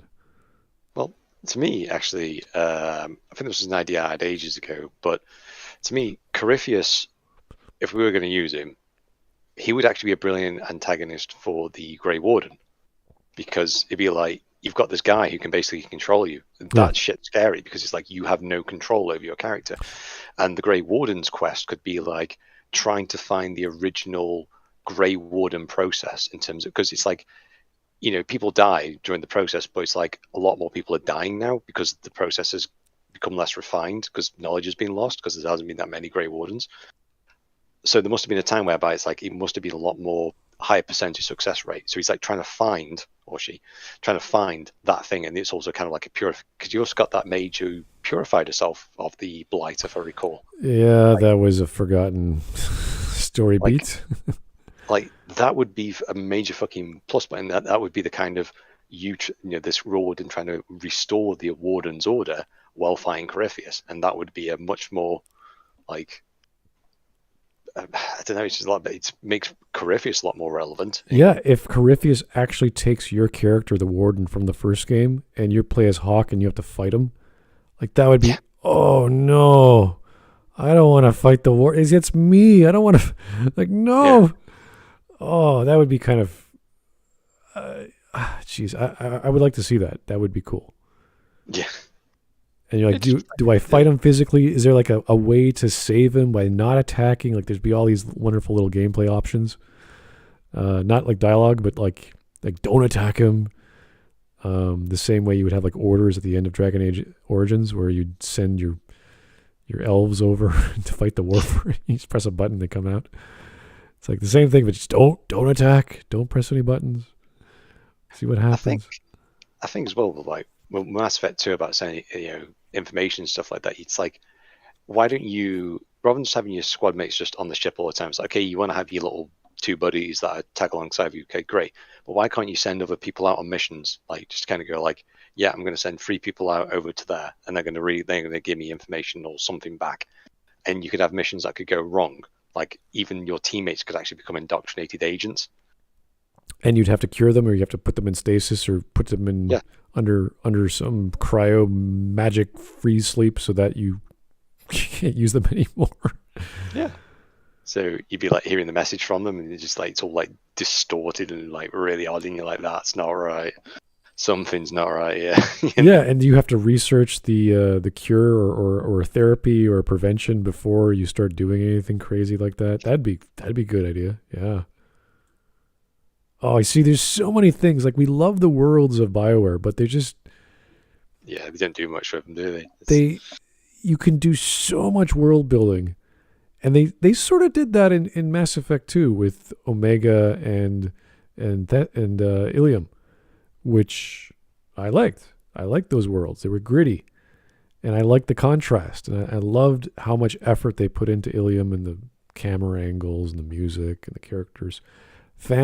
They have the talent. They just don't know how to work with it as good as it can. And people love Mass Effect 2. Imagine if they had actually really good writing, that characters like have value in the plot, and they can change, and they can die. Like there's nothing, because we know they can all die. So why not have them die throughout the story, or have the opportunity to die as opposed to one big shebang at the end? Wouldn't it have been really cool if the suicide mission in Mass Effect 2 was the end of the series, like the end of Mass Effect 3? Like it was this big whole crazy plan that required ground forces and air forces and whatever. And it had to be so coordinated, and they had to have all this energy, and you could only do it with like the rest of the galaxy helping you, as opposed to a magical sphere thing that connects to the thing that does something we don't know. Yeah. It's. I think as well though. It's when people. It's like people always seem to say this idea of like it's always about hard choices. When people like the ending, it's like you don't like it because you didn't get the best ending. But it's like all Bioware games have the best outcome, right? If you put the time and effort into. This happens with Mass Effect 2. If you've put the time and effort into, you can save everyone. The ship's going to be fine. The crew can be fine. So they're already laying these things up. Same thing with like the genophage. You can solve all that problems. If you tick all the boxes, you can do everything 100%. And then at the ending, it's just like, no, you can't do that. It's like, well, you've set it up that way. Yeah. So if they really want to do this idea of a suicide mission, or even just you being a commander. It was like, it's only really Mass Effect 1 that kind of gave us that forced a choice upon you to sacrifice one person. Imagine, let's say you're on the Collector mission, you're on board the Collector space station, sorry, and it's like, right, whoever I'm going to be sending here is going to die. Doesn't matter who I'm going to send, they are going to die. Pick one. And you're like, oh shit. And it's like, the game's like, well, someone needs to hold that line for as long as possible. Pick one. Yeah. The enemy, like this thing as well, that the enemy needs to be an active presence. They're not going to allow you to do this kind of stuff. So they're going to overrun that position regardless. People are going to have to die. There you go. That's you as making that role as a commander. You know what I mean? And that's kind of like, that's something that a lot of people don't understand about military commanders, is that one day you're going to have to assign someone to be a point man, and they're going to have to kick that door in. There could be a guy waiting with a weapon at that door that's going to blow his head off. But you're going to have to send that poor guy in there to kick that door in, ordering to kind of go, yeah, 3, 2, 1, breach. Go. You know? Who are you going to pick? You know? Yeah, So, I think that's what made, because they talked about the choice in Mass Effect between Caden and Ashley, and originally it was, if you had enough time and resources, you could save them both, and then Casey made the choice to say no, we're gonna force it that you can only choose one. Which, when you look at it and you look at the choices, you're like, no, I still have the freedom to run back to the other location and save. You know, it's logistically possible. We can do this within the time frame, but they force that as a plot point, which I don't like, because, you know, gameplay, you can do anything, and it's a segregation between story and gameplay. But at the same time, it's highly dramatic. So, and it's believable that a person can die, because that's you're fighting on two fronts, and the commander isn't there. So it's like, yeah, the guy who's without the forces, without the main player, is going to die. It's like, okay. Yeah. I can buy it. It makes sense. That's what's good. It makes sense that a character that you couldn't save, even though they were probably very powerful and they could have held that position, at least Caden could have, away from the bomb. Anyone who's near the bomb, yeah, they're toast. There's no way they could have survived. So, but yeah, that's the beauty of the writing of Mass Effect. It's like, yep, even though I don't like it, even though the gameplay says there's another option, it makes perfect sense that by themselves that person should die. So yeah, and this, I mean, like, I personally throw out the loyalty missions, because it's all right. People seem to project the average day person into these kind of things, and even though people from armed forces and whatnot, we are average people, but when you go on tours and things like that, when you actually are in the shit, one thing that you need to understand is that if you fuck up, you die. If you really fuck up, your mates die. People have had many things back home that you'd be like, what the fuck is actually going on back home? But they've gone out there and they've done tours and they've come back fine. You know, obviously not fine, but, you know, they focused on the task at hand, because that's what being a professional is. And this is like 18-year-old kids who are doing this shit. And you're telling me some fucking 45-year-old mercenary veteran is going to get pissed off they can't kill some Blue Suns leader? Fuck off. It's like, fuck off. That's something that, it's just something that people need to kind of get over. You know, it's like, whether you're a medical, it doesn't matter. It's just this whole, like, oh, my pet toy. You know, it's like, what was Miranda's? It's like the clone sister is like being found or something, and it's like, okay, so what? Like, how does that relate into the collectors? If that was related to the collectors, then I'd be like, oh shit, they're going to get fucking superpowered biotics, you know? But, right, yeah. But because everything's a personal thing in Mass Effect 2, which is good for the character you're trying to learn about, but it's like, we're on a mission. We don't need this shit. This is nothing. You're wasting my time. Like, we're on a suicide mission. Do you want to die? Okay. Get your act together, Miranda, the second in command, who's so super smart, and do your damn job. Now, it's great that she has plot armor up the ass, that you put her in any position, she survives. So she's lucky that way. But yeah, all the other stories are like, I gotta go talk to my dad, because his ship has been found. It's like, We'll deal with that after, Jacob. Okay, that has nothing to do with the mission. Like nothing. With Garrus, it's like I need to kill one guy on the Citadel where he's right there. It's like, oh yeah, we could do that. Give me like 5 minutes. All right, no problem. I can kill a guy for you, Garrus. Is that good enough for you? Obviously, that's a stupid thing to say, but there's certain leeways. Like, yeah, go over there and get a thing.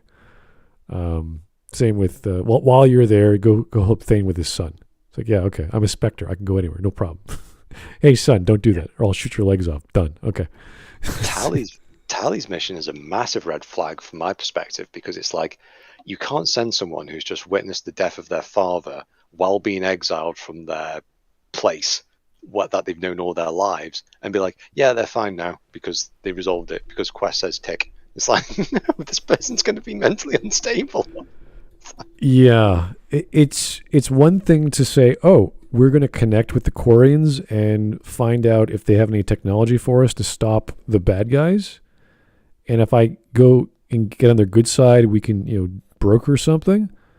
Like that would be like, oh yeah, of course we're going to visit the Quarians. That's a whole species of techno geniuses. Yeah, let's visit them. But it's not about that. It's all about her dad and what her dad did. And you're like, that's not important to the story. It's just what she wants to do. And if he was finding out stuff in terms of the Reaper upgrades and how it's affecting that would be far more interesting. Be like, yes, this is interesting. And then you're like, do we reveal this? No, we need this. Yeah, but what if you tell them that? Maybe they'll join our side, or maybe they'll kill you. We don't like all this tension about this illegal experiment he was doing, because it's the Geth. You're not allowed to play around with.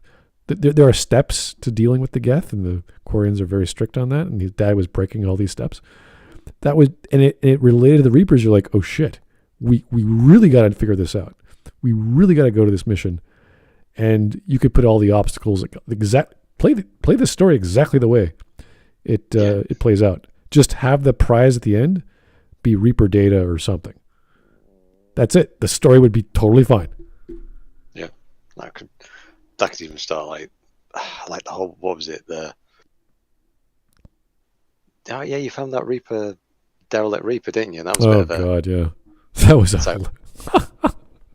we don't think the Reapers exist, and they're all just Geth constructs. Here's one that's 37 million years old, bunch of dipshits. Yeah. Hey, Joker, did you take any photos while we were like passing around the thing? Could you do that? Did Edie do that? Did anyone do that? No. Oh, okay. Obviously, the age of smartphones is not existent in Mass Effect. Unless you're playing the first game where your suits have cameras on them. It's like, what? They do? I didn't know that. I wish we could have shown that to any trial or any organization that they could agree with this as a giant dead spaceship thing. I know. It's like with Mass Effect 2, it could have been like they could have still done the report back between you and the council. But if you push things too far, that's when you start to become more like a Saren. Like you basically get rogue, and you have to rely on these more unsavory. Actually, maybe that could be the beginning in terms of like the information that you're wanting is starting to like really, really push the limits, and that's when you kind of lose your Spectre status, because it's like you have gone rogue now, pretty much. And maybe you could have that. I think actually the best character in Mass Effect 2 is probably the Spectre Asari. She's awesome. She was awesome. She is the best foil to Shepard, for sure. We always talk about Saren being a very good villain. She is, I would say she's superior just because of how tight the script is. And it's faster because of the DLC, so it's faster to get to all the good points with her than with Saren. Saren pops up and he says some cool stuff, but he's not as good a foil, like attacking Shepard's like, oh, you're just as bad as I am. It's like, yeah, you're working with terrorists. How are you different than me? It's like, yeah, you had a very good point. Yeah, I think if they would have brought her along to kind of like, oh yes, and then the people that you're bringing on board, she's starting to question it and be like, are you sure about this? You're bringing in someone like Miranda, and then you look at Miranda's profile and you're like, oh shit.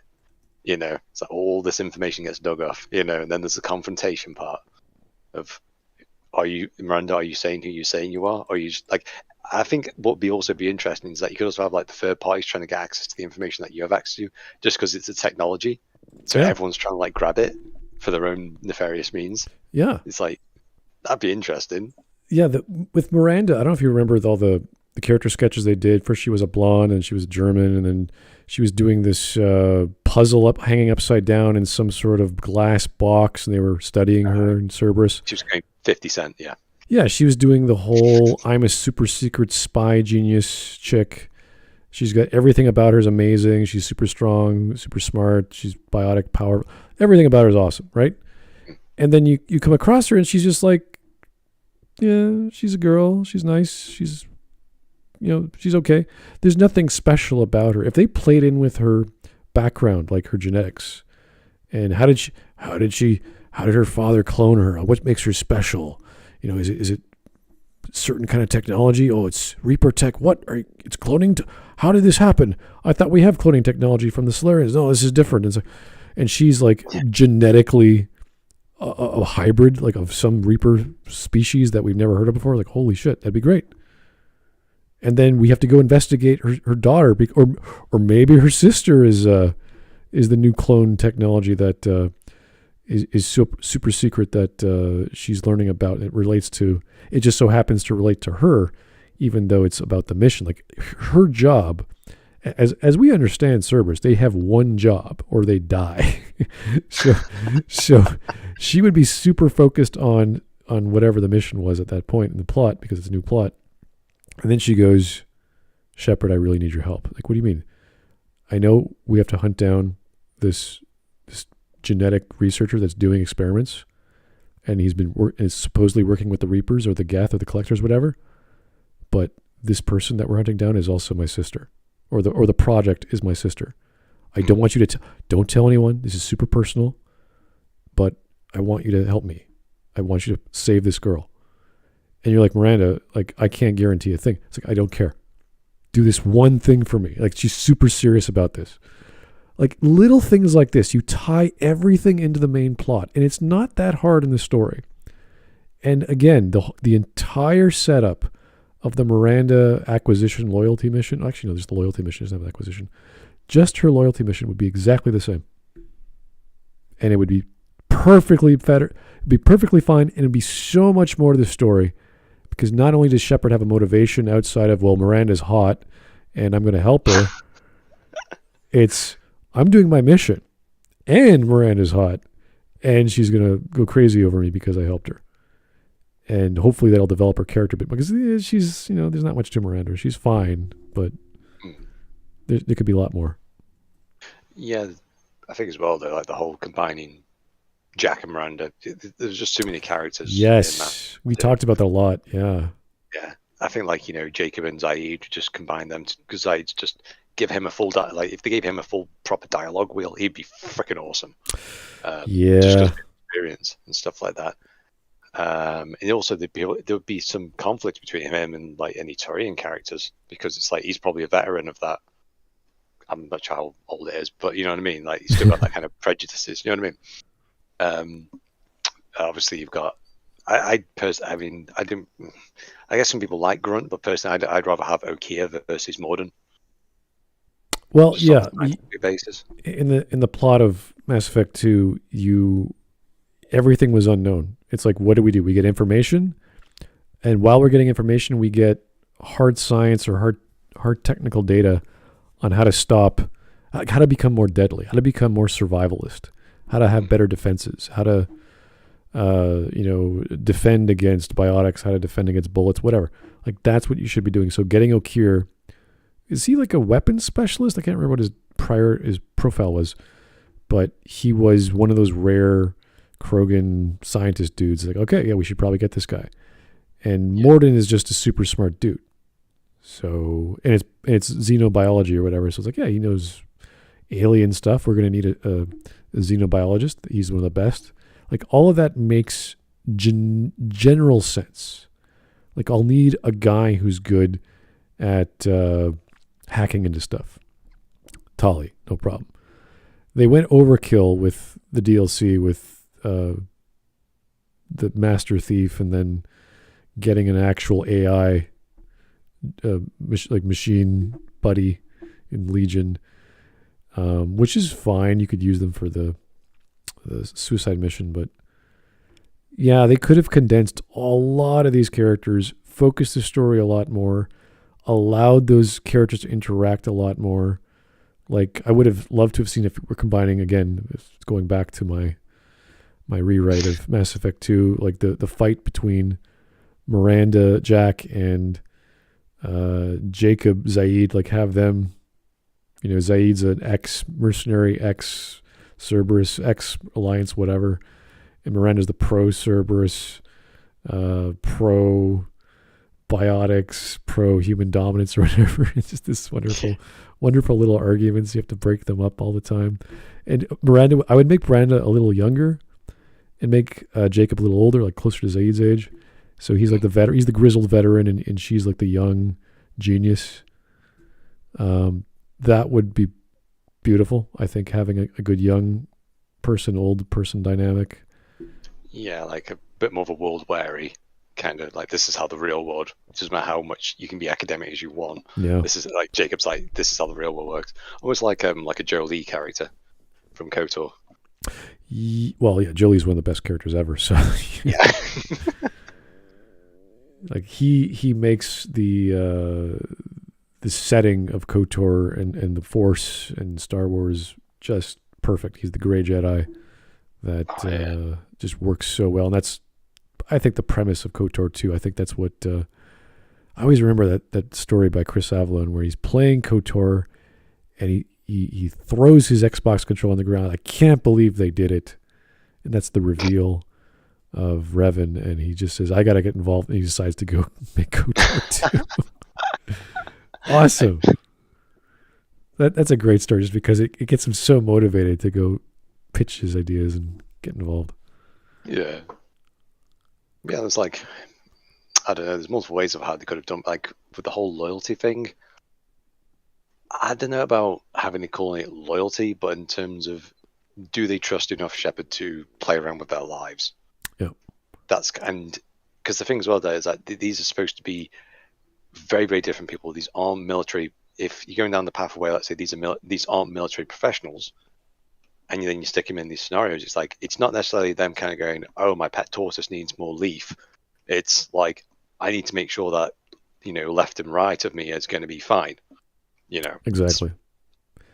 Can I trust this other person? It's about them building up the trust issue. Which is funny, because one of the more relevant things, which sounds dumb, but just buying better food for your ship makes sense. I mean, it's a nice thing to do while you're at the Citadel. Compared to all the other stuff you're doing, which is like, we need a guy with a sniper rifle. It's like, no, you don't. What the hell? Why would you need that? Well, you have a spaceship. You could just blow people away from orbit. What do you need? Who cares? Who cares if it's sneaky? Like, why are you being sneaky? You're part of a terrorist organization who needs to figure out the threat and neutralize it. What is a gun going to do when you have a spaceship that has like this massive cannon on it? So yeah, I think there was actually, I was really super tempted to, but you can actually ask Garrus for the Phoenix cannon pretty early on, and if you got the upgrade for it, but the game doesn't recognize it. I know. And there's a bit where you actually board the collector vessel because it's just like laying dormant, and it's like, all you have to do is just have the Normandy situated back a little bit, send a shuttle in. Once it activates, just and it's going to be dead. It's like, well, I've solved that fucking problem, haven't I, guys? Yeah. Don't need to go to the Omega 4 relay. They're screwed. They have no other ships. They're not going to build anything. Yeah, or just loiter around the Omega 4 relay. Oh, look at that. Is that the collector ship? Yeah. Boop. Boop. It's gone. Yeah, was it Horizon or Freedom's Progress where it's they encounter the ship? It's like, yeah, there's that thing in orbit. Yeah, blow it away. Done. Okay. Yep. Game over. Story's done. No more problems. I know. It's like, we've just solved the whole problems. Now it's like, okay, what do we do now? Yeah, it's like if the collectors were more of an elusive, like they had more stealth technology, like superior than the Normandies, would be way easier. Like they had smaller shuttlecraft and stuff like that. Yeah. Like they had corvettes and they worked through intermediaries and all this other kind of cool stuff.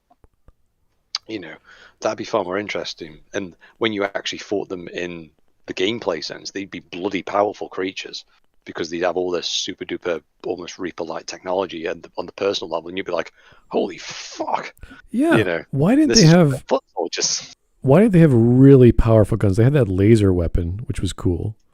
Particle beams they had, Yeah, which is which really advanced. Like technologically, that thing would melt through everything. But because they can't, they obviously can't do that in a game. You have to balance it out.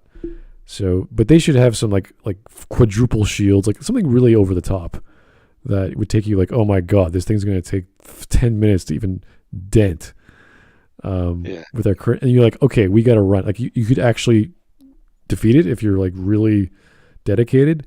But the standard story beat is you got to retreat. There's no way we can't stop this thing. Here's an idea. What if they were like the mini bosses that you're fighting were actually collectors, but they were done on like a kind of Thorian style? So you could either plow your way through these people that are under the control of that collector, right?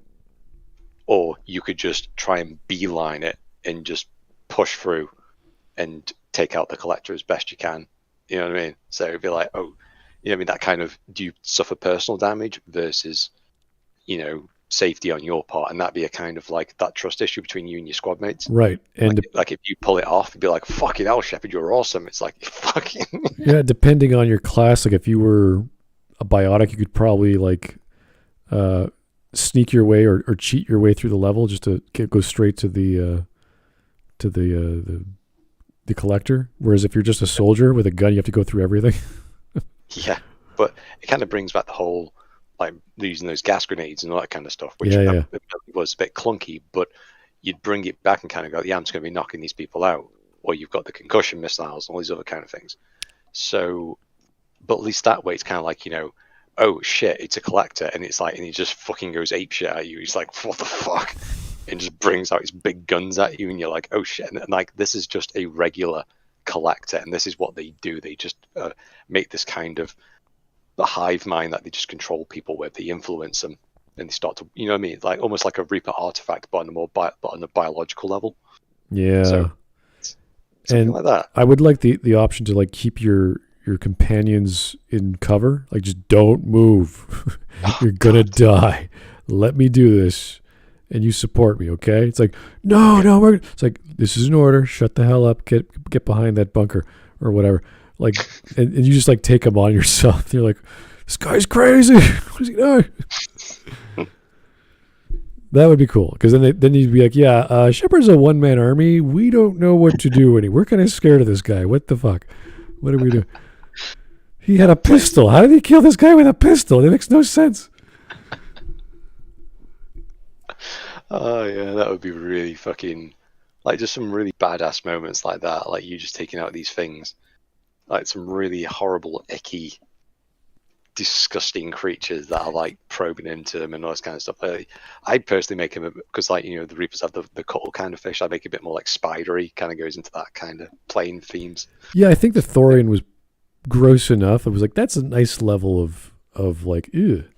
But it spat out hot sorry chick. And you're like, oh, okay. I mean, interesting. She has clothing too. But yeah, she has a weapon as well. Shh, we don't talk about that. But having her actually as a squad mate as well, which as an even temporary one, or even just as a scientist to be on board your ship, and you'd be like, we're encountering these things now, what would you recommend? And she'd be like, right, okay, this is how they're probably controlling it, and this is how you could disrupt the signals.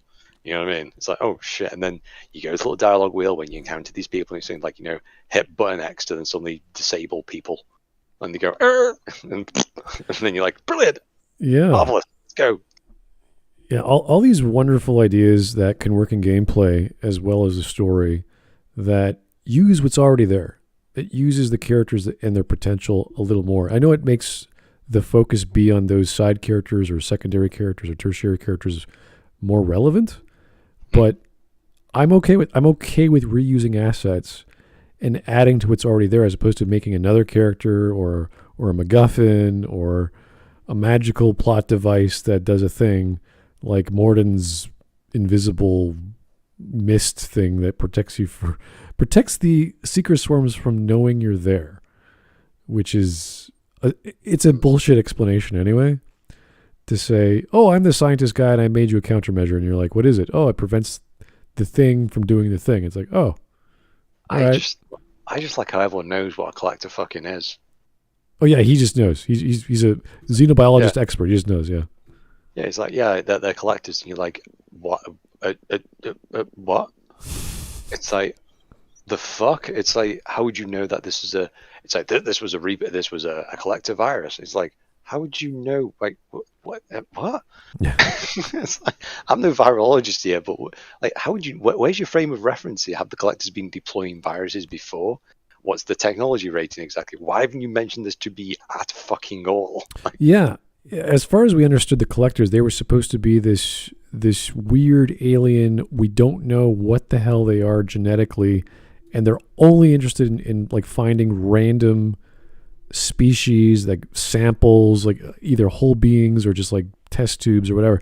Like they were just paying exorbitant amounts of money for like, random DNA samples. And, like that's a really eccentric, crazy, mysterious species. They would have advanced everything. They'd be like different versions. They wouldn't just be bug people. They'd be like all kinds of things. They'd be like giants and small things, but they're all just bug people. And you're like, okay, I guess it's consistent, but it doesn't, like if you're manipulating genetics to that degree, you would be constantly iterating through stages of bodies. Like here, we just made our 1000th version of the bug person. They got 4 legs and they can do that. And it's like, oh, okay. And we found a new biogenic weapon we can attach to it. And we this is our 4th attempt at like all these really cool creature versions, as opposed to guy with gun, guy with particle gun, a big spider creature that shoots lasers out of its eyes. Just those were fine and they're freaky, but they could have gone a lot further. And instead, they went the techno-organic route in Mass Effect 3 with the Reapers, because we're in the Reaper War now. And why would Reapers need ground troops? I never understood that. Yeah, you would have thought they should rely on indoctrinated people to cause mass disruption. So they're giant spaceships. Why would they care about, like, if they're so smart for billions and billions and billions of years that they've been doing this? You'd think they'd be really efficient at it. They wouldn't have ground troops that would carry people around into space, into shuttlecraft, into pods, and then transport them to somewhere, and then put them in a machine. They would be like, no, they'd snap their fingers and use their super powerful space magic, nanotechnology, laser beam, whatever, and just start carving up a planet of all traces of intelligent life. Like it would be over. It would be like, this is a god, and we can't possibly get near it. But no, they're just, out of those billions and billions and billions of years, they have exactly the same technology they've had.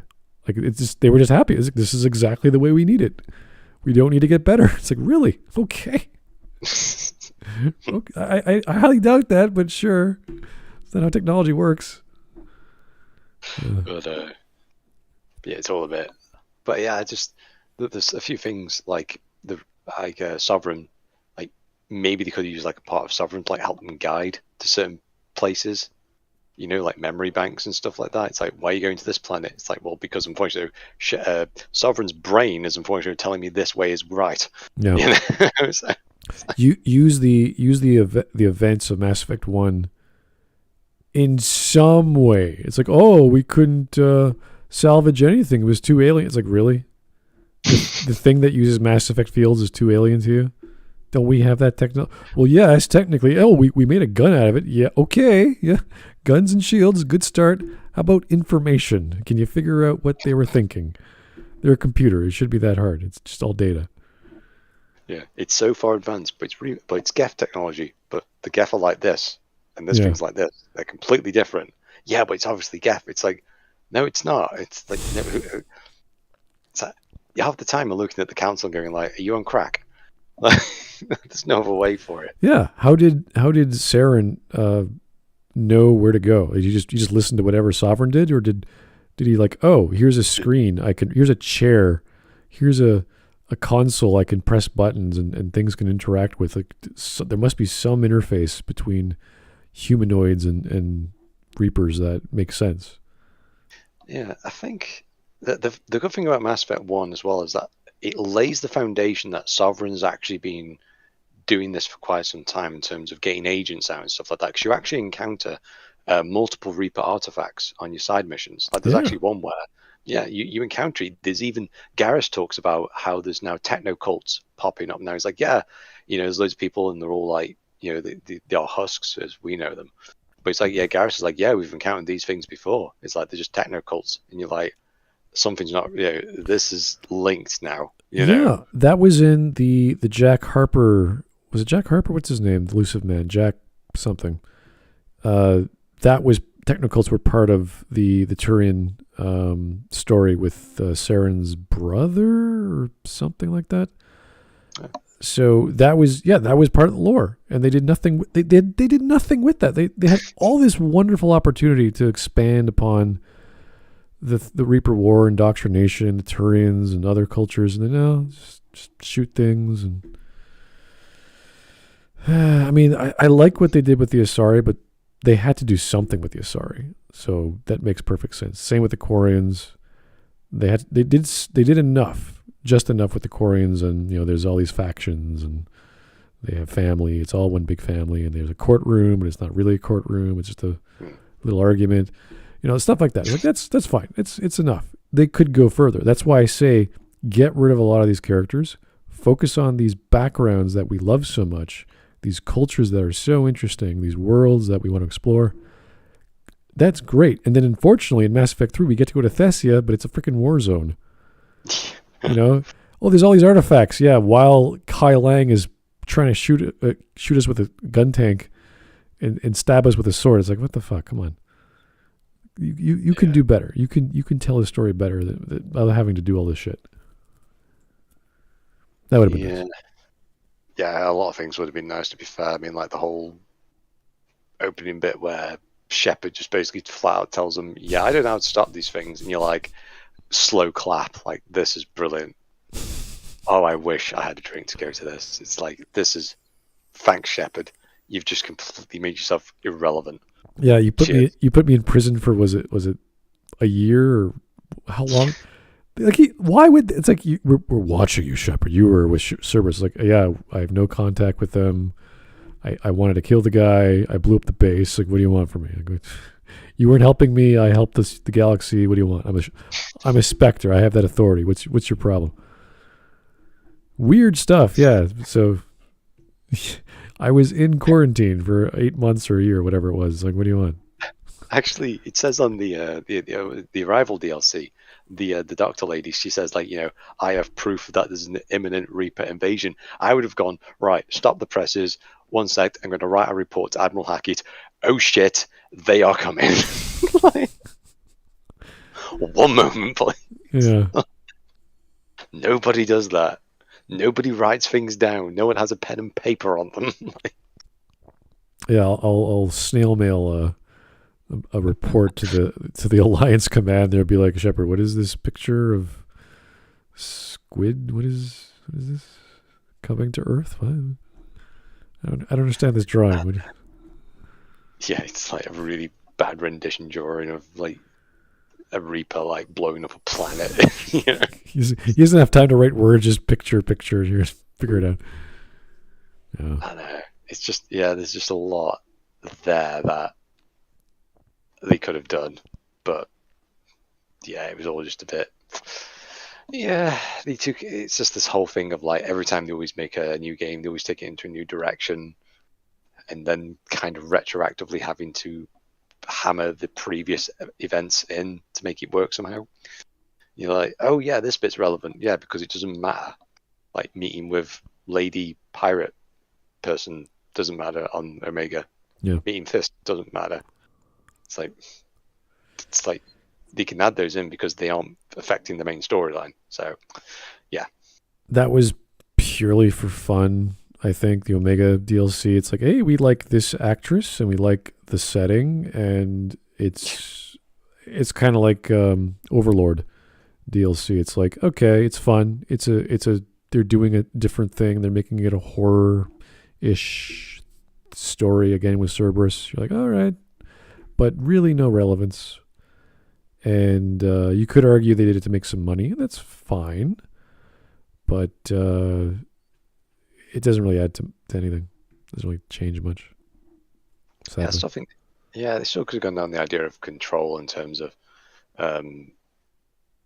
like the Reapers shouldn't have arrived in full armada force. It should have just been a few that arrived as the Vanguard, and they end up going like, oh shit, we can't just steamroll these guys. We're gonna have to rethink our strategy here.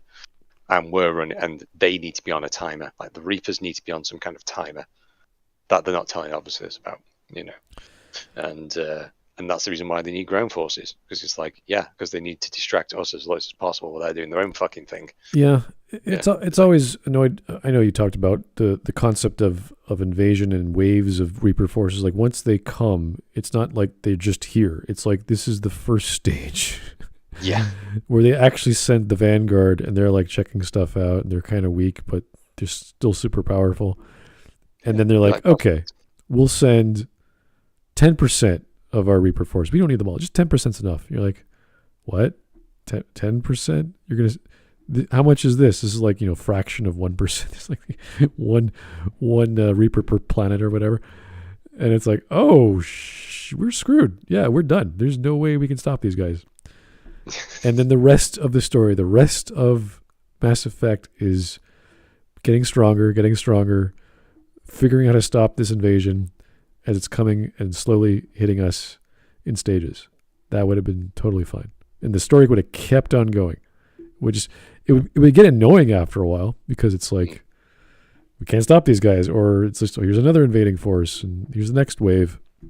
And then it happens like 100 years later or whatever.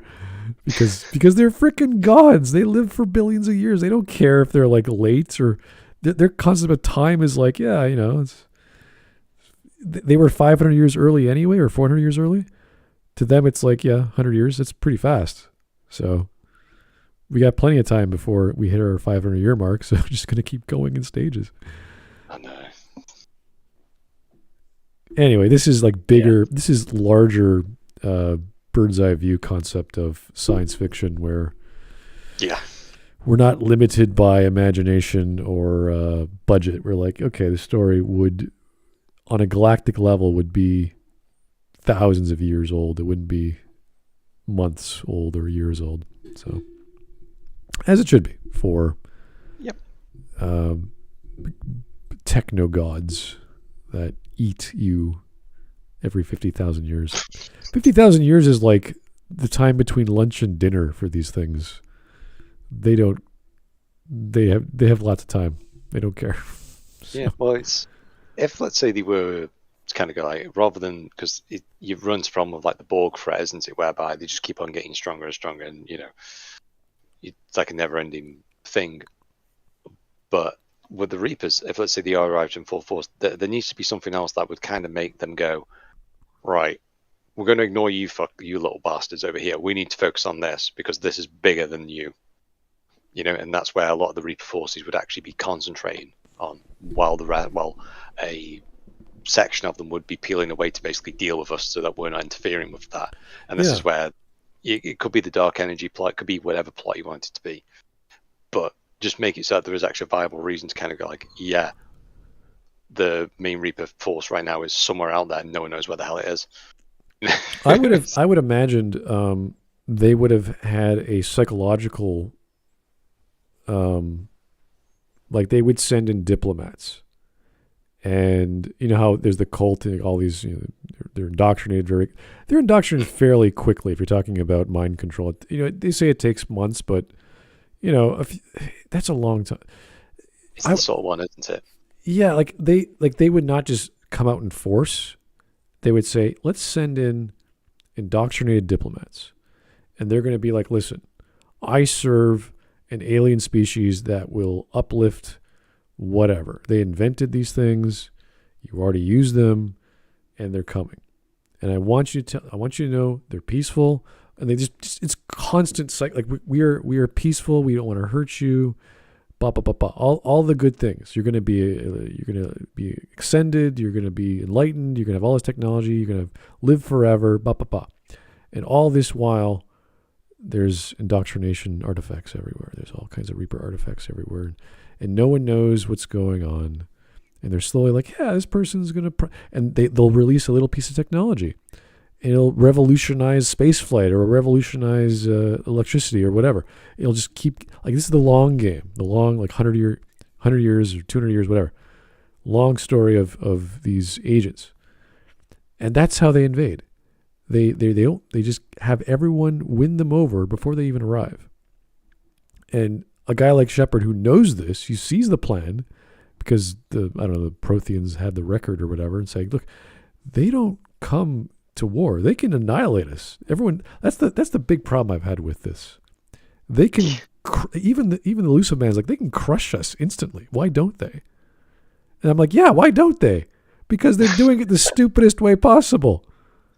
Why go through all this effort? Why not use a more subtler method that takes longer, but has less death? And if the whole focus is to get the most bodies to make a Reaper, then you wouldn't be killing anyone, would you? You would want them to procreate. And they're too dumb to have cloning vats or whatever, so fine, whatever. Do it the natural way. They like their food natural. They like to fish naturally in the ocean. They don't like to have their own salmon fisheries, they set up locally. So whatever. They're aficionados for flesh or whatever. So they would do things slowly, and Shepard would be like, no, this is all a ploy, and you're fighting this humanoid-like pro-Reaper faction, but it's not like really a faction, just a whole organization of all mixed species that have been indoctrinated. And that would, to me, be way more believable, way more nefarious, and intelligent. Because these guys, again, are super old, super patient, super smart, and they can crush you like a bug. So why are they running around with like Frankenstein monsters jumping up and down and crushing you and smashing? Like it's just stupid. Like why would they do that? Why would they come down as a giant Godzilla monster and start shooting people with lasers when you're running down a ramp to teleport? It's just everything about it looks stupid. It's pulpy, stupid shit. I'm not saying science fiction isn't pulpy, but if you're doing things on this epic scale, you've escaped the pulps. You're now in the Isaac Asimov area. You're talking about galactic scale things. It's no longer Buck Rogers shit. Yeah, that's one of the reasons why I always said that, and I stand by this. I said that Independence Day is smarter than Mass Effect 3. Kind of is.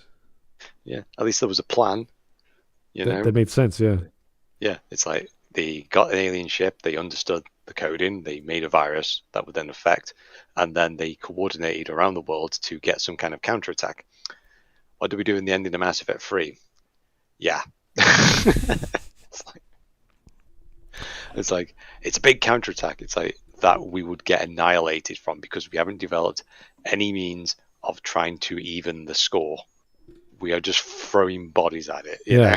And it's like we do have solutions, but no one's like, oh, this is the solution. Everyone mass produce canes. Like no one's saying that. No one's going, this is how you defeat a Spider Reaper. Like this is how you stop the sovereign class thing. Like they're not talking about that. There's no conversation. It's just Crucible and throw everything at them. Like, what? We do have spaceships, we could fly, we can do maneuvers, and we have guns that work somehow. And then we learn in the codex that the smallest ships have guns that can destroy capital ships. And you're just like, what? Does that make any sense? You're trying to tell me this highly maneuverable little one-man spaceship can knock out an entire capital ship, but why are we losing? Like, it doesn't make any sense. I know. I think, how many times did they say we can't win without the Crucible? It's like, but we don't know what it does. Yeah, that's why we can't win without it. It's like, so we don't know what it does, therefore the Reapers don't know what it does, therefore we're going to win. Okay, cool. Yeah, and the whole like, what was it? They just said it was a battery, but it has a lot of element 0 to it, which just makes it heavier or lighter depending whether you put a current through it. Yeah, it's Like, like I don't. what's the I can't remember the episode, the Simpsons episode with the Homer where he makes his own car. It's like this. It's got this car which does this and does that, and has a cup holder but it does this and that. It's got a horn but it does like this. It's like this retarded looking Frankenstein car that does a little bit of everything, and you're just like, who is this for? Like, who's gonna buy this car? That's what it ends up becoming. You get an upgrade. Oh, here's another upgrade for the Citadel or the Crucible, and you're like, it's a metaphasic array. Like, what is that? What do we need? Does anyone know what this does? It has the location of every Reaper in the galaxy. It's like, oh, wow, we could use that. That's a great information. That'd be wonderful. Like, how is the Crucible going to use that? I have no idea. I don't know what it does. I think that was actually used. An idea like that was used in one of the Stargate Atlantis episodes, where they find it's like a data slate from one of the replicator ships, and they're using that to actually like take out the replicator ships. They basically get like 2 of the Daedalus class vessels, and they're just hitting them with the Asgard plasma beams, and then the collectors kind of get, not the collectors, sorry, the replicators kind of go like, hang on a minute, we're all getting taken out bit by bit. Let's all just congregate in one area, and they're like, oh fuck, you know. But at least once again with that, they're understanding the code of the enemy to manipulate them in a way so that they are, you know, it's like they've got a numerical advantage. So it's like you need some way to even the score a little bit. But it's like there's nothing that I'm seeing in Mass Effect 3 that is to even the score. It's like, what are you throwing at me? It's like, is there some technology? Is there some tactics? What are we doing here? There should have been. Yeah, to that idea, there should have been the dying scientist who's like researching methods of how to stop indoctrination, or the Krogan weapon guy who's like, I'm going to make the biggest laser because lasers can go through Mass Effect field or whatever. Like there should have been like stories about that, like of audio logs. I don't care anything to show that people were trying to fight and they were getting overwhelmed or whatever. Like stuff like that would have been like, yeah, it makes sense that people would not just be using conventional weapons because it's like, hey, my pea shooter isn't working. I guess I'll use a bigger pea shooter. No, it doesn't work. Let me try. Like, yeah, try something else. Like there should be stories of that, of people like trying and failing. You know, this weapon, that weapon, etc. But now just Shepard running around and fighting Geth and fighting Reaper ground troops. It's like, okay, well, what else can you do? I do like how, what was it now, in Mass Effect 1 when Sovereign landed, everyone pretty much froze. But yet Mass Effect 3, when you've got like hundreds of Reapers landing around you, everyone just seems to be fine. You know, it's like, yeah. I thought like when a Reaper lands, it's like it's burrowing into your skull. You know. But no, it's just over there and it's just stomping on a 2-story house. And there's a building. It's gonna topple it over. Oh, okay. Like, why is it doing that? Why does it care about buildings? It's a downtown building in Vancouver, whatever the hell it was. I don't know. Like, what's the point? Why are you attacking? Like, wouldn't you be attacking military bases and shit like that? What's the? Yeah. I'm sure there's a more efficient method of wiping out existence of an intelligent species on a planet than by physically stomping on buildings. That seems a little dumb. There's probably way smarter ways to level anything, like with bombs or whatever. You ever heard of explosives? No. We're gonna step on buildings. That's the way the Reapers do it. So uncivilized. Yeah, it's going to take us like 2,000 years to do it. Okay. Like, Reapers get bored, so they have to occupy themselves for like long durations. It's essentially their farming technique because they're going to wait for the next batch of intelligent life, I guess. I don't know. Achievement unlocked. You've stomped on 2 million humans. It's all just quest hunted for the Reapers. Oh yeah, I'm gonna bash this civilization in 1,000 years with one leg. Like, oh, okay. I'm not using my death laser at all. Okay, that's great. Yeah, I just still like the fact of, like, okay, it's like all you have to do is just take out the orbital defenses and then just have a Reaper just hanging outside and just keeping eyes on and be like, yeah, they're not doing anything yet, lads. You can hit the Citadel now at any time. You know, anytime at all. Because, you know, Sovereign kind of said that. It was kind of jacked up a little bit. Why aren't we going to the Citadel at all? No one's going to the... Oh, Jesus Christ. Tim's just told us that, the Citadel. I love that. That's still, like, no one can explain that. There's no defense against it. It's like, why didn't they hit... If they had the numbers, why didn't they just hit the Citadel first and just take control? Like, they can do that. They can win. It's like, oh, shit, yeah. It's like, fuck, yeah. Pretty big plot hole, if you ask me. You know, it's like, this isn't exactly the Eagles going to Mordor. You know, this is fucking, like, huge. Here's the thing that we win everything location. We're gonna not go there yet, and it's like, yeah, we have to put the ring into Mount Doom, but, you know, let's go through all these forests, let's take a detour, let's go the scenic route, stop off in Rivendell, you know, just chill out for a month. I know, it's like, Jesus Christ, it's like, I think the problem with Mass Effect 3 is that they were too busy trying to be all big and dumb and epic and all this kind of stuff, and it ends up just, you can still be big, dumb, and epic, but still at the same time be smart enough to kind of go like, yeah, this is an absolutely glaring, huge plot hole that we've just generated here. Yeah, they looked at how do you... They probably asked, how do you do an alien invasion? Well, let's look at all the other alien invasion stories. Oh, they stomp on buildings and they come from the sky. It's like, yeah, but they weren't billion-year-old sentient AI super gods. You think you might change your tactics just a slight bit, you know? That was set up from the first game. It's like, no, yeah, they might just do the thing they always done. But apparently that involves stomping on random planets. I don't know. Or hitting things with your one laser, you know. Yeah, it's not a laser. It's a molten metal gun rail. I don't know. It's some bullshit. I don't know. I don't know how it worked. I mean, the one that Sovereign had seemed pretty fucking cool, didn't it? Because it was like came off his fingertips, didn't it?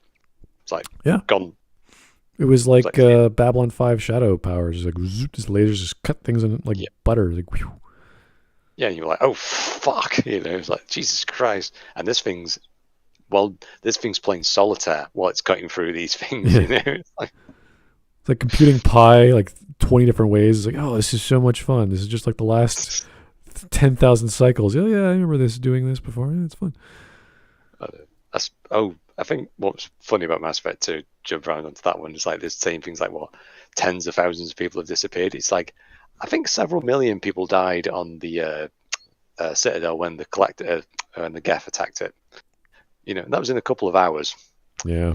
So, yeah, not that much of a big threat. And a lot of the colonists were in the Terminus systems, so they shouldn't really be there because that's wrong.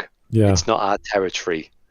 You know, but why were we there? Because Cerberus was like, well, they're still humans. We got to protect them. It's like, okay, fine. They're the noble rebels. The guys who are going to take up the call because humans should not die. And it wasn't that human dom. I really wanted Cerberus to be like the racists, that humans are awesome, but it's always just platitudes from Tim. And then he turns all the humans into freaking cyborg mutants, and you're like, Tim, why are you doing that? That's not, how is that good for humanity? You're turning them into zombies. Like, what are you doing? Oh, no. The definition of humanity has just changed as you suddenly did that. Why would you change it? That doesn't make any sense. Yeah, he kind of went off the rails a little bit, didn't he?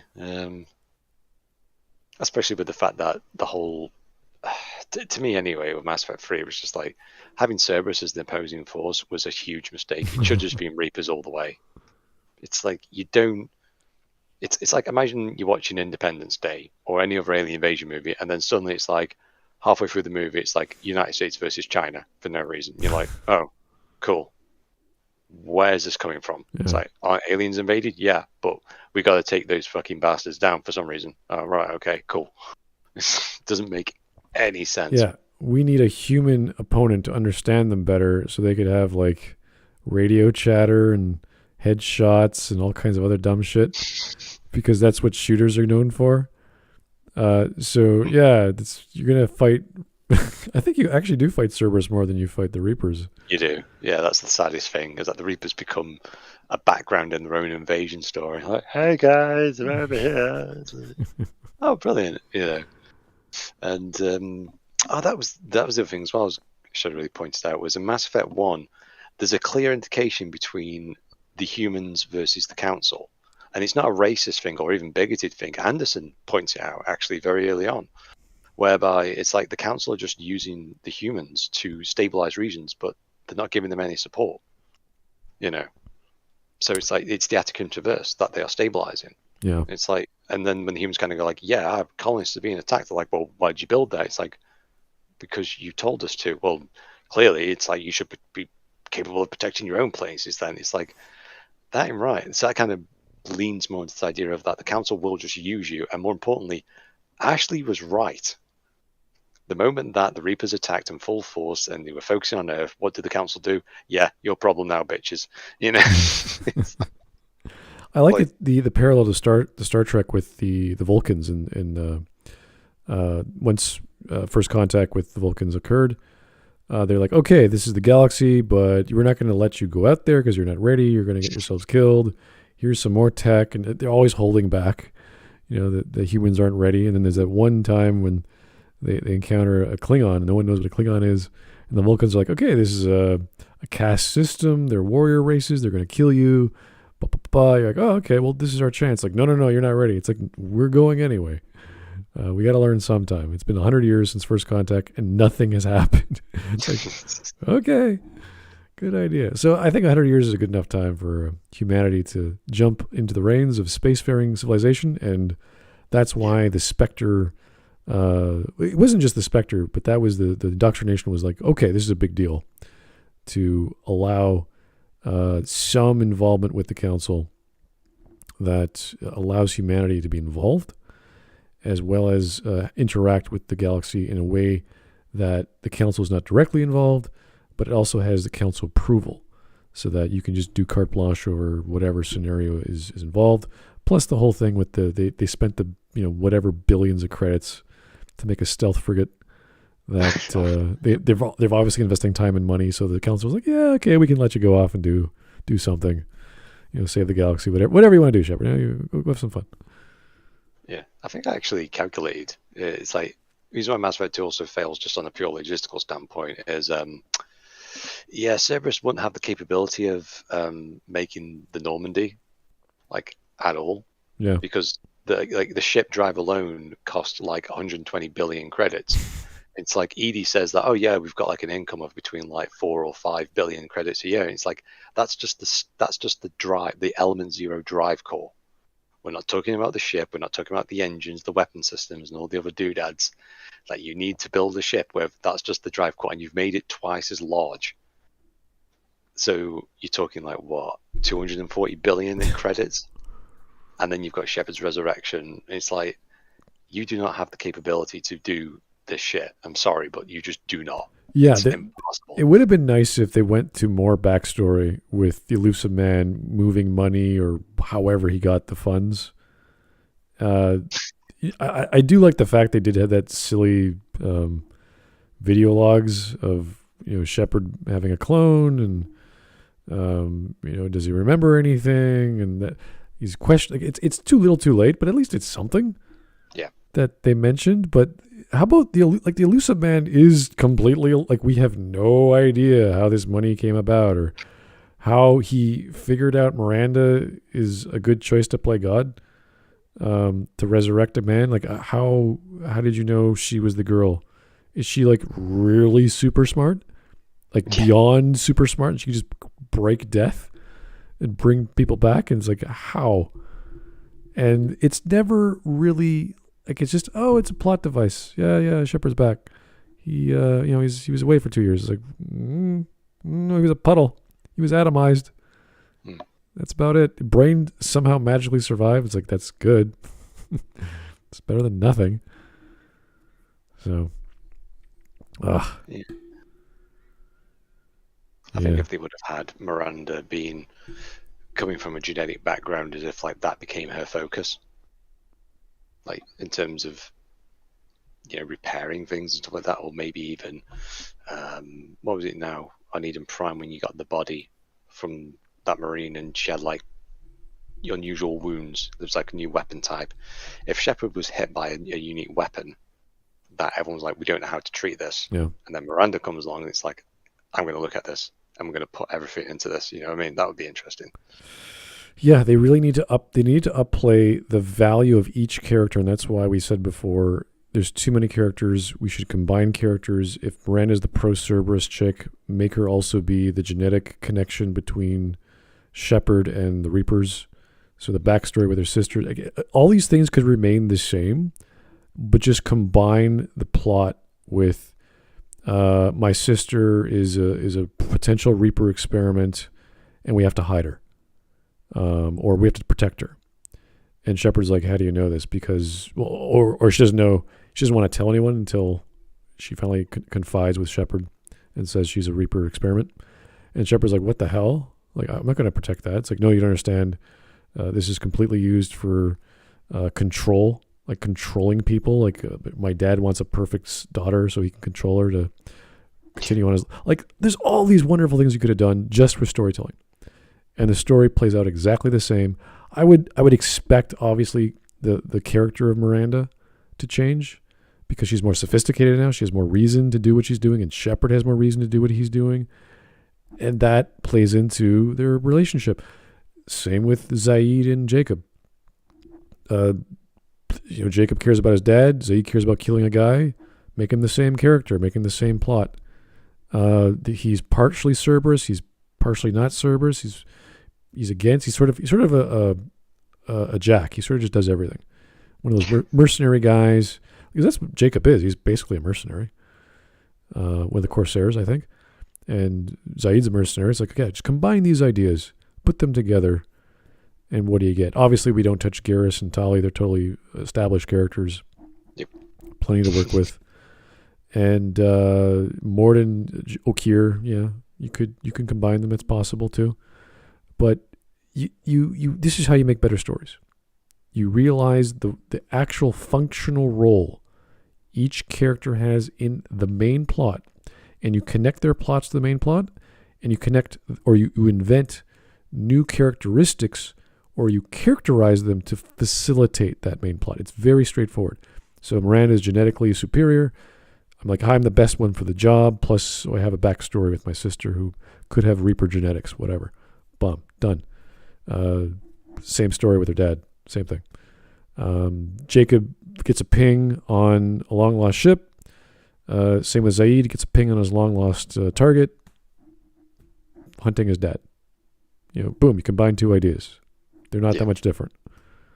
With Jack and Miranda, it's like pro-Cerberus. She was raised as an experiment by Cerberus, so she originally hated it, but then she was brainwashed into thinking they're great. So she's always pro-Cerberus. We never got that from Miranda. She was obviously, we're doing this for the mission, and I believe in Cerberus, but it was never like Cerberus is the best. Cerberus has the best for humanity. She's never extolling the virtues that Cerberus, even though they're extreme, they get the job done, and that's what matters to me. And we produce results, and we get some bloody noses here and there, but that's the price of victory. I didn't really get that from her, which was silly. I wanted her to be like, no, humans are awesome. I'm a human. Bow down to me. I'm a woman too, and I can crush you with my mind. And I was like, where is it? Like, that never happened. And I think we got that in the start, and then the character just changed. In the start, she was like, I'm amazing. Jacob, you're so dumb. Yeah, of course I killed that stupid fellow who's a moron. And it's like, okay, this is good. This is conflict. I like this. And then she just turns nice, like a normal person. And then Jacob's like, yeah, hey, Shepard, how's it going? You're like, Jacob, what do you want to do here? You want to make guns? Is that what your job? Like, you just sit there and exercise and make, like, that's your job? You fabricate guns. I don't need Jacob. I really don't need you. Like, you're really, like, I have Miranda. She does the biotics better than you. She basically has the same weapon as you, except for the shotgun. Why would I want you? Yeah, I think as well, though, actually having Dr. Charquaz been a bit more as like Oh, she's a waste of time. I know, but having her as more of like the moral thing to kind of go like, if you're dealing with Reaper Tech, actually going for like checkups and stuff, and she'd be the one giving you like the reports of the crew status. Oh yeah. She would be like, okay, your implants are acting up again. We gotta calm yourself down, or it's going to start getting into rage. You have like these fits of rage as a renegade. You just beat the crap out of people. You could also have like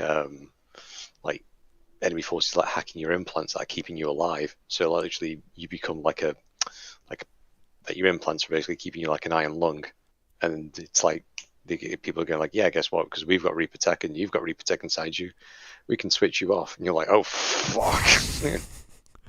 Then you have to get like a Geth backdoor program to protect you from that, even though it doesn't work very well because the Reapers will just blow it away. But at least it gives you time to breathe. Like all these patchwork ideas to make gameplay and story work together better. This is nitty gritty detail that I think would add to any story of any game. It's just that it would take time. It would take all this extra, like a year's work of development to make all these little connections story wise. And it's hard to do. Obviously, it's hard because it's not a big deal. It's not a huge problem. But the big thing is like the characters and their relevance. Like Televasir, getting her as a character, brilliant.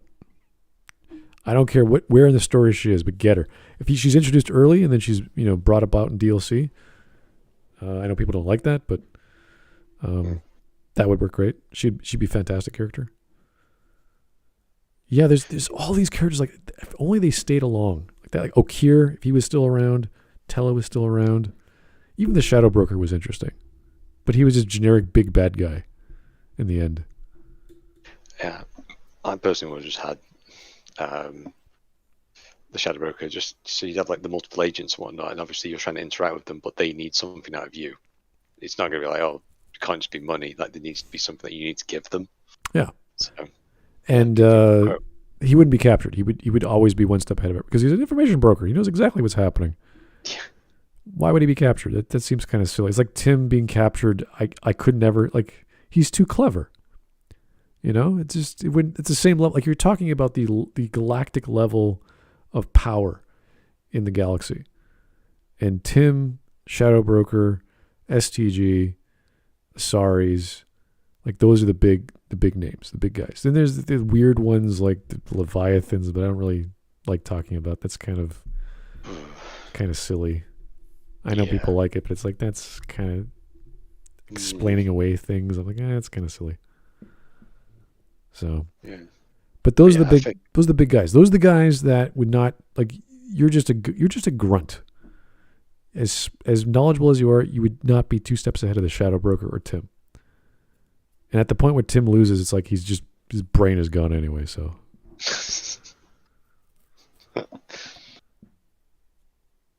Yeah, I think having the Osiris Spectre being assigned to you to look over to make sure that I think the people that are assigned to you are going to be from different groups to basically watch over you in terms of how you're going to do this. Like you're going to have the council representative, you're going to have the Cerberus representative, you're going to have the Alliance representative, the STG, but everyone's keeping all that hidden from you. Instead, they're kind of like, I've got this information about these kind of things, and you're like, okay. Until it's like, oh shit, these people are actually not. These people are lying to me. Everybody's lying to me. Yeah.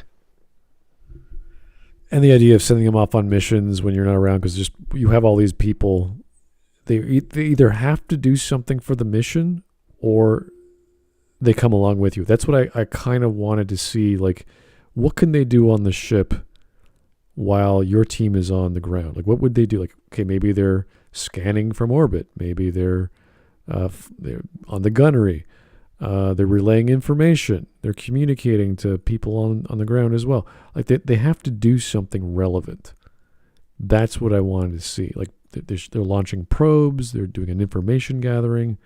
They're doing stuff for you. They're not just in their cub hole going, wow, I can't wait to go on a mission. Like it's silly. Like you have to use characters in a story, not just gameplay, but in a story for a certain function. So Edie, as we talk about Sam and Andromeda, Sam is the main character. He just does everything. Doesn't matter if he's a disembodied voice. He just does everything. Edie was like the intel. Like, here's some techno thing happening. Communication coming in. Here's an email. Like that was her job. And then you had like the secretary, which was just for fun. The Kelly Chambers was just there for fun. You didn't really need her. She didn't do anything. I think what would have been interesting as well is if, let's say, you approached certain planets and they would give you information on, because they'd be the subject matter expert on it. So you'd be like, here's a brief, like the Spectre would be like, right, okay, this is the brief, this is what I've signed and whatnot. Right, such and such is going to talk about what we're going to be encountering on this planet. Go. Yeah. You'd be like, okay, cool, this is what we need to prepare for. And then you go to the loading screen in terms of what gear you need. And then based upon that information is how you would gear yourself out for. And be like, cool, these people are now providing me relevant information to the mission. Cool. This is very similar to, I don't know if you're familiar with D&D or the Pathfinder system, where you've got like lore experts, but there's 4 categories of lore. So there's magic lore, there's world lore. On missions, there's like stealth. So if you're going stealth, that's like a whole stat check. There's trickery. So if you're a thief, you could pick things. And all you would do is have the same concepts for skills, like navigation or scanning or weapons. And in your mission, you would have a guy who's really, like Garrus would be really good at shooting things, so he'd have like his assault rifle skill. On the ship, he might be really good with the main cannons, or calibrating them for specific targeting strikes or certain damage types, because he's really good with calibrating guns. So that sort of idea where they may not have a plot-related ability or function, but you could assign them roles within the ship that they're always there, so that they provide stat bonuses or probability. I know people don't like the concept of dice rolls in certain regards, but you could just reload and you just keep getting until you get the choice that you want. Yeah, the mitigation of that is to have like multiple shots or multiple dice rolls. So it's like, okay, Garrus rolls for guns, he's like 15. He's a natural at 15. So if you roll a dice at 16, you'll still hit. You just won't do as much damage. It won't be a perfect 20. Whereas if you put Talia in there, she'd be like, guns, 1 or 2 maybe. And then, but eventually, like she'll destroy the other ship she's attacking, not very well. It'll just take longer. So to compensate, you'll have to have like someone good in defenses or piloting, or I'm just thinking in terms of roles and outside of combat on the ground, because we are talking about space. We're not talking about chest high covered walls with shooting things in the head all the time. There has to be more function to these people. That's why I always like going through Normandy, the first one. There's all these guys in these cubby holes on the near the bridge, and they're just like doing things. They're just like working, like fixing things and checking things and communicating and making sure systems are up. Like you would have people doing that. And that's what you would do with your amazing squad mates, because they're amazing. Like Talia, you'd put her in anything technical, and boom, she'd be awesome. You give Garrus a gun or a main gun, he's awesome.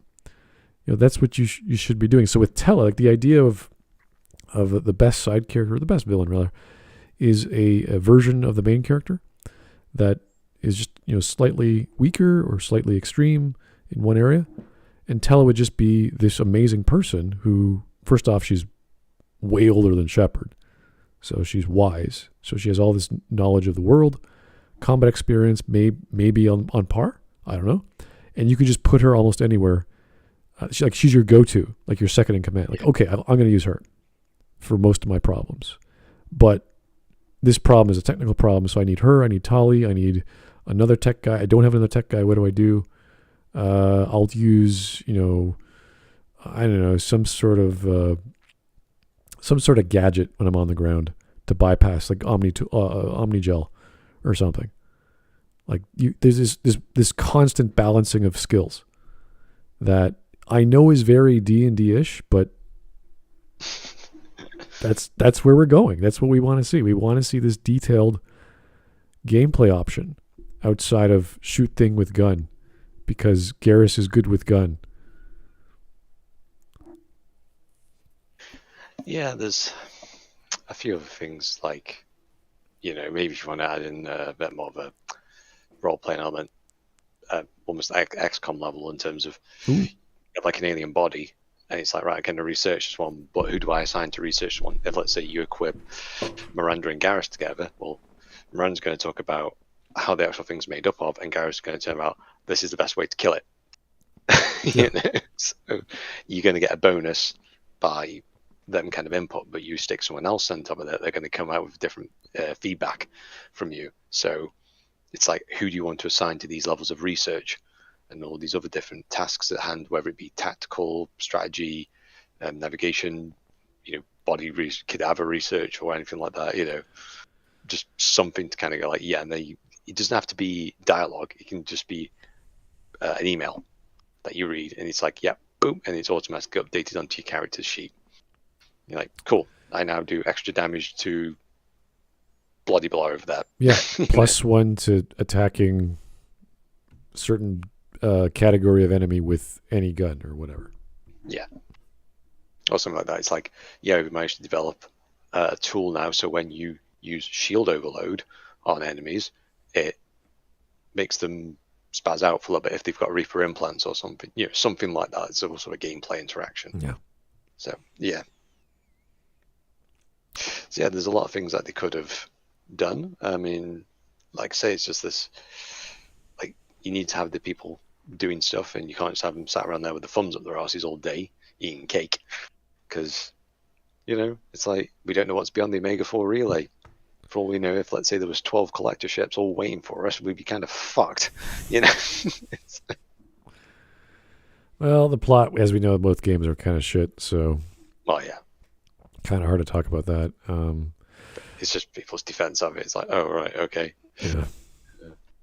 And of course, you've got the whole, if we've destroyed the again, I suppose because we kind of crash land on it. Yeah, and a cripple and an AI is going to fix the ship. Yeah. Like, okay, sure. That's Not how that Tali. works. Tali, not going to help out? No? Okay. No, everyone hands on deck, but just not on the ship's deck on the collector base. There was such an I still can't believe that there was a glowing thing, like a blue wisp glowing off of the sun in Mass Effect 2's opening, and it's right there. It's like, it's right there in your face. It's about, suns collapsing or dying to alien and stuff like that, and yeah, they didn't do anything with it. Gianna Parasini, Dark Matter, or Dark Energy. Was it Dark Matter or Dark Energy? I can't remember. I think it was Dark Energy. Yeah. Shala. Who else? The Rachni. Oh God, the Diplomats. And the Rachni Queen. Jacob was just, holy shit, they just ruined him. That's an effort, isn't it? You know what I mean? But yeah, he was. It's like they listened to the fans. Like, we don't like Jacob. Okay, we'll make him worse. It's like, what? Why would you do that? It's like the opposite of what we asked for you to. Why don't you just do what you normally do? Remove him. Yeah, just get him out of the picture, like you did with Shala and Parasini, who were perfectly acceptable. The reporter lady, I loved her. Was it Amy Wong? Yeah, they killed her off in a Tweet. Cerberus network tweet or whatever it was. She would. Ew. She went off fighting though. She died fighting, protecting whatever. Yeah, I mean, she did ram a shuttle into a Reaper, but still, though, it's like, why wasn't she used more in Mass Effect 2? Like, she was perfect. Yeah, and the whole thing with 3 was that we had a reporter on the ship, and it didn't really matter. Like, it felt like they just put her in because wouldn't it be cool if we got like an actual, what was it? Who was her name? Jessica? No, what was her name? Jessica Chobot. Chobot, yeah. Wasn't she Diane Allers, I think her name was. Yeah, wasn't she a real life Oh, Jessica Chobot was an IGN reporter or presenter. IGN? Yeah. She was a reporter sometime for games. Like, wouldn't it be fun if we put like a gaming reporter in our game to be a reporter? And you're like, okay, but why? Oh, romance option. It's like, okay, that's fine, but is it any good? No, the romance option is garbage. There's nothing happens. It's just a thing. Like, why do that? Why not get the Asari consort? That would have been interesting. That's a romance option. Yeah, that would have been like, oh, wow, she's back. Why? Yeah. Why wasn't that used in 2 in terms of people trying to blackmail Shepard? Like, trying to lure him or her away, you know what I mean? Because it's like, hey, if you want to go around banging everyone, then guess what? People are going to be taking photos of you, you know? Just saying. Well, Shepard would just kill them if that was a problem. So. Yeah, the power of friendship and this gun he found. You know? Yeah, it's like, I'm a Spectre. You can blackmail me, but which court are you going to bring me to before I put a bullet in your head? It's like, okay, you could try, but I've got like 20 guys behind me who can kill you where you stand. And I will kill you anyway in about 5 minutes. I just don't know how yet. So what are you gonna do? Like, you're like, I'm planning. Like, should I use biotics? Should I melt you? Should I put a bullet in? Like, there's so many options. I don't know. Like, how do you want to die? That's the real question. How do you want to die? Because that's what's going to happen in another 5 minutes. Yeah. Ooh. Lots of fun things that never happened. Lots of easy fixes to the story that never happened. But yeah, guys, don't be inspired by Andromeda. They can do much more fun gameplay and gunplay in the next Mass Effect if they get the lore. You just get it consistent. I don't really care what it is. I don't care if they're using clips. I don't care if they're using ammo. Just make it consistent, and that'll be enough for me. Just make things make sense, and I think we're good. But don't follow Andromeda. Yeah. Well, yeah, no one wants to go to Andromeda. No, it won't be Andromeda. It's a silly too. place. Tis a silly place. Yeah. All right, guys. Well, we do this every year. We talk about Mass Effect for no reason. And yeah, you bring me out of retirement. Yeah. Just like old times. Just come out, ramble on incoherent. Well, actually, no. This is a really good discussion because we had some really solid. Like we've had good ideas every time we say, if only Mass Effect 3 wasn't Mass Effect 3, we'd do this, and every idea is golden. In this case, it's so basic that it's like, yeah, just don't do all of these things.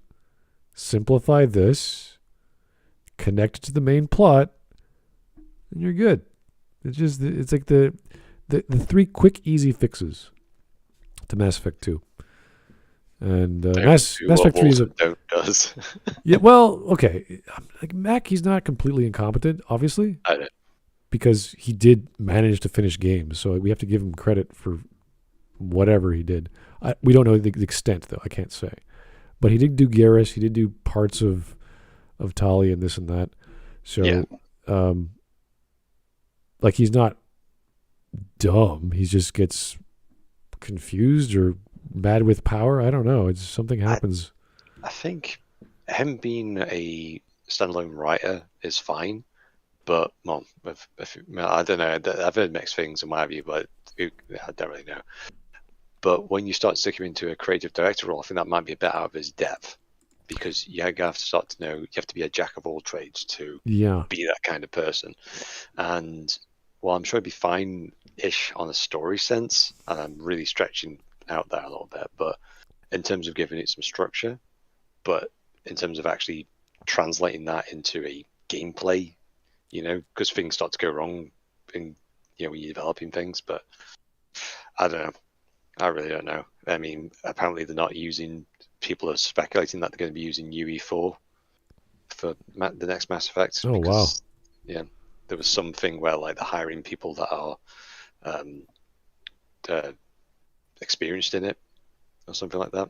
So they're using Frostbite? No, I think they might be using UE4 depending. I don't know. Because given what I don't know, I'm not sure if they're banking on what's happening with Dragon Age 4. Like I've got no clue, but if Dragon Age 4 is using Frostbite and it's complete shit show, then they'll be like, yeah, we need to switch engines right now and we don't care what EA says, because there's no way they can switch after the results of Dragon. It would take way too long to retool. Yeah, I don't know, because ME4 whatever 5 is still like it's not even, nothing's penned out or anything like that. It's still a very, very small team. So well, whatever they come up with, I can't say I'm going to play it because, as I said before, I boycotted Andromeda before it even came out because I saw the marketing and I was like, "Ooh, no, this is not going to work."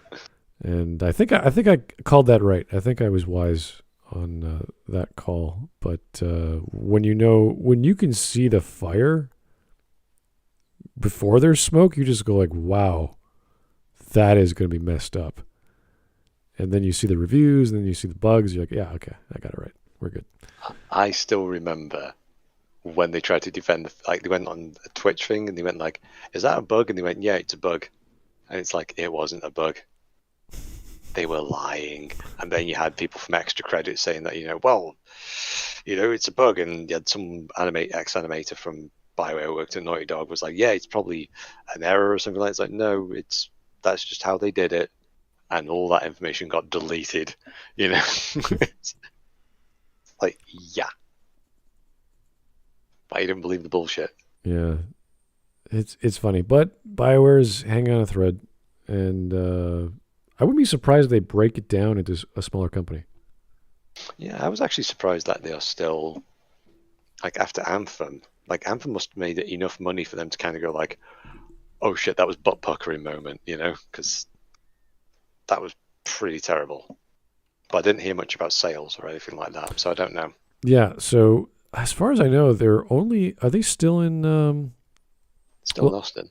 They're still in Austin. I know they're obviously still in Alberta, but they're still in Austin. They closed up the branch in Montreal. Yep. So they did downscale, but how much smaller can they get? To do these AAA titles. I don't know. Yeah, well, it's like the idea of multiple projects, which is why probably the Mass Effect game is probably just on like a drawing board.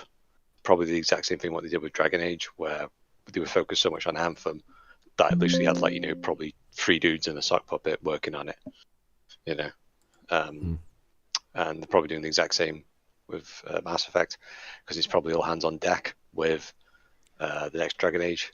So, given the fact that people are leaving that project as well, which is never good, especially mission critical people, which is like Mark Dara, yeah. Yeah, well, Mark Dara, the previous creative director, I forgot his name was, but yeah, it's like you are losing high level because a lot of people, once again, came back to the article of like you have a high level person leaving, but there's probably like a dozen or so more lower level people that are very experienced, talented game designers are like, you know what, this isn't worth it, and they're going to leave. Yeah. So, yeah. Well, I'm sure we'll get some news in the next 2 years, maybe. Maybe N7 Day will get something, but Two JPEGs. I would say 2 years we'll see something. If it's not 2 years, they're screwed. So yeah. But I'm not holding out for Bioware these days. I'm enjoying all kinds of games, but mostly the Pathfinder, Wrath of the Righteous. I've been playing a lot. It's a massive game.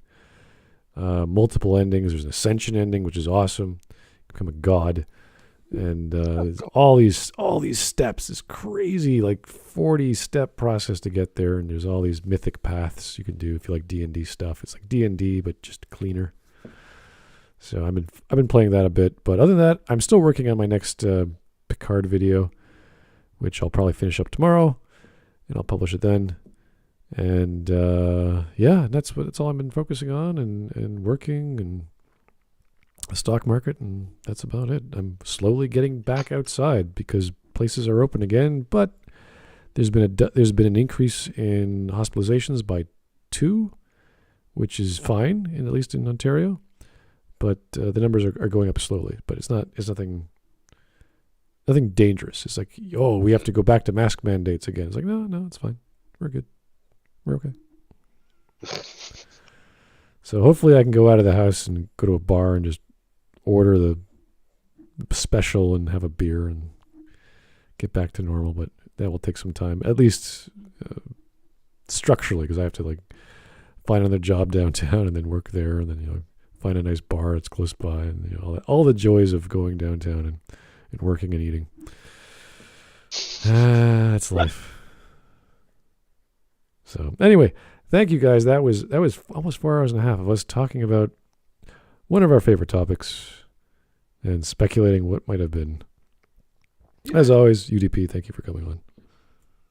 You're welcome. I'm pretty busy this year, so yeah, I'll see when I next can arrive up and poke my little head out. All right, guys. Thank you for listening.